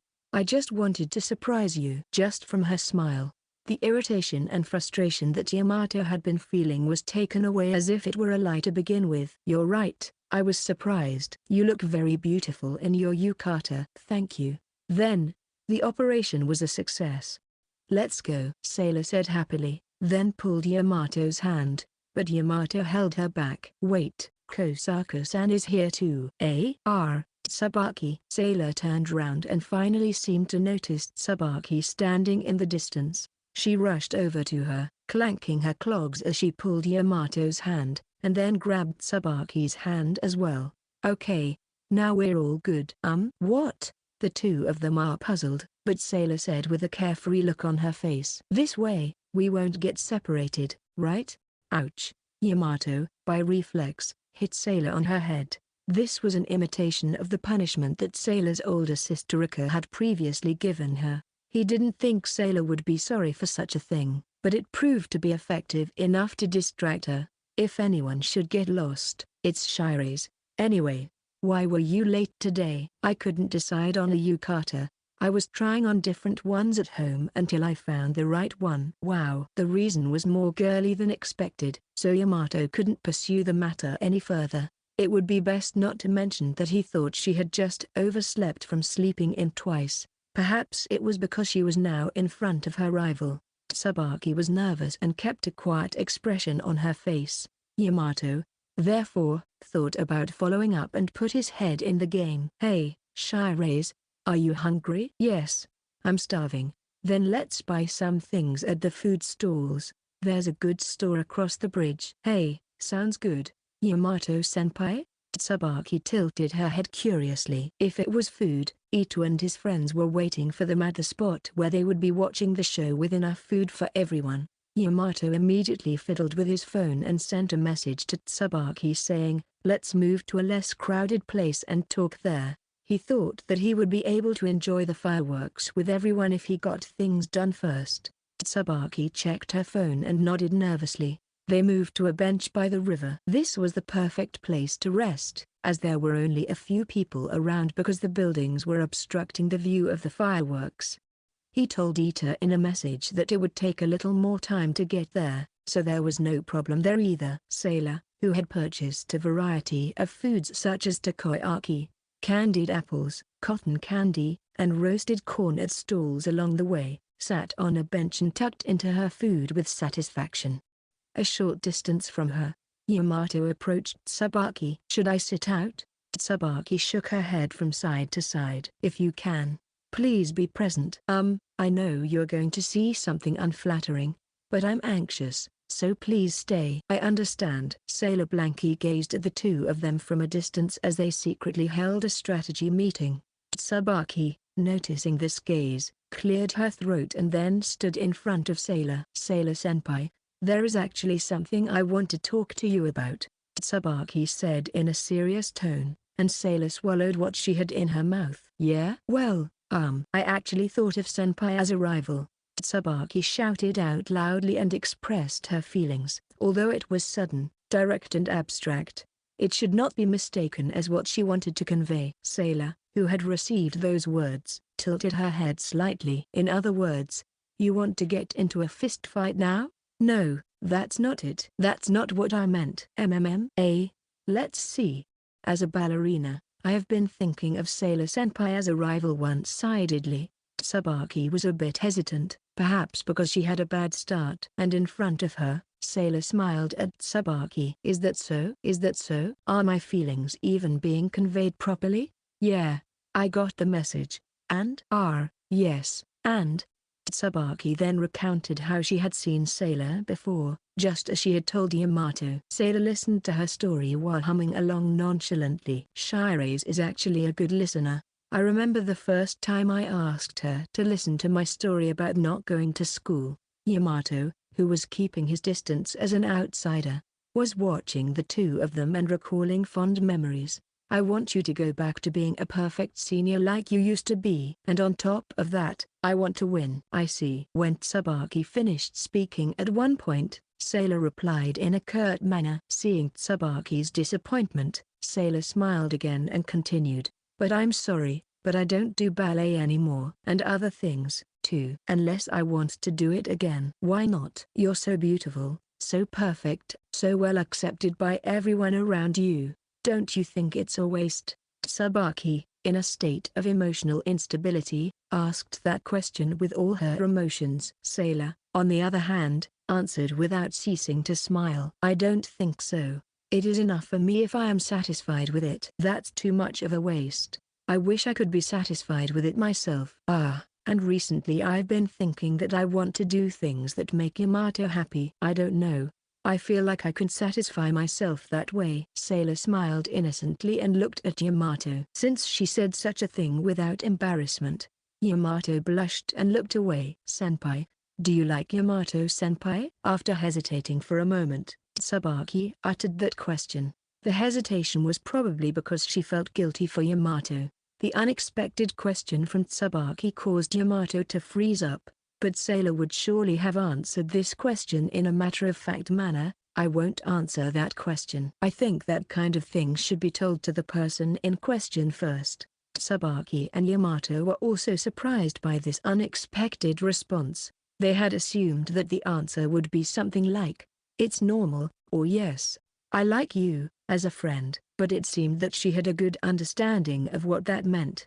When Yamato had previously asked Sailor about her romantic relationships, she had said she wasn't sure. But does that mean she understood now? The more Yamato thought about it, the more confused his mind became. "Hey." Yamato's mouth moved. Although he was supposed to be a bystander, an outsider, he was asking for an answer. He went on to say it. "Does that mean you can tell me?" Yamato could hear his own voice trembling. He didn't want to know these things in this way, yet, he couldn't suppress the urge to ask. Sailor stood up slowly and came toward him with her clogs clanking as she walked. Yamato almost backed away, but he kept standing in place with all his strength in his legs. When Sailor stood right in front of him, they looked at each other. It's not too late. It's not too late to stop her. These thoughts crossed Yamato's mind, but Sailor opened her mouth before he could do so. "Sorry." Hearing those words, his thoughts instantly froze. His vision shook and he lost his footing, even though he was standing still with all his strength. "I shouldn't have done that." That was the only regretful thought that popped up in his head, but time moved on without mercy. Sailor, in front of him, smiled. I still don't know much about love. Hey? A simple, confused voice spilled out of Yamato's mouth. But Sailor continued on without caring. I think I've told Yamato before, but those things still don't ring a bell with me. Oh, that. Yamato's brain was still not working properly, but he understood that the sorry she just said did not mean that she did not like him. With that, Yamato was deeply relieved. It was a big relief, but I do wish that our time could last forever as it does now, as is often the case in manga and movies. So there is no doubt that I care about Yamato. I see. I'm glad to hear that, thank you. I also enjoy being with Shiraise and wish this kind of time could last forever. Yeah, I know. They smiled at each other. Again, Yamato was deeply relieved. Although his head still felt like it was not working properly, Yamato was genuinely happy. It was not often that he and Sailor had an opportunity to talk about their feelings toward each other like this, so it was a little embarrassing. How impure. Then Tsubaki interrupted. Something was wrong with her. Her legs were wobbling and her face was bright red. It was obvious at a glance that she was agitated. Kokosaka-san? When Yamato called her name, Tsubaki glared at him sharply. No, this is not something I should be talking about. Tsubaki took a slow, deep breath, then turned to Sailor with a calm complexion. But thanks to you, I understand now. Yes? Even Sailor-senpai, whom I thought was perfect, has something she is not good at. The area became quiet at her words.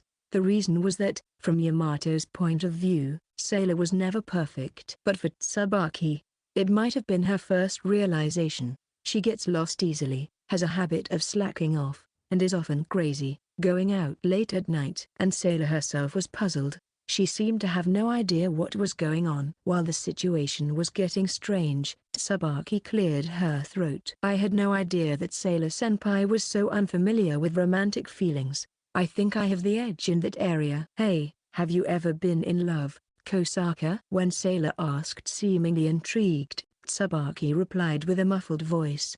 No, I'm not in a relationship yet. Then we're the same. Please don't lump us together. Unlike senpai, I at least know whether I am in love or not. Tsubaki fidgeted with embarrassment but still continued to assert her superiority. But now that she mentioned it, so Tsubaki has already been in love. Kosaka-san is surprisingly progressive, Yamato said, unintentionally impressed, and Tsubaki replied, turning her head down, her face bright red again. Oh, on that note, even Yamato-senpai must have his own thoughts on the matter, right? Yamato answered her question, feeling his heartbeat quicken again. Well, I think about a lot of things too, but being cautious is not a bad thing, right? Yes, if only to a certain extent. There was a thorn in Tsubaki's words, but Yamato decided not to worry about it. His feelings for Sailor. As Sailor said, it is an important matter. However, to give a name to those feelings, he felt that they were lacking in many ways. Above all, it was as if he had experienced being rejected, albeit in a pseudo way. Earlier, the regret and sense of loss he experienced at that time was more than enough destructive force to make Yamato cautious. He also had a premonition that things would not turn out well if he went ahead on his own. Anyway, Tsubaki looked up and continued as if to regroup the conversation. I'm fine now. I know it's rude of me, but I realized that I had overestimated Sailor-senpai. With this, the genius ballerina Kosaka Tsubaki is revived. Facing Tsubaki, who declared so with a smug look on her face, Yamato smiled and said to Sailor. So, it's pretty ragged. But is it okay? I don't think I'll be punished if I give you a deco pin or two now. I'm fine with it, as long as Tsubaki is back on her feet. Tsubaki's smile is so cute, which is even better. Really, Shiraise, how can you say such embarrassing things without hesitation?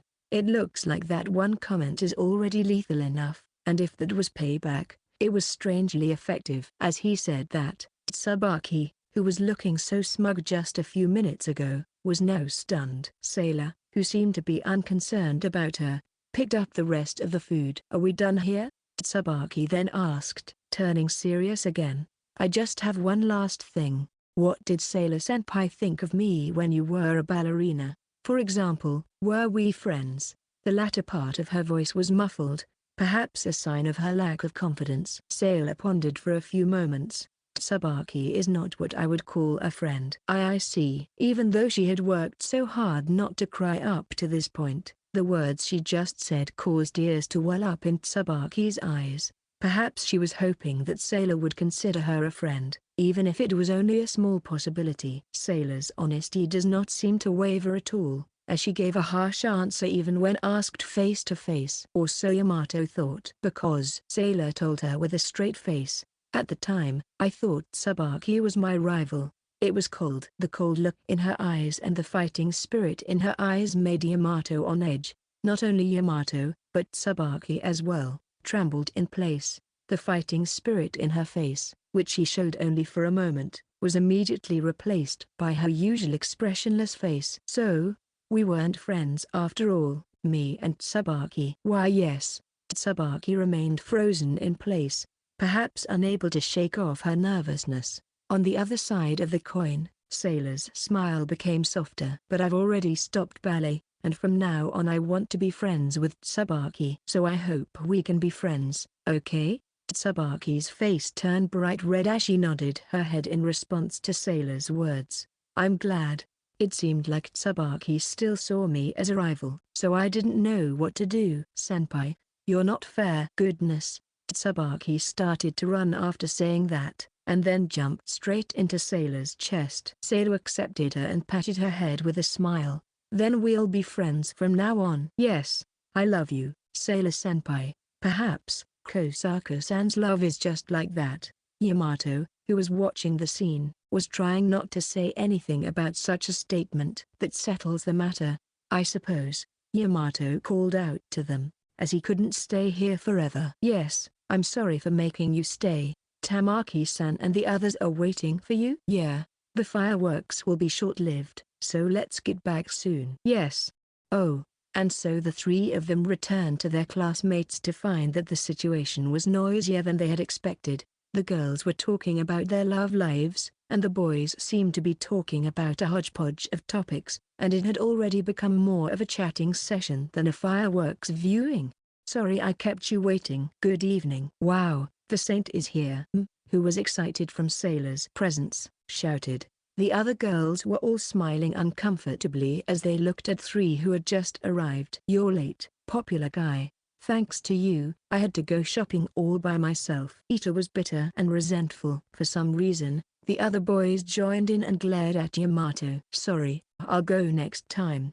"No, that's not good enough." Saying this, Ita pulled out a portable game console. "What will we do if I don't get rid of this grudge?" "We battle it out." Fight, fight, fight. These guys brought a game console to a fireworks show, a tournament of competitive games. The car racing type began among the boys, and even the girls joined in the middle, which caused it to get heated. As a result, the winner was Sailor, and Ita was half crying, saying, "I can't believe it." "Who? Doom." And so the final fireworks went off. Tamiya. Ita's loud, out-of-tune voice rang out, and the fireworks show came to an end as everyone burst into laughter. Chapter 8. Lonely Fire Sparkler. The way home was as expected, or perhaps a little more crowded than expected, and everyone headed for the station with their bodies drained of energy. After they managed to arrive at the station closest to the festival, they had to board the train, which was packed full of people. Tsubaki got off the train a little earlier and now the number of passengers gradually decreased as time went by. When they arrived at the station nearest the school, Yamato and Sailor were left alone with their other classmates, including Ito and Mei. That was hell.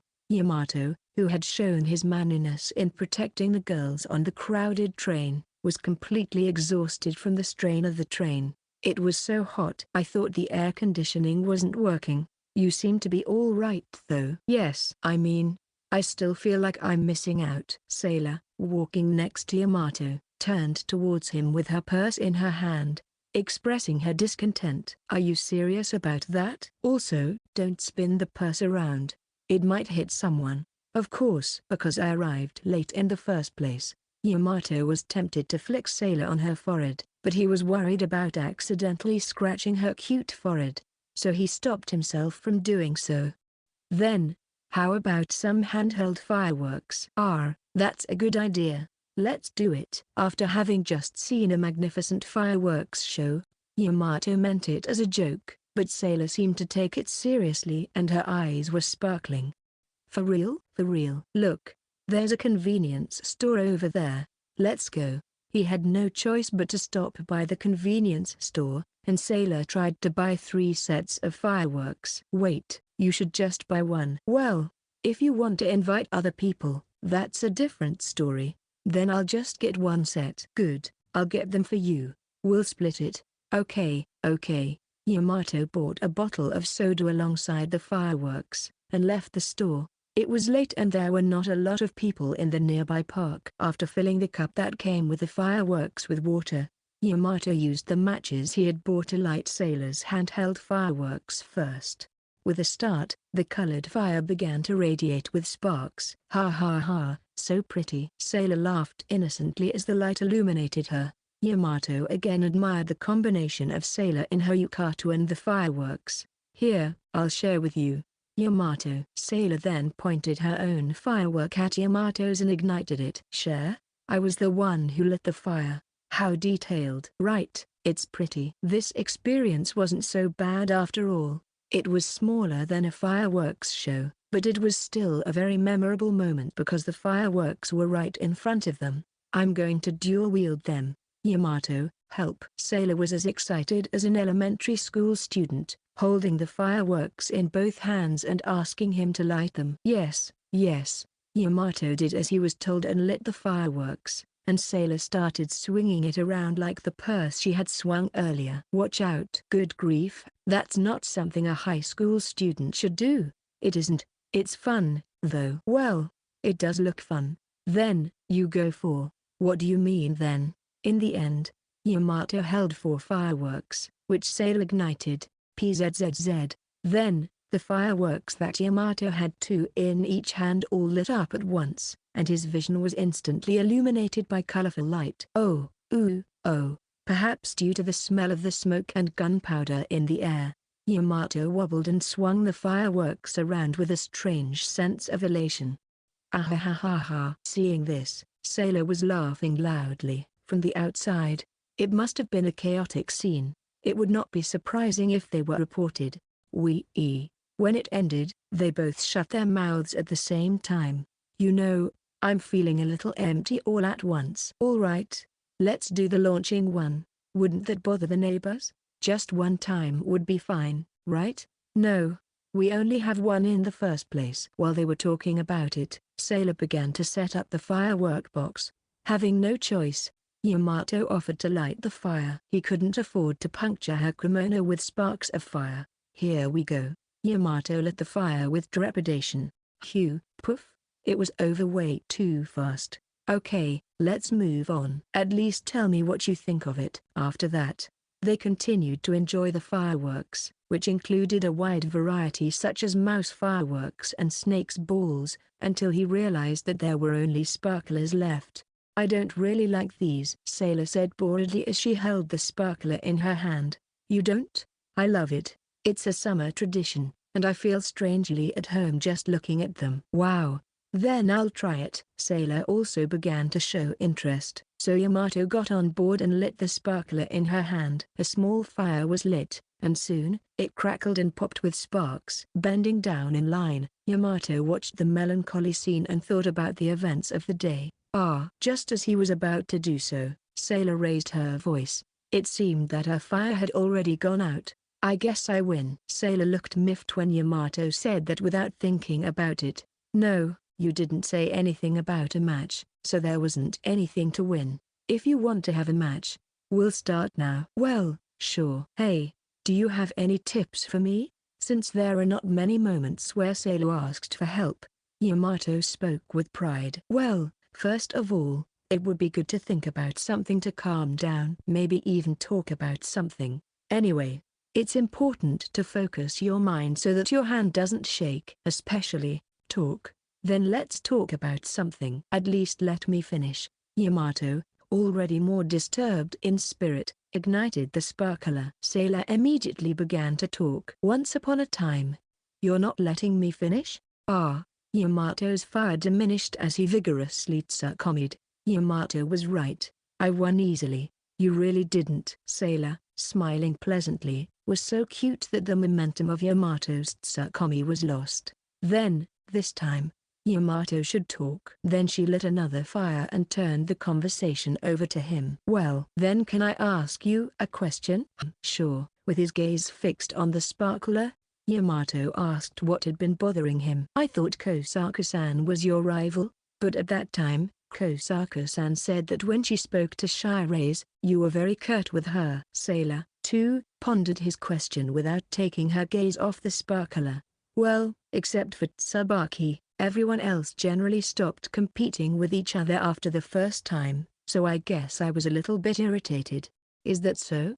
I'm sure that Shirase was overwhelmingly stronger than them. Well, yes, that's what they wanted. The tone of Sailor's voice was slightly lowered. Yamato reflected on the thought that perhaps it was something she really did not want to talk about. I'm sorry, I shouldn't have casually asked you just for the sake of my curiosity. No, thanks to Yamato, I became friends with Tsubaki. Thanks to me? When Yamato involuntarily turned his gaze, he saw Sailor's profile illuminated by the fireworks. Yamato's fire, shaking due to him being distracted, fell to the ground. I guess I lost, he said with a smile, but still, Sailor did not avert her gaze from her sparkler. Taking advantage of this, Yamato continued to look at her for as long as he liked, while he kept on hammering away. Soon after that, Sailor's fire also fell to the ground, and the area instantly became dark. I thought I'd last a little longer. But Yamato kept looking at me. Oh, it's my fault. It seemed that he had been caught staring at her, and Yamato did his best to hide his embarrassment. Then Sailor glanced at him. Yamato, you were pretty concerned about Tsubaki. You always tried to maintain our relationship, and sometimes I would see you two whispering to each other. So you noticed that? No, I'm talking about this. Again, Yamato lit the sparklers for both of them, and distracted Sailor's focus. Sailor returned her gaze to the fireworks and continued. I thought I shouldn't lose while I was learning, but when you get down to it, it's about performing at your best, right? So I didn't care about anyone else. The desire not to lose in the lessons one learned, that much Yamato could understand. It was more or less a competitive spirit that everyone has in their hearts. However, how many people could reach that point where they could face only themselves, without worrying about others around them? Sailor spoke of this as if it were a matter of course, but it means that she understood that if she fully exerted her ability, no one would be able to get close to her. Yamato didn't know if this was on purpose or not, but he couldn't help but realize again that she was a true genius. The pressure of having such an existence around one's self must have been immense. No wonder most of them lost the desire to compete with Sailor after the first time. In such a case, Yamato's feelings were more connected with those people. Although he could understand the feelings of the genius on Sailor's side, he could not sympathize with her. But now was the time to listen to Sailor's side of the story, so Yamato desperately pushed aside his feelings of confusion and listened to the rest of it. I was facing myself like that. It was like that all those years. I rarely had fun, and I didn't like practicing. Sailor faced what she didn't think was fun. It was hard for Yamato, who only had contact with the Sailor of the present day, to imagine that. Sailor continued, both nostalgic and melancholic about her distant past. I was rewarded a little when I won first place in a competition. I could feel that I had beaten myself, and when I reported it to my grandfather later, he praised me. I even used to go to that amusement park to relax when I was having a hard time. So that's why I didn't care about other people, but Tsubaki was always with me, always challenging me. These words were unmistakable proof that she recognized Tsubaki as a rival. Sailor's mouth twisted slightly in an expression akin to irritation. I thought Tsubaki was a pain, and when she narrowed her focus to ballet, I was aware of it. I wondered if she thought she could beat me in ballet. Even Shirase can be conscious of someone. Yamato was surprised to hear such words from her own mouth, thinking that he might be jealous. He turned his attention to the fireworks to calm his feelings, but then, their sparklers fizzled out at the same time. Regardless of this, Sailor opened her mouth, I don't know what people around me thought of me, but I myself have always been full of it. Did it ever occur to you to turn to someone else? Someone around you? Besides your grandfather? Yes, I did. However, I didn't think it would have any positive effect on my performance. How stoic can you be? And clumsy. Of course.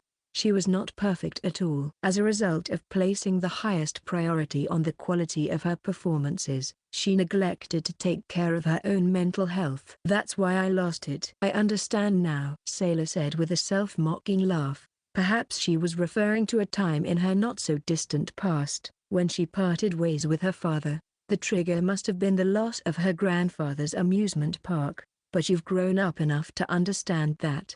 Haven't you? Impressive. After saying this from an outsider perspective, Yamato lit their sparklers again. Fufu. That's right. Maybe it was thanks to Yamato. Stop. I'm embarrassed. I'm sorry I said that, so please forgive me. Ahaha. The sparklers were burning brightly and healthily, and Sailor was smiling while feeling satisfied with such a moment.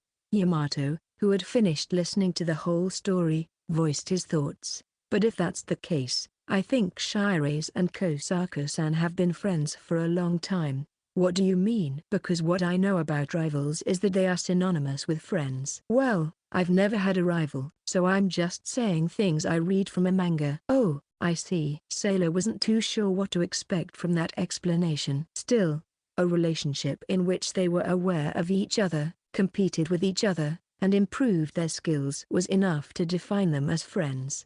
Hence, Yamato continued in a bit of a huff, in short, I wasn't exactly Shirase's first friend, as your grandfather said. When Yamato smiled to himself, Sailor grinned wryly. I'm jealous. You're so cute, Sailor said teasingly and pinched his cheek. Shirase is such a s, rubbing salt in people's wounds. Good grief. What's with the I don't have the personality to be lumped in? I feel like punching the me in April for telling Shinjo that with a smug look on my face. Yamato was surprised to hear her say that he was cute while Sailor had a look on her face that said, "Who's Shinjo?" She then immediately said, "Well, it doesn't matter. But I still feel that Yamato and Tsubaki are different. It doesn't make sense to me that we are friends." Well, you weren't aware that Kosaka-san was your friend, and I've simply spent more time hanging out with you than she has. I think it's fair to say that I'm a better best friend than she is. It was embarrassing to label himself as a best friend, but the desire to be thought of as special, rather than being treated in the same category, won out. Yamato felt bad for Tsubaki, but he had no choice in the matter. But Sailor still didn't seem to get it. I guess, I still don't know, but it doesn't feel right. Yamato, somewhat disheartened by the denial, half-heartedly replied, "Ugh, I see. Then it's simply because I'm a boy and she's a girl?" Maybe that's it. Yamato doesn't hug me. Is that normal? Eh? In a spur-of-the-moment reaction, his sparks flew into his knee. Because of this, Sailor was once again the winner. But Sailor's attention didn't seem to be on the fireworks. Yeah, something feels right. What's right? Yamato asked, concerned about the hole in the knee of his pants. And Sailor turned to him and said, Yamato is, after all, a boy. On the contrary, I wasn't treated like a boy, was I? No, it's not that. Well, okay, let's give it a try. Sailor then let go of the sparkler, got down on her knees, and hugged Yamato. Hey? Suddenly, only Yamato's surprised voice echoed in the night darkness. Yamato fell on his back as he recoiled from the powerful hug and tried desperately to think, but it was no use. His mind was already occupied with the soft touch and sweet smell. The long but short time of bliss came to an abrupt end. I get it, Sailor said calmly, and then she moved her body away from Yamato and looked at him. What exactly did you get from that? Yamato asked, half distracted, and Sailor nodded happily. Yeah, it was kind of calming. Also, I was a little nervous. It's normal, one would be nervous if they were hugged by someone of the opposite sex. In fact, Yamato was still nervous. In addition, he was also nervous whenever Tsubaki and Mei made skin-to-skin contact with him. However, this was proof that Sailor recognized Yamato as a member of the opposite sex. Saying that he should be pleased would be an understatement. However, the feeling of calmness did not ring true for Yamato. At least he was beginning to suspect that there was still some aspect of him that she could not see as a man after all. However, Sailor was not convinced by Yamato's reaction. "No. I wouldn't think of hugging a boy other than Yamato. I don't think I'd be like this either even if I did." "Oh, what about Yamato? Did your heart beat faster? I've been telling you for a while now." "Of course it did. Don't ask the obvious." When Yamato looked away in embarrassment, Sailor smiled softly. "I see." Satisfied, Sailor stood up and offered her hand. Thank you." Yamato took her hand and stood up, but realized there were no more sparklers left. "It's over." "I guess so. It's my win." Looking at Sailor, who was smiling and showing off a V-sign, winning or losing didn't matter to him anymore. Yes, it's my loss." "Sparklers, I think I'm starting to like those. You really have a great personality. I'm going to throw away the leftovers." After saying that, Sailor left to throw them away. "Phew, goodness," Yamato sighed.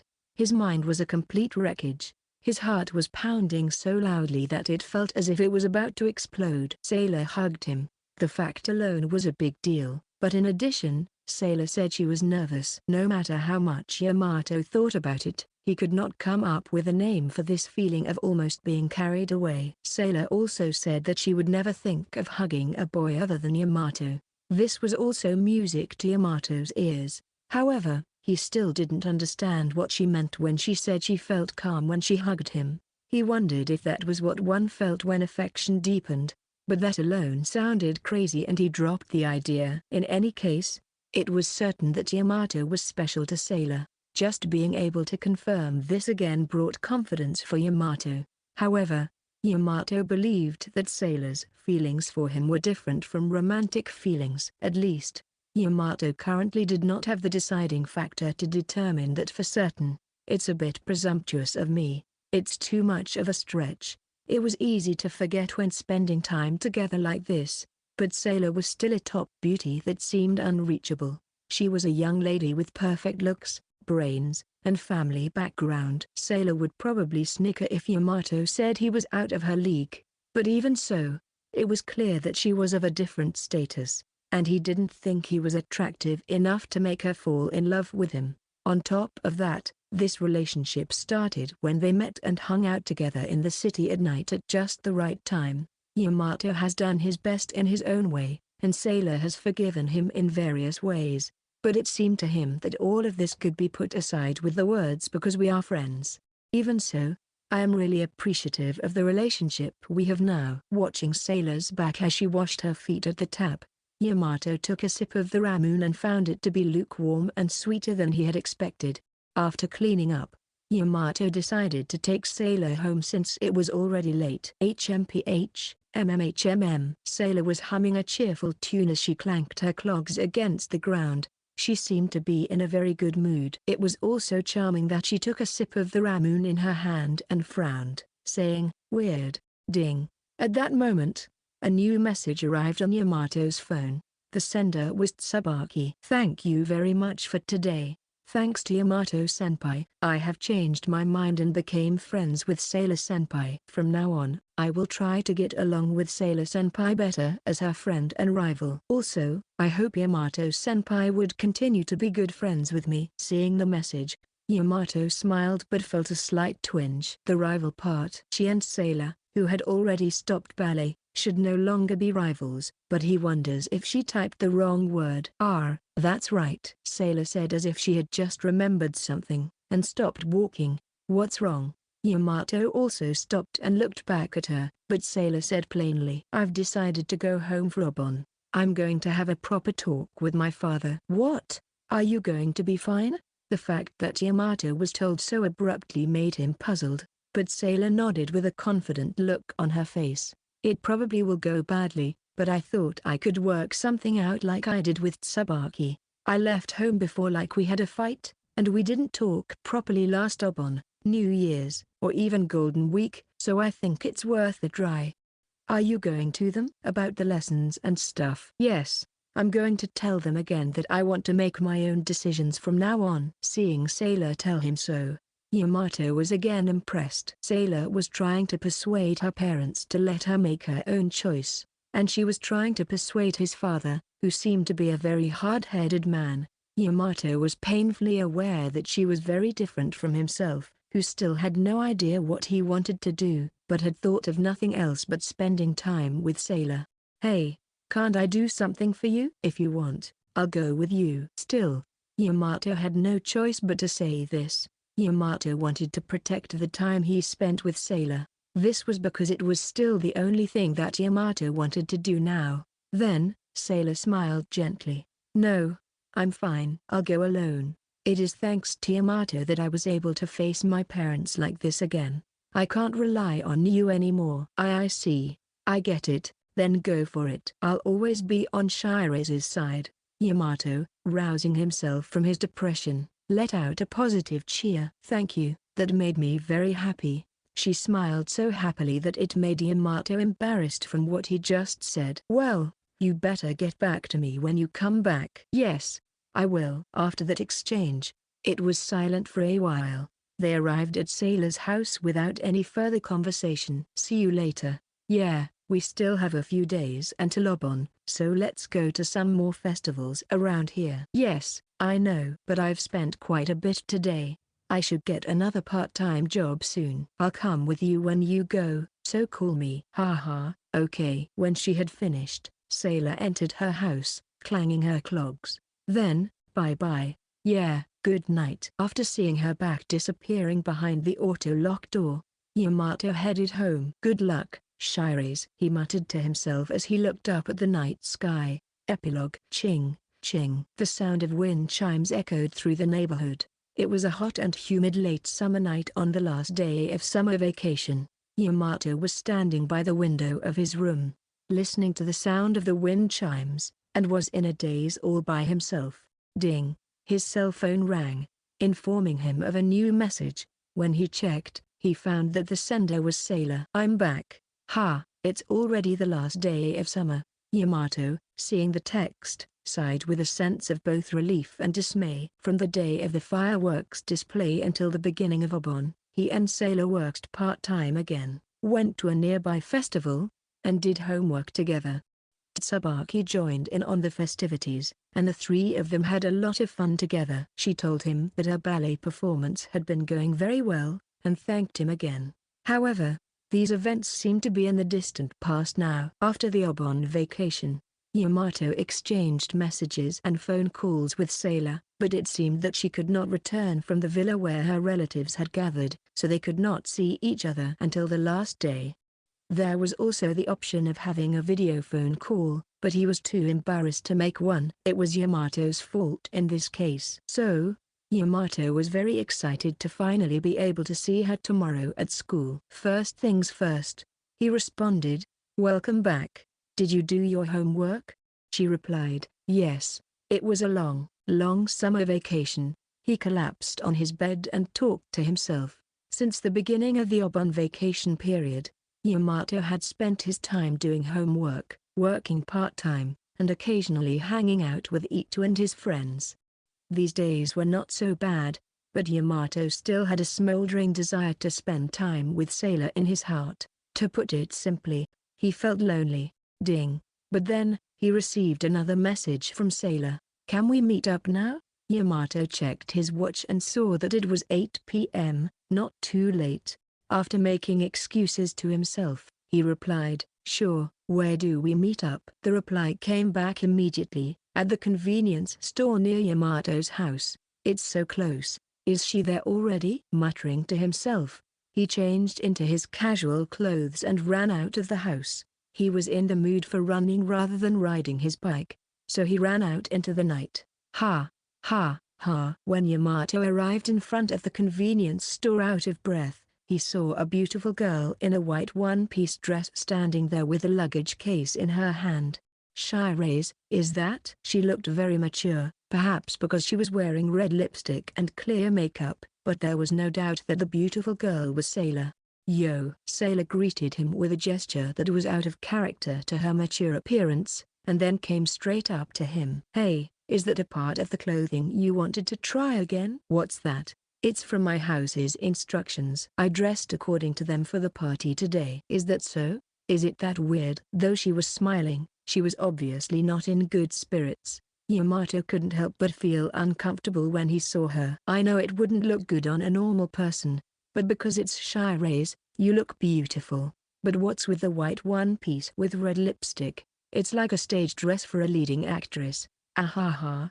You still think it's weird? Saying that, Sailor moved even closer to him. Then she put her forehead on Yamato's shoulder. I'm tired. Let me recharge. I'd be happy to let you if you're okay with me. Yamato was still excited because it had been a long time since they had seen each other, but Sailor was clearly different from usual. It wasn't just because of the way she was dressed. She looked somewhat weak and vulnerable.